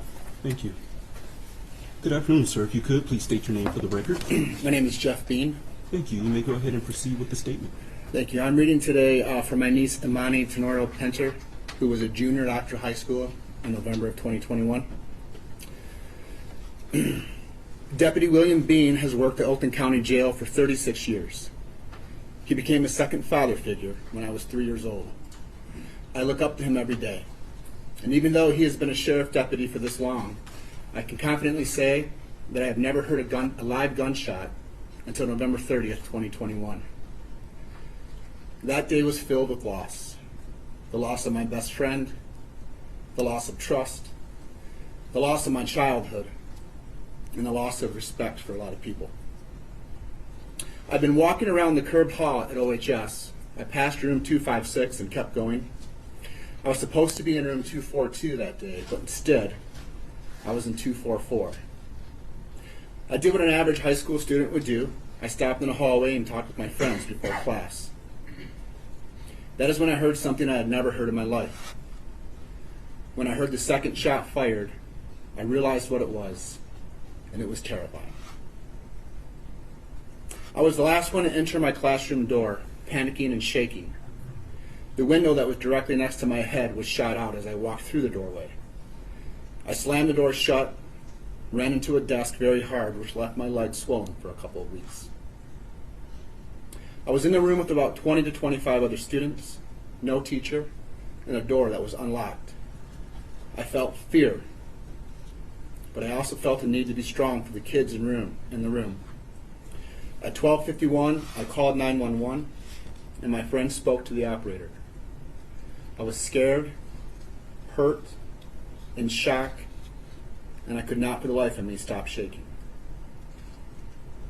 I left that school with nothing but disgust. Like everyone involved, I have my triggers that I must live with every day. I should not have to live with these triggers. I should be proudly in college with no fear that I will be hunted down. But I do have this fear. I am grateful for an amazing family of 5 who I look up to every day and who help me to heal. Sherry, Buck, Trent, Ty, and Tate are and will always be my role models.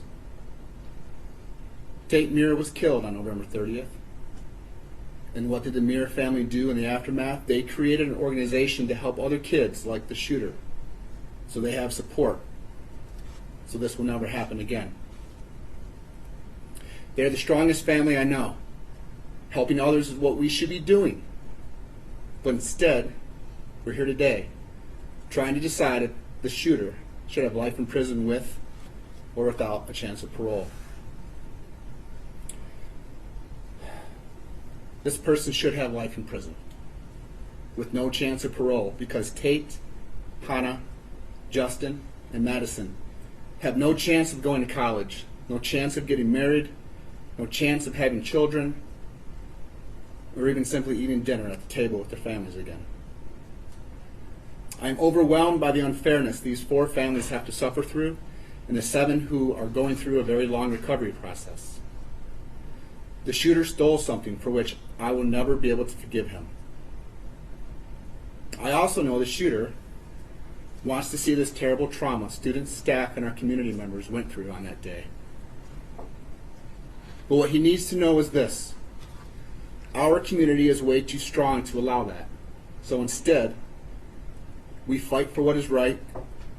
We open beautiful gardens. We build and create organizations. We continue to share our art. And we donate organs. Thank you. Thank you, sir, for the statements this afternoon. I appreciate it. Thank you.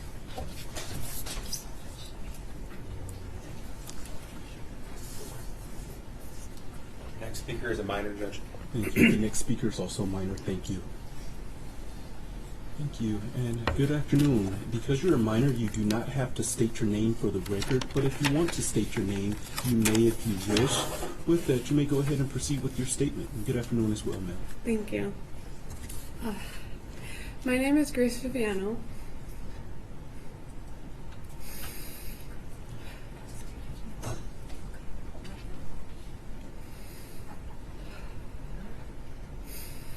And on this day, November 30th, I was 15. I could not even drive yet. What I was forced to go through and process a tragedy that no one should ever have to go through.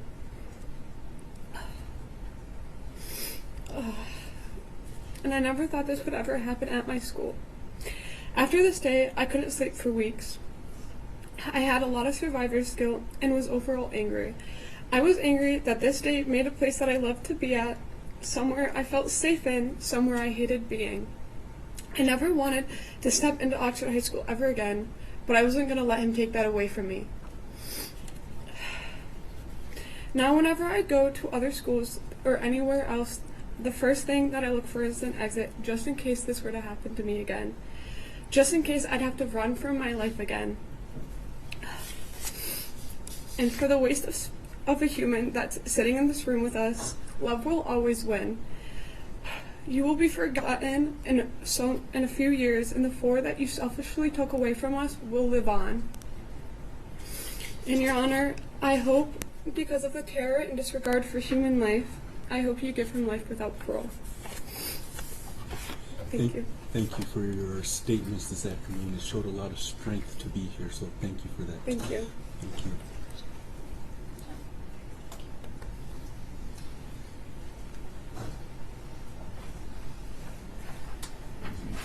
Next speaker is Catherine Waymaster. Thank you. Good afternoon, ma'am. If you could, please state your name for the record. My name is Catherine Waymaster. Thank you. With that, you may go ahead and proceed with your statement this afternoon. Thank you. My name is Catherine Waymaster, but to 2 Oxford High School kids, my name is Mom. Excuse me. Oh, you're fine, ma'am. Neither of my children were physically injured on that awful day at Oxford High, so you might ask, why am I giving a statement? Well, victims come in many forms. On November 30th, I drove my daughter Danielle to school. My son, Danny's twin brother, Michael, was not feeling well and stayed home sick that day. I then drove to work about a mile down the road. A few hours later, a co-worker ran up to me and asked if I knew what was happening at the school. Her son had jumped out of a window and wanted her to come get him. In just seconds, our phones blew up with social media alerts. There was a shooting reported. I texted my daughter, "Are you okay?" She replied, "Yes, we're in a lockdown." I said, "Stay calm." She said, "We're in a lockdown?" At that moment, she and her teacher thought it was a drill. I said, "Keep your head. Do what your teacher tells you." She simply replied, "I'm scared."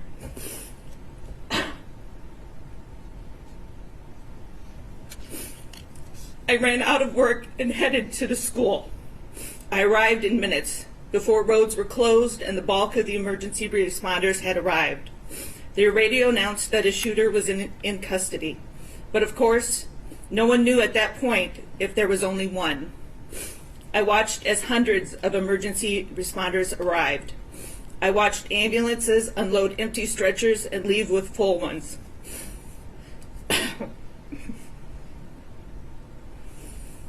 I watched as other parents tried to enter the building and be held back by police. I watched a SWAT team suit up in full gear to enter a building where my daughter was still in. My daughter was in a classroom less than 50 feet away from where the shooting began.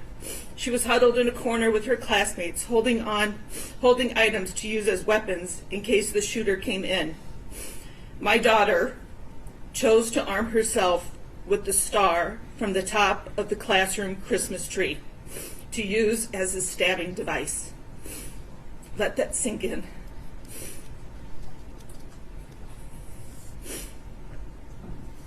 We continued to text. My daughter was using her Apple Watch because her phone was across the room in a holder along with all the phones of her classmates. It was by the door. Phones were ringing and buzzing like crazy as parents were trying to connect with their kids. My daughter was in that classroom because she wanted to drop off her backpack before she went to the bathroom. She had just left her friends, Phoebe and Eli. They would walk together almost every day at that time. Had she not detoured, had she stayed with her friends, what would have happened? That weighs heavy on her mind.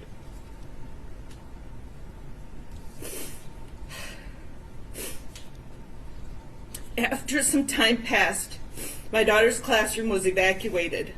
I then drove to meet her at the Myers Garden Center. As I rounded the corner of Oxford Road and Ray Road, I saw hundreds of kids heading to the safe place. Some running, many crying, holding on to each other. It's almost indescribable. I then turned into the store's parking lot. Hundreds and hundreds of parents were there. It was chaotic. By the front door of the store was a classroom of special needs kids. When I saw one boy there, the most innocent of innocents, looking around in utter confusion, I knew at that very moment that true evil had come into our lives. What conversation went on in that home that night, I can't even imagine. As for my daughter, it had always been her dream to become a teacher. Anyone who knows her would tell you she would make a great teacher. On November 30th, that dream stopped. The fear of having a student like the defendant scares her. She thought she knew him. They were in many classes together over the years. She saw no evil brewing in him. She's afraid she will not see evil brewing in students she might have as a teacher in the future. To cope, my daughter packs her days from sunup to sundown with activities. Quiet moments with time to think are hard. In the first few months, we would be up talking till 2 a.m, trying desperately to wrap our heads around why this happened. Being in crowds is difficult for her. The thought of living on a college campus frightens her. Loud, unexpected noises are hard to manage. Sitting in traffic is upsetting because there's no clear exit out of it. She struggles with maintaining concentration to complete tasks, and the list of impacts goes on. Excuse me. Although my son was not in school that day, he too has been deeply affected. He thought of the defendant as a friend. They played video games together in school when they had free time in class. The defendant would help him with homework in class. My son trusted him. My son trusted you.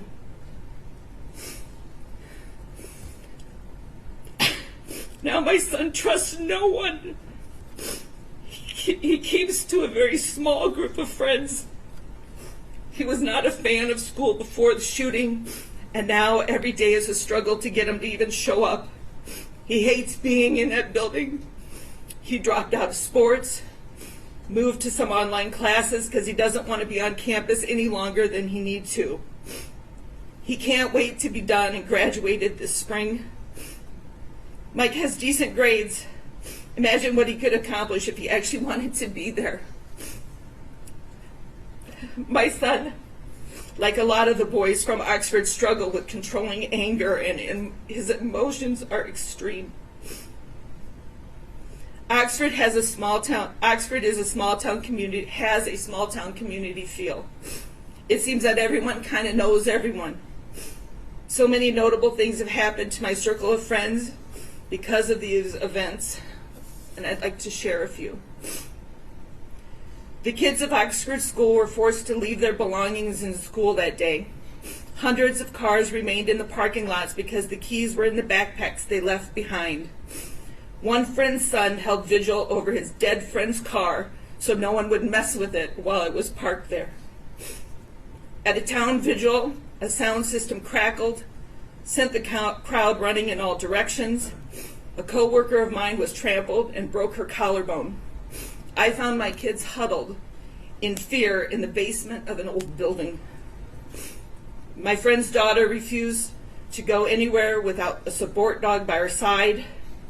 Another friend of mine had 4 kids in the school at the time. She described her home as a minefield because she never knew what kid would break down at any given moment. Another friend's daughter desperately wanted to return to school. She would drive there, but she sat in her car in the parking lot for hours, too afraid to go in the door. Sadly, she was not the only one sitting in the car trying to work up the courage to enter. Another friend's son had given the shooter a friendly "what's up" fist bump as they passed each other in the hallway minutes before the shooting began. He's racked with guilt, wondering if he could have stopped it all. Another friend's daughter-in-law was in her 2nd year of teaching when the shooting happened. She quit her job, and she feels like her whole time in college was a waste, as she will never return to teaching. Every student enrolled at the time now has an asterisk on their school transcripts that denote grades or test scores unavailable due to school shooting. Neighboring communities have been so supportive, but that too comes with problems. Every sporting event, every competition, concert, meet, collaboration, get-together began with soft, thoughtful words and moments of silence. Our students would have to try and perform. It was like, "Hey, your friends are dead. So sad. Play ball." How many scholarships were lost? We'll never know. A rift has emerged in this community over how the school is handling things. It's ugly and it's sad. There's a saying, "I hope I don't look like what I've been through."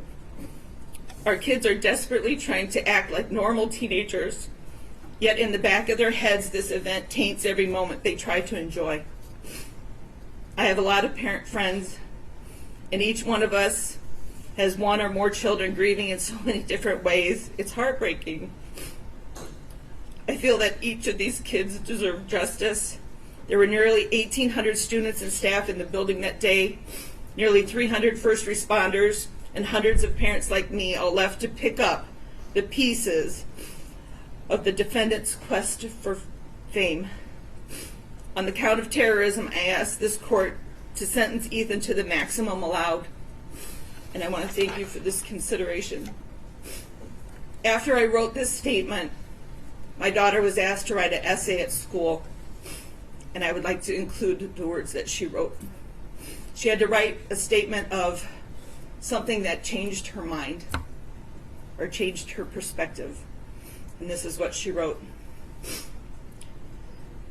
"Since I was a little girl, I've always looked up and wanted to be a teacher. I remember playing in my bedroom with a school desk, making my friends be students, pretending to teach them. I can remember asking my sister to buy me a microphone so I could talk into it just the way that teachers did at school.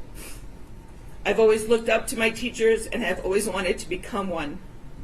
The way they connected with my peers and myself inspired me to pursue teaching as a degree. Unfortunately, a day came when my whole dream changed. On November 30th, a lone gunman and fellow classmate walked into Oxford High School, and in just a few violent moments, nearly ended my dream. For a long time, I felt isolated and not sure if teaching was the right career for me. I felt I was alone and I would never be able to protect students if I was in the teacher's shoes. I started to explore other degrees, but nothing sparked me the way that teaching always has. I soon realized that I could not let the actions of one troubled individual stifle my passion for teaching. I know I will always have uneasy feelings walking in public spaces, such as schools, malls, movie theaters. This event has left a permanent scar on my mind. But since this time, I have found the love for teaching again. I have shadowed many teachers. I feel that if anything is to occur, I would be able to protect those students rather than anyone else. I have now been accepted to OU for elementary education, and I would not change a word. Thank you. Thank you. First off, good luck to your daughter at Oakland University. Thank you for your statements this afternoon, as well as the statements of your daughter. I listened very closely, so I truly appreciate that. Yeah. Thank you.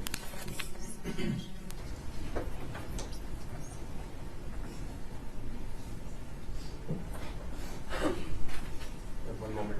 Yes.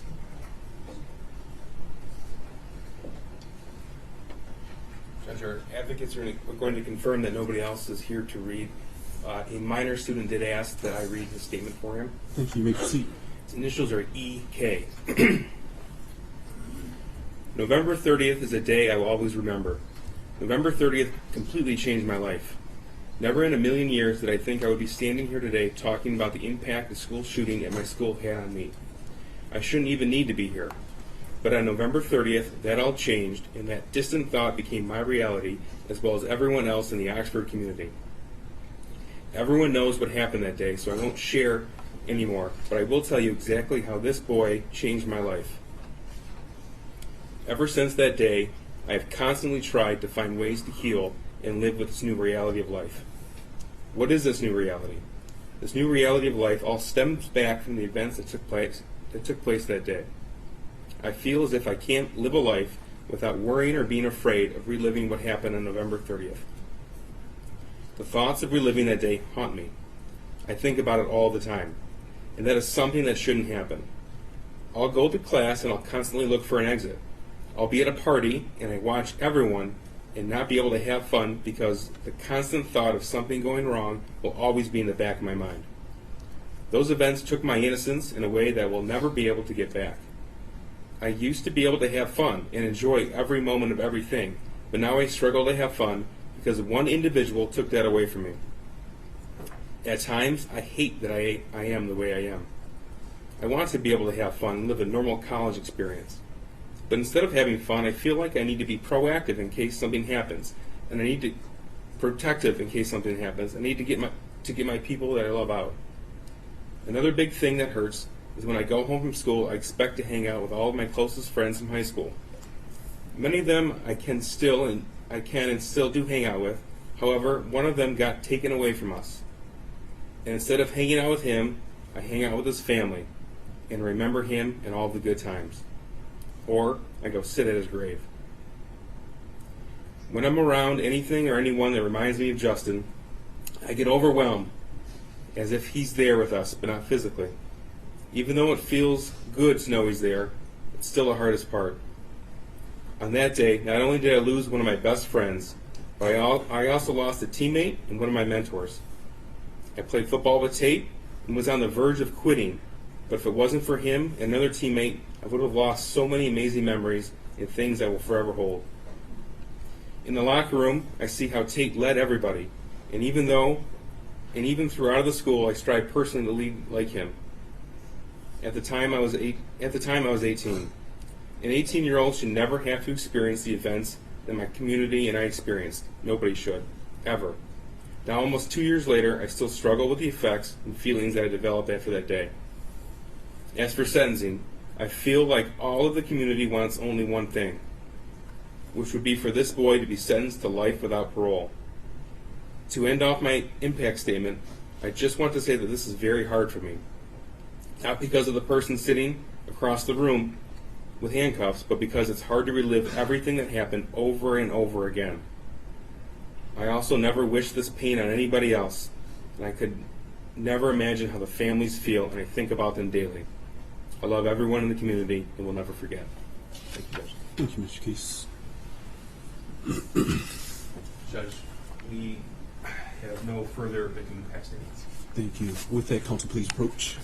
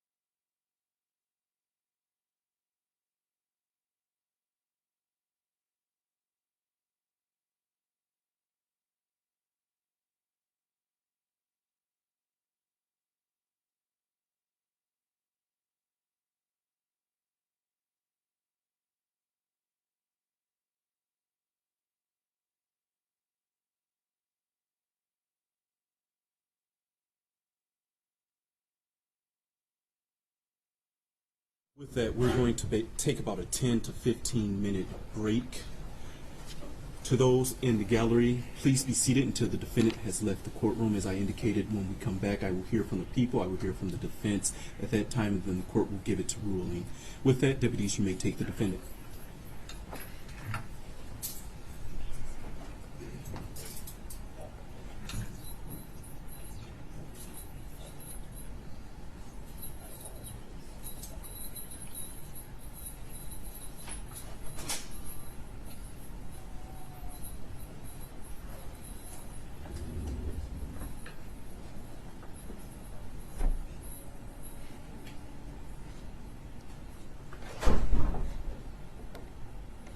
Thank you. With that, court stands in recess. All rise.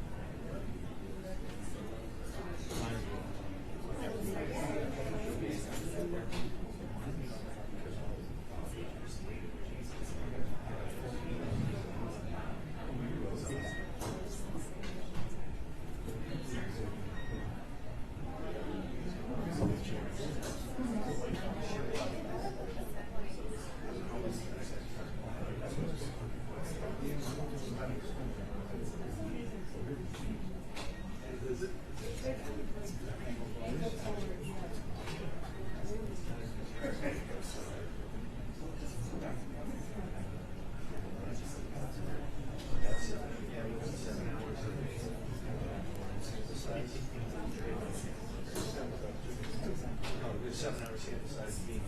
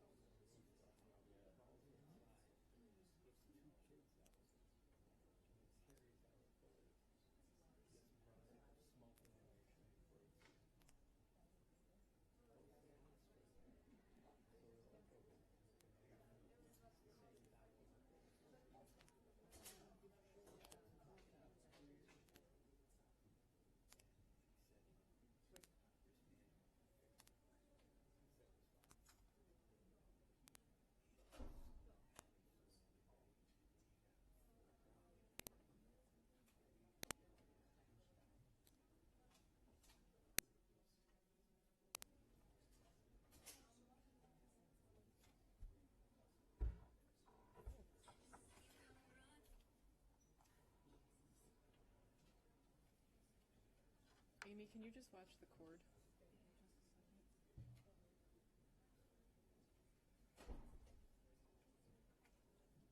Before I break something and have everybody angry at me.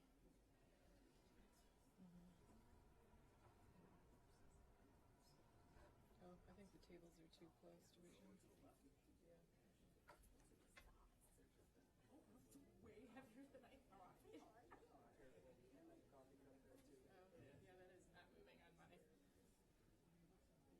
my ability, so. Do we just leave it here? I don't know, we don't want to stand on top of the judge?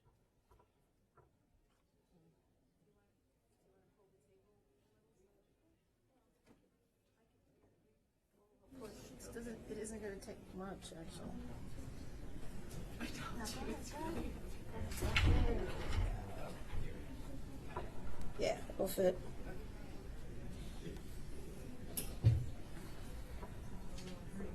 What's the blue wire, though? I don't know what the blue wire is, so I don't want to pull it out. I don't know what the blue wire is. Can you, okay.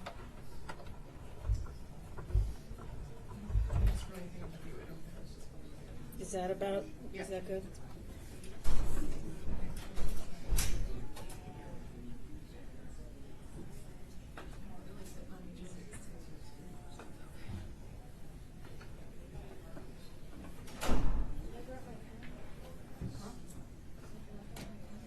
I have an extra.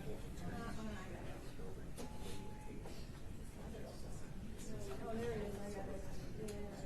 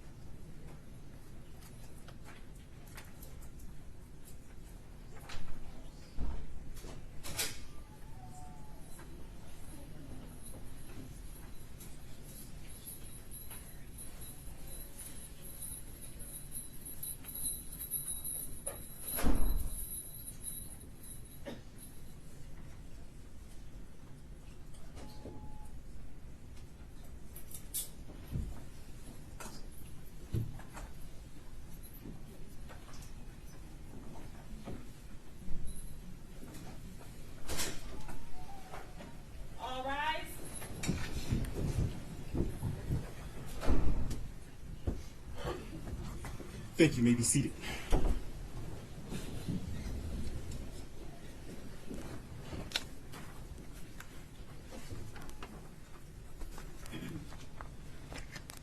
Your Honor, calling People versus Ethan Crumley, case number 2022-279-506-FC. Thank you. Appearances for the record. Karen McDonald on behalf of the people. Thank you. Mark Keast on behalf of the people. Paula Michelle Lofton on behalf of Ethan Crumley. Amy Happ on behalf of Ethan Crumley. Deborah H. McKelvey on behalf of Ethan Crumley. Thank you. With that, you may all be seated.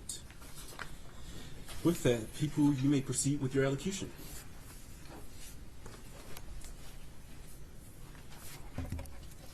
Your Honor, we presented extensive evidence at the Miller hearing.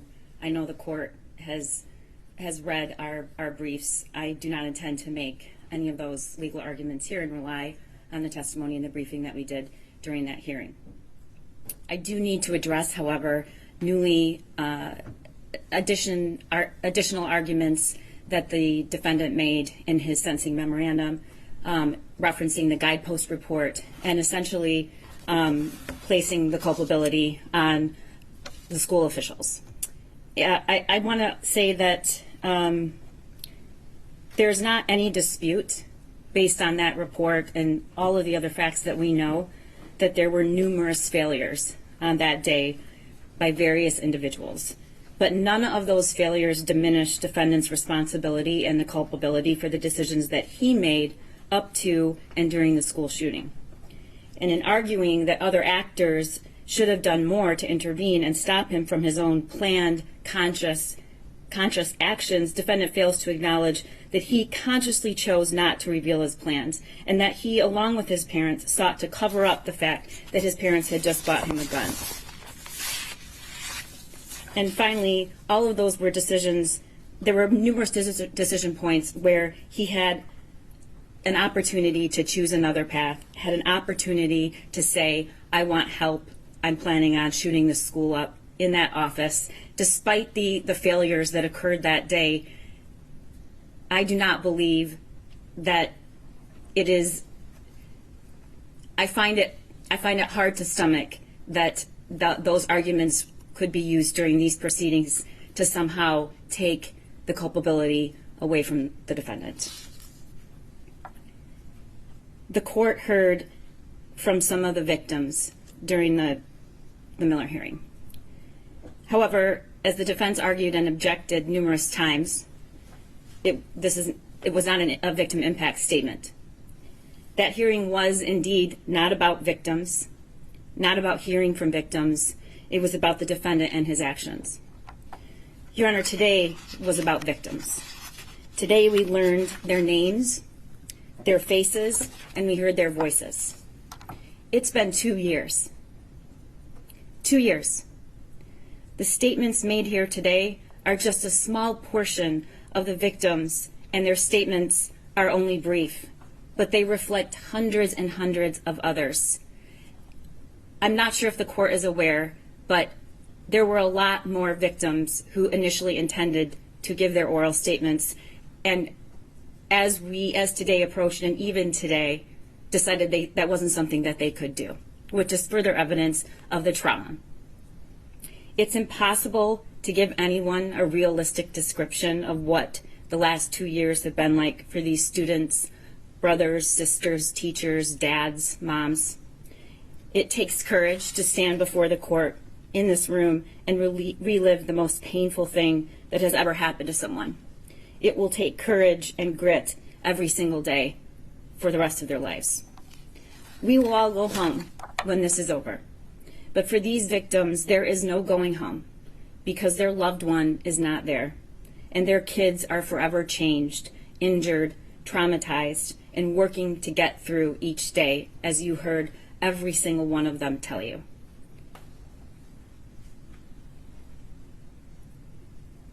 There were common themes from these students.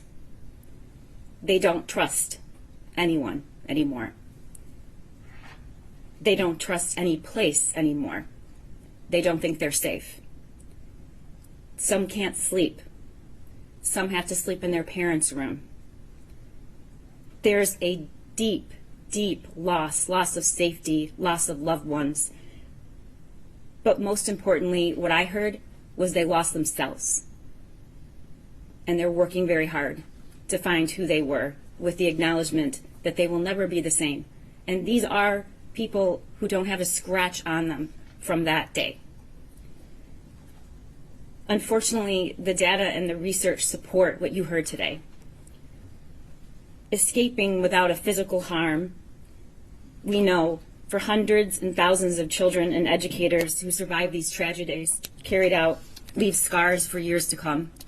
And the research is abundant that there is long-term detrimental impact of such childhood trauma on a person's mental and physical health and their ability to function throughout the rest of their life. The terrorism conviction and charge gives these students and parents a voice, and I thank you for hearing it. We also heard from the parents and family members who had their loved ones murdered that day, and we also heard from students and a teacher who were physically injured that day. And they were brave, and they told you a lot. But here's what they didn't tell you.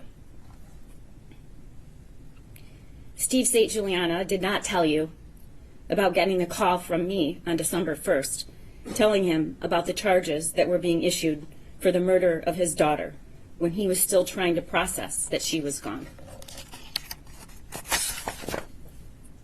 Rob Baldwin, Madison's father, did not come here to tell you that he also got that same call and told myself and Mark that he had just been picking out a casket for his daughter, and that no matter what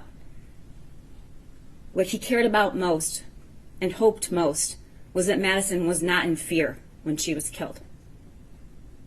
Craig Schilling did not tell you that when we first met with him, he sat in silence and could barely utter 10 words, and this was weeks after the shooting. Jill Suave, Justin's mother, did not tell you what it felt like to just a few months ago be given the sweatshirt Justin was wearing that day and being grateful she had it, even if it had his blood still on it. Molly Darnell did not say that when we first met her, she said how hard it was to even come to our office because it was on the same grounds as the jail where the shooter was. Buck and Sherry Muir didn't tell you what it's like to finally hear during the Miller hearing what their son's last few minutes in this world were like when they heard Christy Gibson Marshall say she stayed with him, she talked to him, she told him he was loved. Nicole, Madison's mother, did not tell you that over a year ago she had the courage to come into our office and watch the video of Madison's last moments, though most of her support system told her not to. She did not say that watching her dear Madison crouch down against the wall with her hands over her head in terror as the shooter walked to her and shot her at close range, that it was like losing Madison all over again. Or when she asked to see the footage of just before the shooting 3 times and asked us to stop the image, holding her hands up to the screen, trying to memorize the way Madison's ponytail looked and the clothes she was wearing that day. Keegan did not share that the first time we met him was 2 years ago at his home. He was a foot shorter and at least 20 pounds less. He was wearing a hoodie and he wouldn't make eye contact. He seemed to be visibly shrinking from what had happened in that bathroom. In the 2 years that we have known him, he didn't stay in that same place. In fact, he refused to shrink. He grew, and he is stronger, which is remarkable given what we have asked of him, particularly in his testimony in the Miller hearing. We have been poring over these images and pictures and evidence for 2 years. We have watched and listened and provided support and communication the best we could to hundreds of these victims. The sheer force of the destruction, violence, trauma, and murder that the shooter caused that day did not stop at the doorway of Oxford High School. As you heard from so many students and parents, it was carried through the doors and out into the community. To every person who witnessed it, got a text from their child tried to assist or help. It went into their bedrooms and their homes, and it will be carried with them for the rest of their lives. The shock waves that we have had a front row seat to these past 2 years as prosecutors and victim advocates, it is indescribable. Indescribable. They've endured the hearings, the media reports, the delays, the appeals, more threats. They've been told that they weren't entitled to information about how this could happen at their school. They've watched us all diligently and thoroughly protect the due process rights of this shooter, which is critical, but also seemed unfair to them. They have had to take a back seat while lawyers, judges, school board members, commentators, and experts discuss what happened there as if they can somehow understand. We cannot understand. We do not understand. But we can give them the grace and dignity they deserve by listening today. And I thank the court for allowing that. And though I acknowledge, Your Honor, the great weight of the burden upon this court today, I urge you to also give them the justice they deserve. I ask that you sentence the defendant to life without parole. Thank you. Thank you. Defense? Yes, Your Honor, we'll start with the legal guardian ad litem, Ms. McKelvey. Thank you. Ms. McKelvey?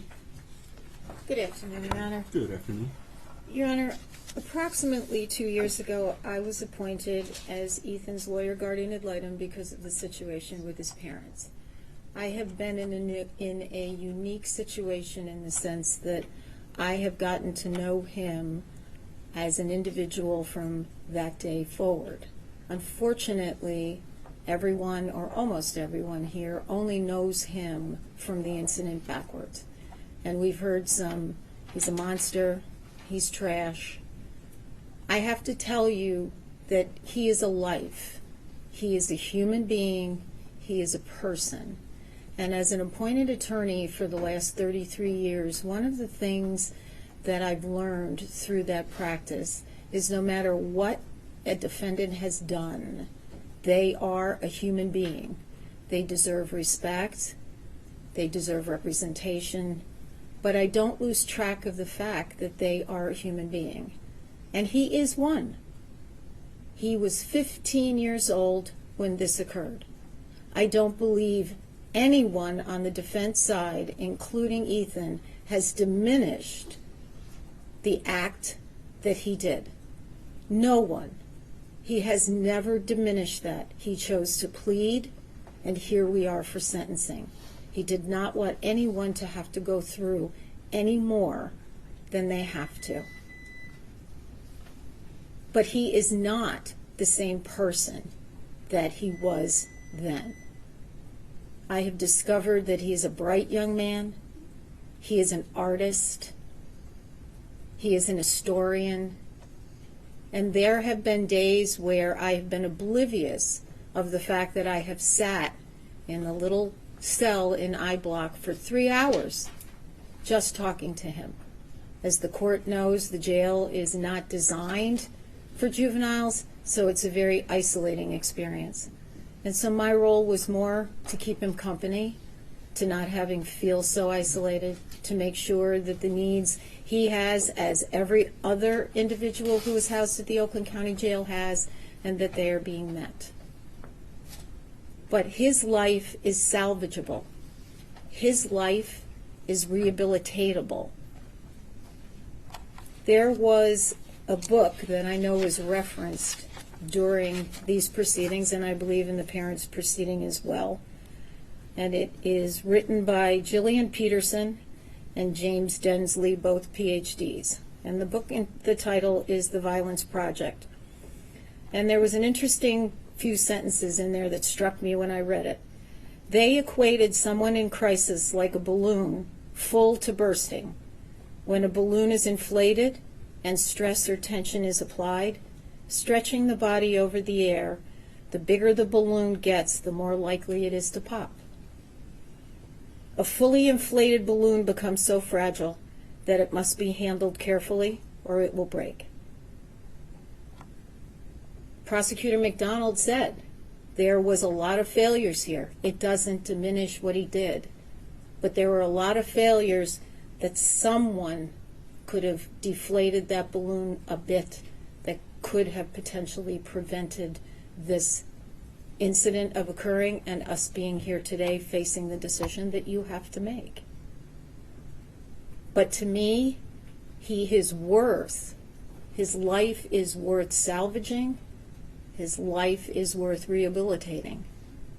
And as I know the court knows, all the lawyers in this room knows, that you have to fashion a sentence that is punishment, deterrence, protection, retribution, and rehabilitation. And if you look at him as a human being who is salvageable, who is rehabilitatable, then life in prison without parole is not the appropriate sentence. I have always been impacted by Brian Stevenson, who is the author of Just Mercy, A Story of Justice and Redemption, when he says, each of us is more than the worst thing that we have ever done. And I know everybody who spoke today probably cannot see that in Ethan, but his life is worth more than the worst thing he did, and what he did is probably the worst thing that anybody could do on the face of the earth. But I care about him, I know his team cares about him, and his life is worth not life in prison without parole, but is worth a term of years. And I ask you to sentence him to a term of years. Thank you. Thank you, Ms. McKelvey. Ms. Laughlin? Ms. Hoppe will go next. Thank you. Very briefly, Ms. Hoppe, because I know that you all, I don't want your arguments to overlap, and so I'll listen to arguments, but go ahead, Ms. Hoppe. Good afternoon, Your Honor. Good afternoon. My purpose in speaking today is to address two specific issues. First is the issue of making bombs for Hitler. I first became aware of this book because of media reports. As recently as Your Honor's opinion has mentioned this book because it was Ethan's favorite book. This book is published by Scholastic Publications, which, as Your Honor probably knows, and many people in this room do know, Scholastic is an organization, a company that specifically provides books to schools. They provide them to students in schools through those little newsprint flyers that come home once a month, once every other month, for parents to buy books for their children. They run book fairs in schools. They provide opportunities for teachers to buy their books to have in the classrooms. This book is about 200 pages. I've read it twice now. The age group that this book is geared toward is 9 to 12 years old. This is not, despite the title, and that's kind of why I'm addressing this book, it's not a pro-Hitler, pro-Nazi book. It's not a how-to on how to make bombs or anything of that sort. What this is a book based on the real-life stories of, in this particular case, a Ukrainian person who during World War II was kidnapped at the age of 9 and enslaved by the Nazis. These stories came to light after the fall of the Soviet Union in 1991. Ethan loves history. This book is about the 9-year-old main character who once was kidnapped, was thought of as a useless person because of her age by the Nazis who took her. She went on to arrive at the first work camp where she was enslaved, to be treated as, referred to, and called as subhuman solely because of her ethnicity, being Eastern European. It follows her as she worked in the very brutal slave labor camps, as first in the laundry, then because of her, and I use quotes for these, deft tiny hands, attention to detail, and patience, was moved to the metalworks building of that work camp. At the metalworks building of that camp, they prepared the bombs that the Nazis used.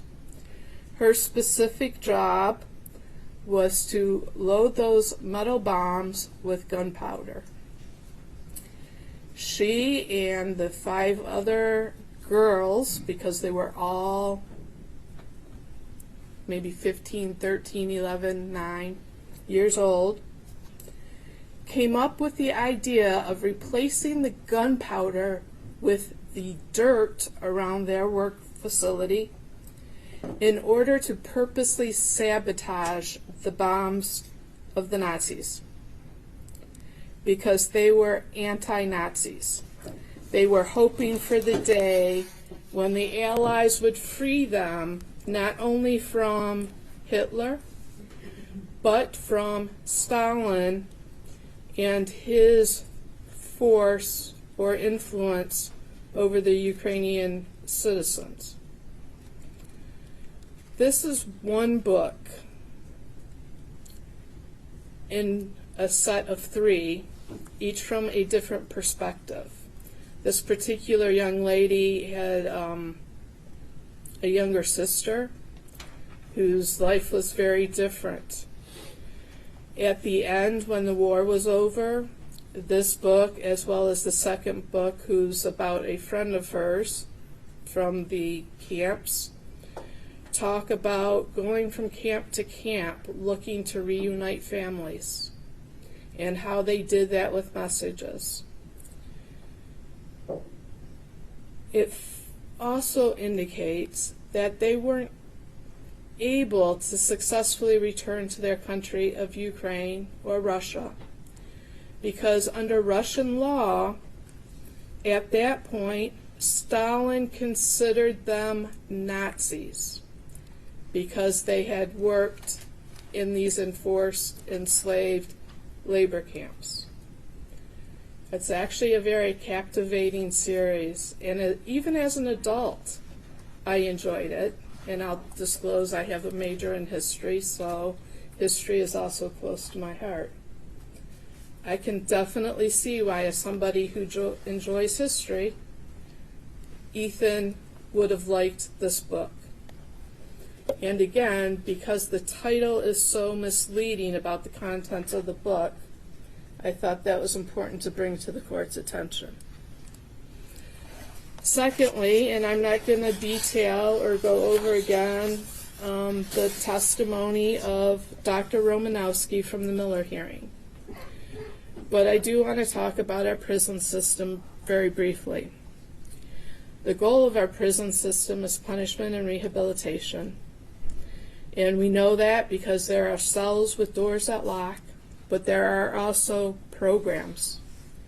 There are education opportunities, employment skills programs, job training programs, counseling programs, and even programs geared toward re-entry into society. There is a parole system, which Dr. Romanowski talked about, and I want to fill in a couple of blanks there. If given a term of years, which I am asking the court to do, Ethan would be eligible at the minimum number of years for parole. There is a board that would review his eligibility. Part of what they look at is a worksheet that includes all of the crimes he's committed, all of the programming he's participated in, and the extent to which he participated.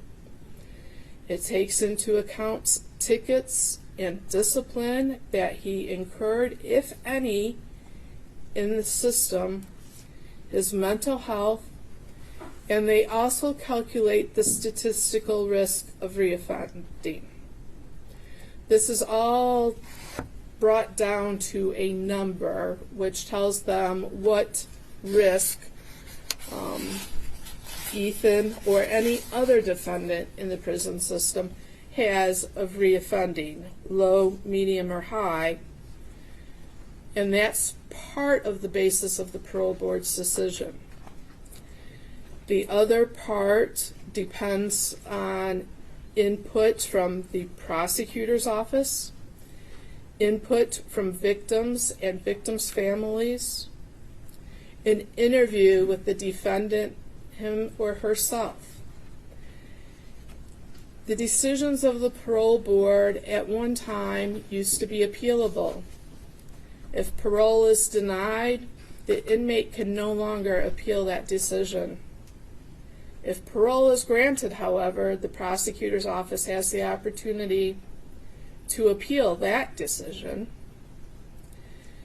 The parole board is a specific group of individuals with expertise in parole. If a defendant or if Ethan has not been rehabilitated, parole is denied. And as Dr. Romanowski testified, in a situation such as Ethan's, it would be denied for probably a period of 5 years.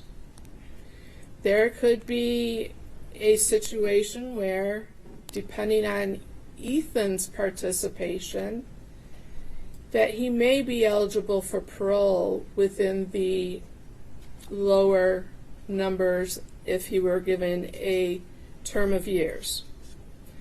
It could also be a situation where, depending on the parole board, he would not until he hit the maximum period sentence under a term of years.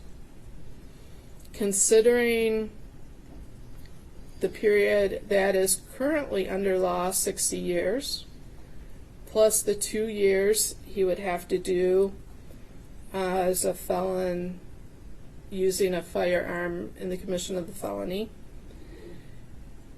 he could be in prison for 62 years under the term of years Your Honor has as an opportunity or an option to impose today.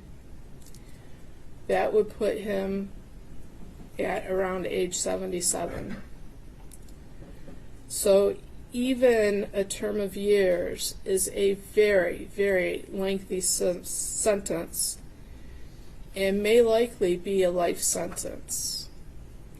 But what it does do is give Ethan the opportunity to demonstrate to everyone that he can be rehabilitated, that he is redeemable, and that he can make amends and contribute in a positive way to society upon his release. I join the comments made by Ms. McKelvey, as well as I'm sure those that Ms. Lofton will make. The Ethan I met 2 years ago is not the Ethan that sits here today for sentencing. He has made remarkable progress in addressing his issues. That's not to say he doesn't have a ways to go, because he does. But that's to say he's demonstrated that he can change himself for the better. And for those reasons, I ask Your Honor to consider a term of years as opposed to life without parole. Thank you, Ms. Wolfman. Your Honor, nothing that I discuss is meant to be an attempt to take away from the pain and loss that we just heard about. The pain is palpable, it is real, and I don't mean to invalidate that with my comments. But as Ethan's defense attorney, my job is to tell this court what I know about Ethan and what I believe the sentence should be. We submitted a lengthy sentencing memorandum, and I know the court takes time to review all that, so I'm not going to repeat everything. But due to the gravity of this decision that the court will make, I want to highlight a few things. I would first like the court to know that Ethan is supported today by his aunt who came in from out of state. Also, a number of juvenile lifers were here this morning, but had to return back to work. I know that the court reviewed the letters that we submitted, and we ask that you continue to consider those prior to sentencing.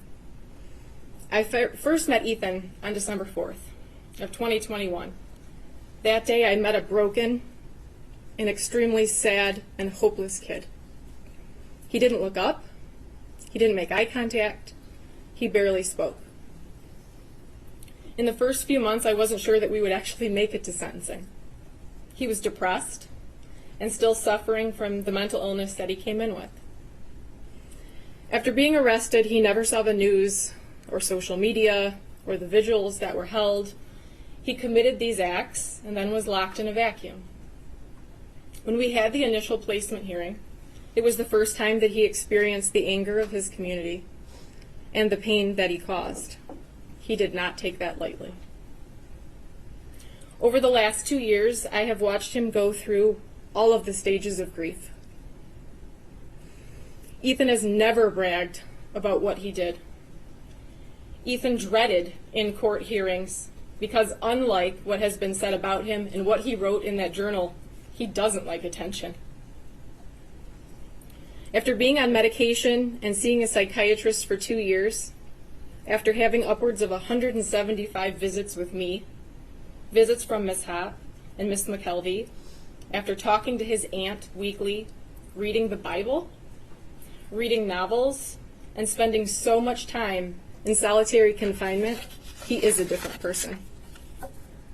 He has already made so many changes, and he is remorseful. He has been able to keep out the dark voices and thoughts. He sees the wrongs in his thinking and his actions. He has hope for the first time. He tries to be better every single day, and I am confident that he will continue to do that in the Michigan Department of Corrections, whatever your Honor's sentence may be. At the Miller hearing, the prosecutor introduced internet searches that Ethan made concerning punishment in Michigan. They also showed parts of his journal where he talks about a life in prison. Just because Ethan looked up what a life sentence is or what the punishment is for killing people does not mean that is the appropriate sentence under the law and under the facts that we are operating with. Would a healthy 15-year-old be okay with going to jail and prison for the rest of their life? Absolutely not. The fact that he even researched what his sentence could be and then still went forward with his actions only further shows how depressed and mentally ill he truly was. I want to talk a little bit about the journal. When you read Ethan's journal and you compare it to the notes from Dr. Anaker that we attached in our sentencing memorandum or the report of Dr. King, it sounds like a completely different person. And after meeting with Ethan for over 2 years, I now understand that the journal was the worst of the worst. It was an exaggeration of his thoughts. It was a place where he could say anything and there was no judgment. It was a sounding board without reverberation. He could make himself sound scary. He could make himself out to be a person that would be remembered. How do we know this to be true? We can look at the internet searches leading up to November 30th. We can also look at the step-by-step description of what was going on in his head that he gave Dr. Anaker. A few examples of the searches within a week or two of November 30th. Should you do something that scares you? What happens if you have depression and anxiety? What causes mental illness? Can you get in trouble for not doing homework? Am I a sociopath? Can hormones make you have bad thoughts? How to tell your doctor that you have depression? Can a therapist tell your parents? How to tell your parents you have depression? He was still trying to figure out what was going on with him. He acknowledged that something wasn't right, but he did not have the support or the connections with adults that could help him. So while just reading the journal and listening to his video the night before could leave you with the impression that this was a master plan that had been crafted for weeks without hesitation, I don't think the other evidence supports that. He struggled with his actions until the moment he came out of that bathroom.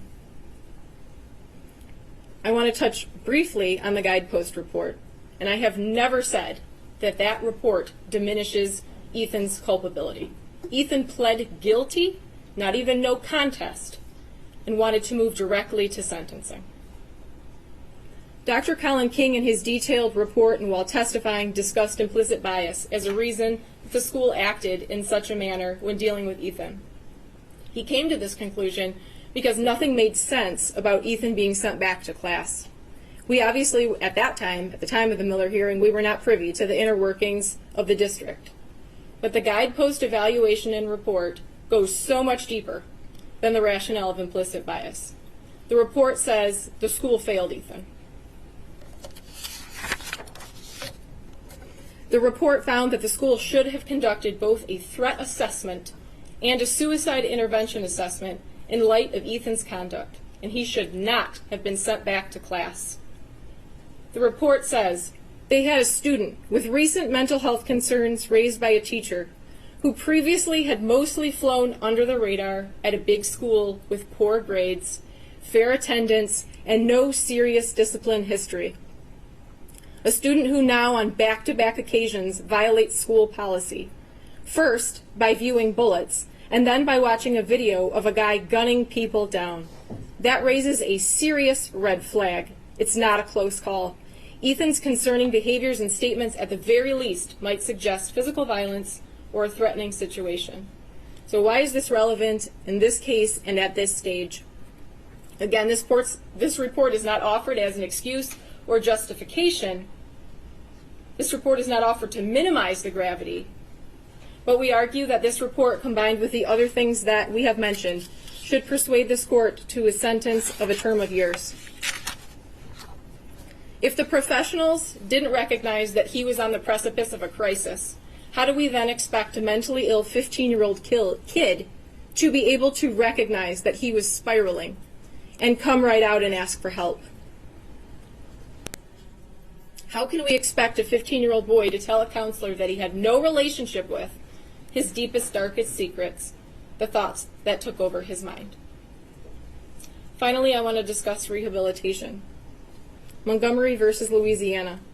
While a sentencing court might encounter the rare juvenile offender who exhibits such irretrievable depravity that rehabilitation is impossible, and life without the possibility of parole is justified, this penalty will be uncommon because of children's diminished culpability and heightened capacity for change.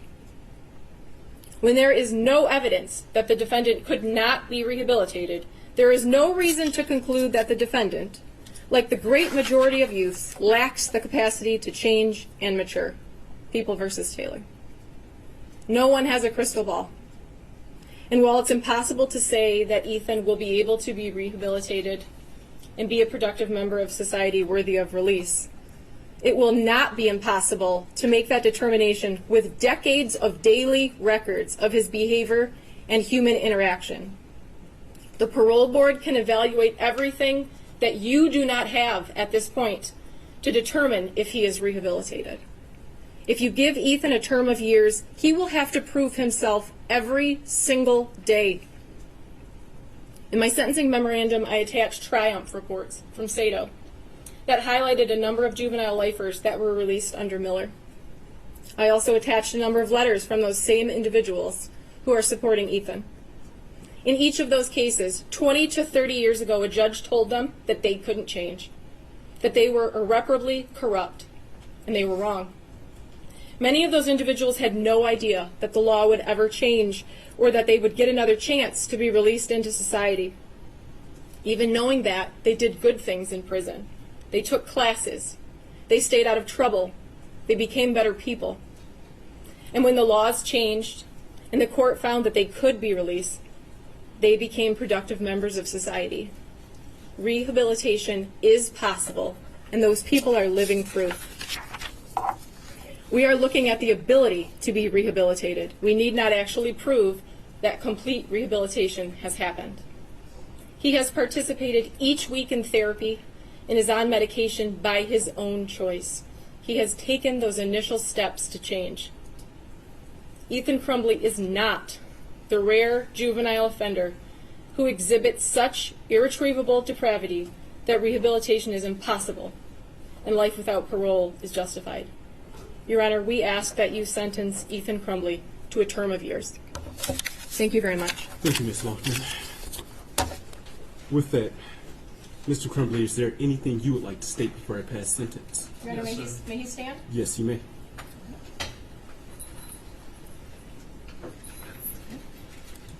Thank you. You may proceed. I'd like to thank you for letting me speak, Your Honor. We are all here because of me today, of what I did. My actions were because of what I chose to do. I could not stop myself, but I am the one who led to why we are here today. I do not diminish any ability to anyone who could have stopped me, of anyone of a school or parents. They did not know, and I did not tell them what I planned to do, so they are not at fault of what I've done. I am a really bad person. I have done terrible things that no one should ever do. I have lied, been not trustworthy. I've hurt many people, and that's what I've done, and I'm not denying it, but that's not who I plan on to be. Whatever sentence it is, I do plan to be better than I am. I don't know if you'll believe that, but records of 15, 20, 25 years can show that I will change. Because it may not show it now with only 2 years of records, but I am trying. And all I want is for the people I hurt to just have a final sense of culpability that justice has somewhat been served in any capacity that they can recognize it with. Any sentence that they ask for, I ask that you do impose it on me, because I want them to be happy, and I want them to feel secure and safe, and I do not want them to worry another day, because I really am sorry for what I've done, for what I've taken of them. I cannot give it back, but I can try my best in the future to help other people, and that is what I will do. So, thank you, Your Honor. Thank you.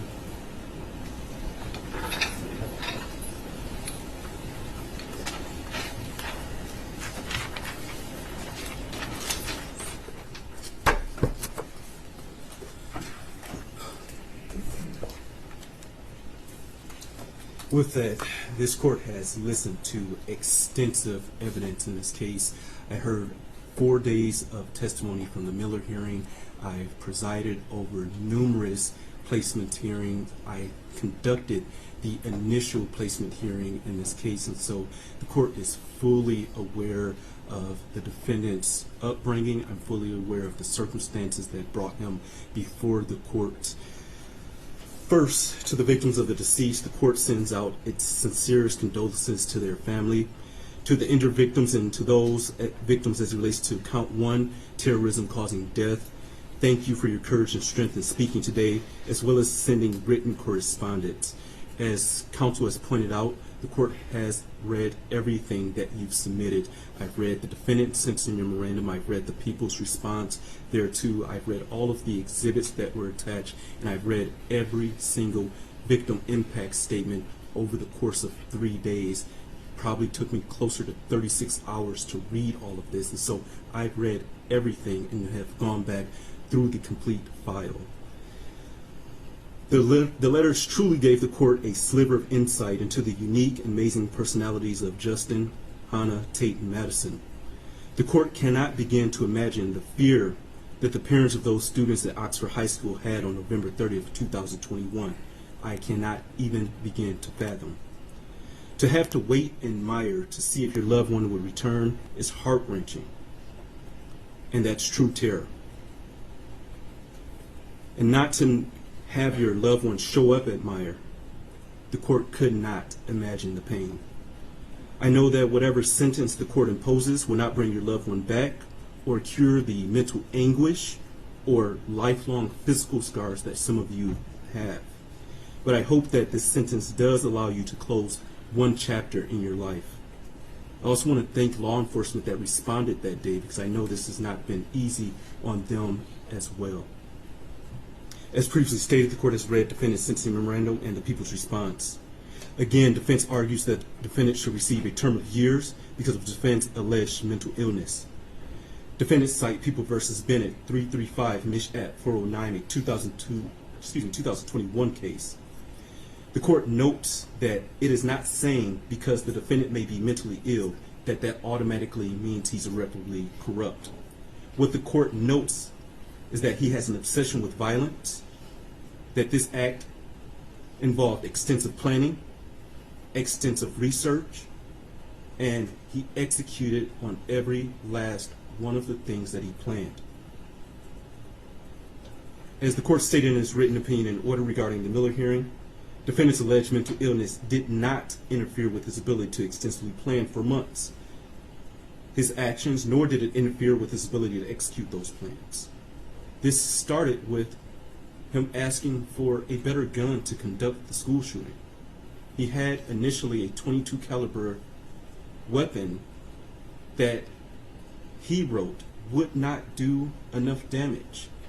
And so weeks and weeks prior to this offense, he started to formulate this plan and knew and asked for the weapon that he could cause the most harm with. As counsel is aware, the goals of sentencing do not only involve rehabilitation, but also involve deterrence and punishment. Deterrence is two parts. It's private deterrence for the defendant in hopes that they would never commit an act like this again. But then there's also public deterrence, where the public sees the punishment that the individual has received in hopes that the public will never do anything like this in the future. The court has read the report from Guidepost Solutions. It was very lengthy. Respectfully, the court does not find this report to be mitigating in this case. The report simply points the finger at Oxford Public Schools. While the court agrees that more possibly could have been done, that issue is not properly before this court. We are here for sentencing based upon the defendant's actions, not the alleged shortcomings of others. As the defendant pointed out himself, he took responsibility, and he himself is not asking this court for a term of years. The court cannot underscore defendant's extensive planning and execution in this case enough. He practiced shooting at a gun range. He practiced racking and unracking the gun. And on November 30th, 2021, he could have chosen not to conduct the school shooting. When his parents were called to the school on that morning for his drawings, he could have said something then. He had a gun in his backpack at that time. When the school counselor advised the parents to please get him help within the next 48 hours, he could have stopped then and simply accepted the help that was going to be offered for him. Because according to the reports, his mother said that she'd get him the help. He could have changed his mind. Unfortunately, after shooting the first person, Phoebe Arthur, he could have changed his mind at that point. But he didn't. He continued to walk through the school, picking and choosing who was going to die. As the defendant said in his own words, this is nobody's fault but his own. He stated this afternoon that with help, that probably would not have stopped him. That is absolutely concerning to this court. The court apologizes to the victim for the bluntness, but defendant shot and killed Justin Schilling at point-blank range after having him get down on his knees in front of another student. He shot Hannah, who was already shot once before. He walked up to her to finish the job by shooting her again. That is an execution. That is torture. He shot most people multiple times. And as he wrote, he did this for notoriety. And he wanted to go down in history as the biggest school shooter in Michigan history. The court cannot ignore the deep trauma defendant caused to the state of Michigan, but in particular the Oxford community. The court simply cannot ignore that. The court notes that teachers and students returned to Oxford High School after this tragic event. The court cannot even fathom or imagine walking through the halls of that school knowing that your fellow student, your friend, your classmate was killed in a restroom or in the hallway. Most, if not all, of the letters that I read advised the court that there are a significant number of people in Oxford that now have PTSD, that now have survivor's guilt, and deep depression that arose from this incident. Defendant's actions clearly created a new normal for all of the individuals involved, and all of those indirectly impacted as well. Unfortunately, this is what the defendant wanted, as he wrote in his journal. He wanted to see the impact of his crime, which is why he did not take his own life. Again, this goes back to the defendant's extensive planning. He chose not to die on that day because he wanted the notoriety. The terror that he caused in the state of Michigan and in Oxford is a true act of terrorism. Respectfully, defendant is the rare juvenile before this court. The court, having read the PSI and being fully familiar, but before I get that, I will also note that counsel brought up an issue of making bombs for Hitler.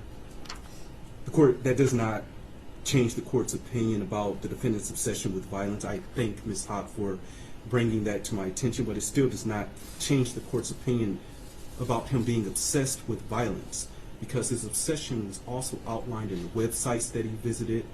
His obsession was also outlined in his extensive drawings of violence. And his obsession continued, as I noted in the court's opinion in order, even while he was in the Oakland County Jail. With that, the court, having read the PSI and being fully familiar with the defendant and the underlying facts of this case, believes that it is in the best interest of justice as well as proportionate to the needs of this case to sentence defendant as follows. As it relates to docket 2022-279-506-FC, count 1, terrorism causing death. Sentences of the court is that defendant shall serve life without the possibility of parole, credit for 8 days served. Counts 2 through 5, homicide, first degree, premeditated murder, juvenile defendant. Sentence of the court is that defendant shall serve the rest of his life without the possibility of parole with the Michigan Department of Corrections, credit for 8 days served. On counts 6 through 12, assault with intent to murder. On each of the counts, defendant is sentenced to 18 years and 9 months to 80 years with the Michigan Department of Corrections, credit for 8 days served. On counts 13 through 24, those being felony firearm, defendant is sentenced to 2 years with the Michigan Department of Corrections on each of those counts with credit for 730 days served. Counts 1 through 12 are concurrent to each other, and counts 13 through 24 are concurrent to each other.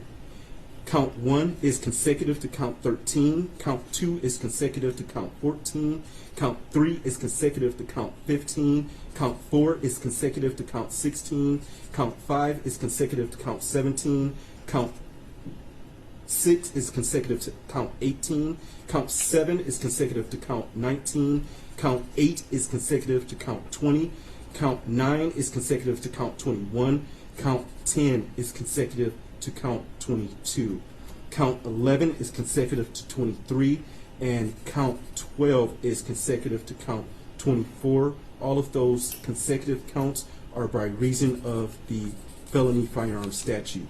Is there a challenge to restitution here? There is not, Your Honor. Thank you. Restitution will be set in the amount of $20,781. State costs will be set in the amount of $1,632. You are not to have any contact with Oxford High School or enter Oxford High School. You're not to have any contact whatsoever with the families of Madison Baldwin, Tate Meyer, Hannah St. Juliana, and Justin Schilling. Also, you are not to have any contact with the following victims or their families, that being Phoebe Arthur, John Osito, Molly Darnell, Riley France, Elijah Mueller, Kylie Osage, Aiden Watson, and Keegan Gregory. And I will note that restitution is payable to the Crime Victims' Right Compensation Program. With that, Michigan Department of Corrections, did I miss anything? Your Honor, may I ask the court to order 130 crime victims fee, $60 DNA cost, and DNA testing? Thank you. DNA cost is $60, Crime Victims' Right fee at $130. Did I miss anything else? DNA testing, Your Honor. DNA testing is hereby ordered. Thank you. With that, Mr. Crumbley, you are entitled to file an application for leave to appeal. If you are financially unable to retain a lawyer, the court will appoint a lawyer to represent you on appeal. The request for a lawyer must be filed within 42 days after sentencing. Your attorney is going to be handing you an appellate rights form, sir. Do you acknowledge receipt of the appellate rights form? Your Honor, I have tendered that to my client. He has signed it, and I will tender it to the court. Thank you very much. With that, counsel, anything else for the record? Not from the people, thank you. Nothing from the defense. Thank you very much, Your Honor. Thank you very much. With that, deputies, you may take Mr. Crumbley. To those in the gallery, please be seated until he is exited.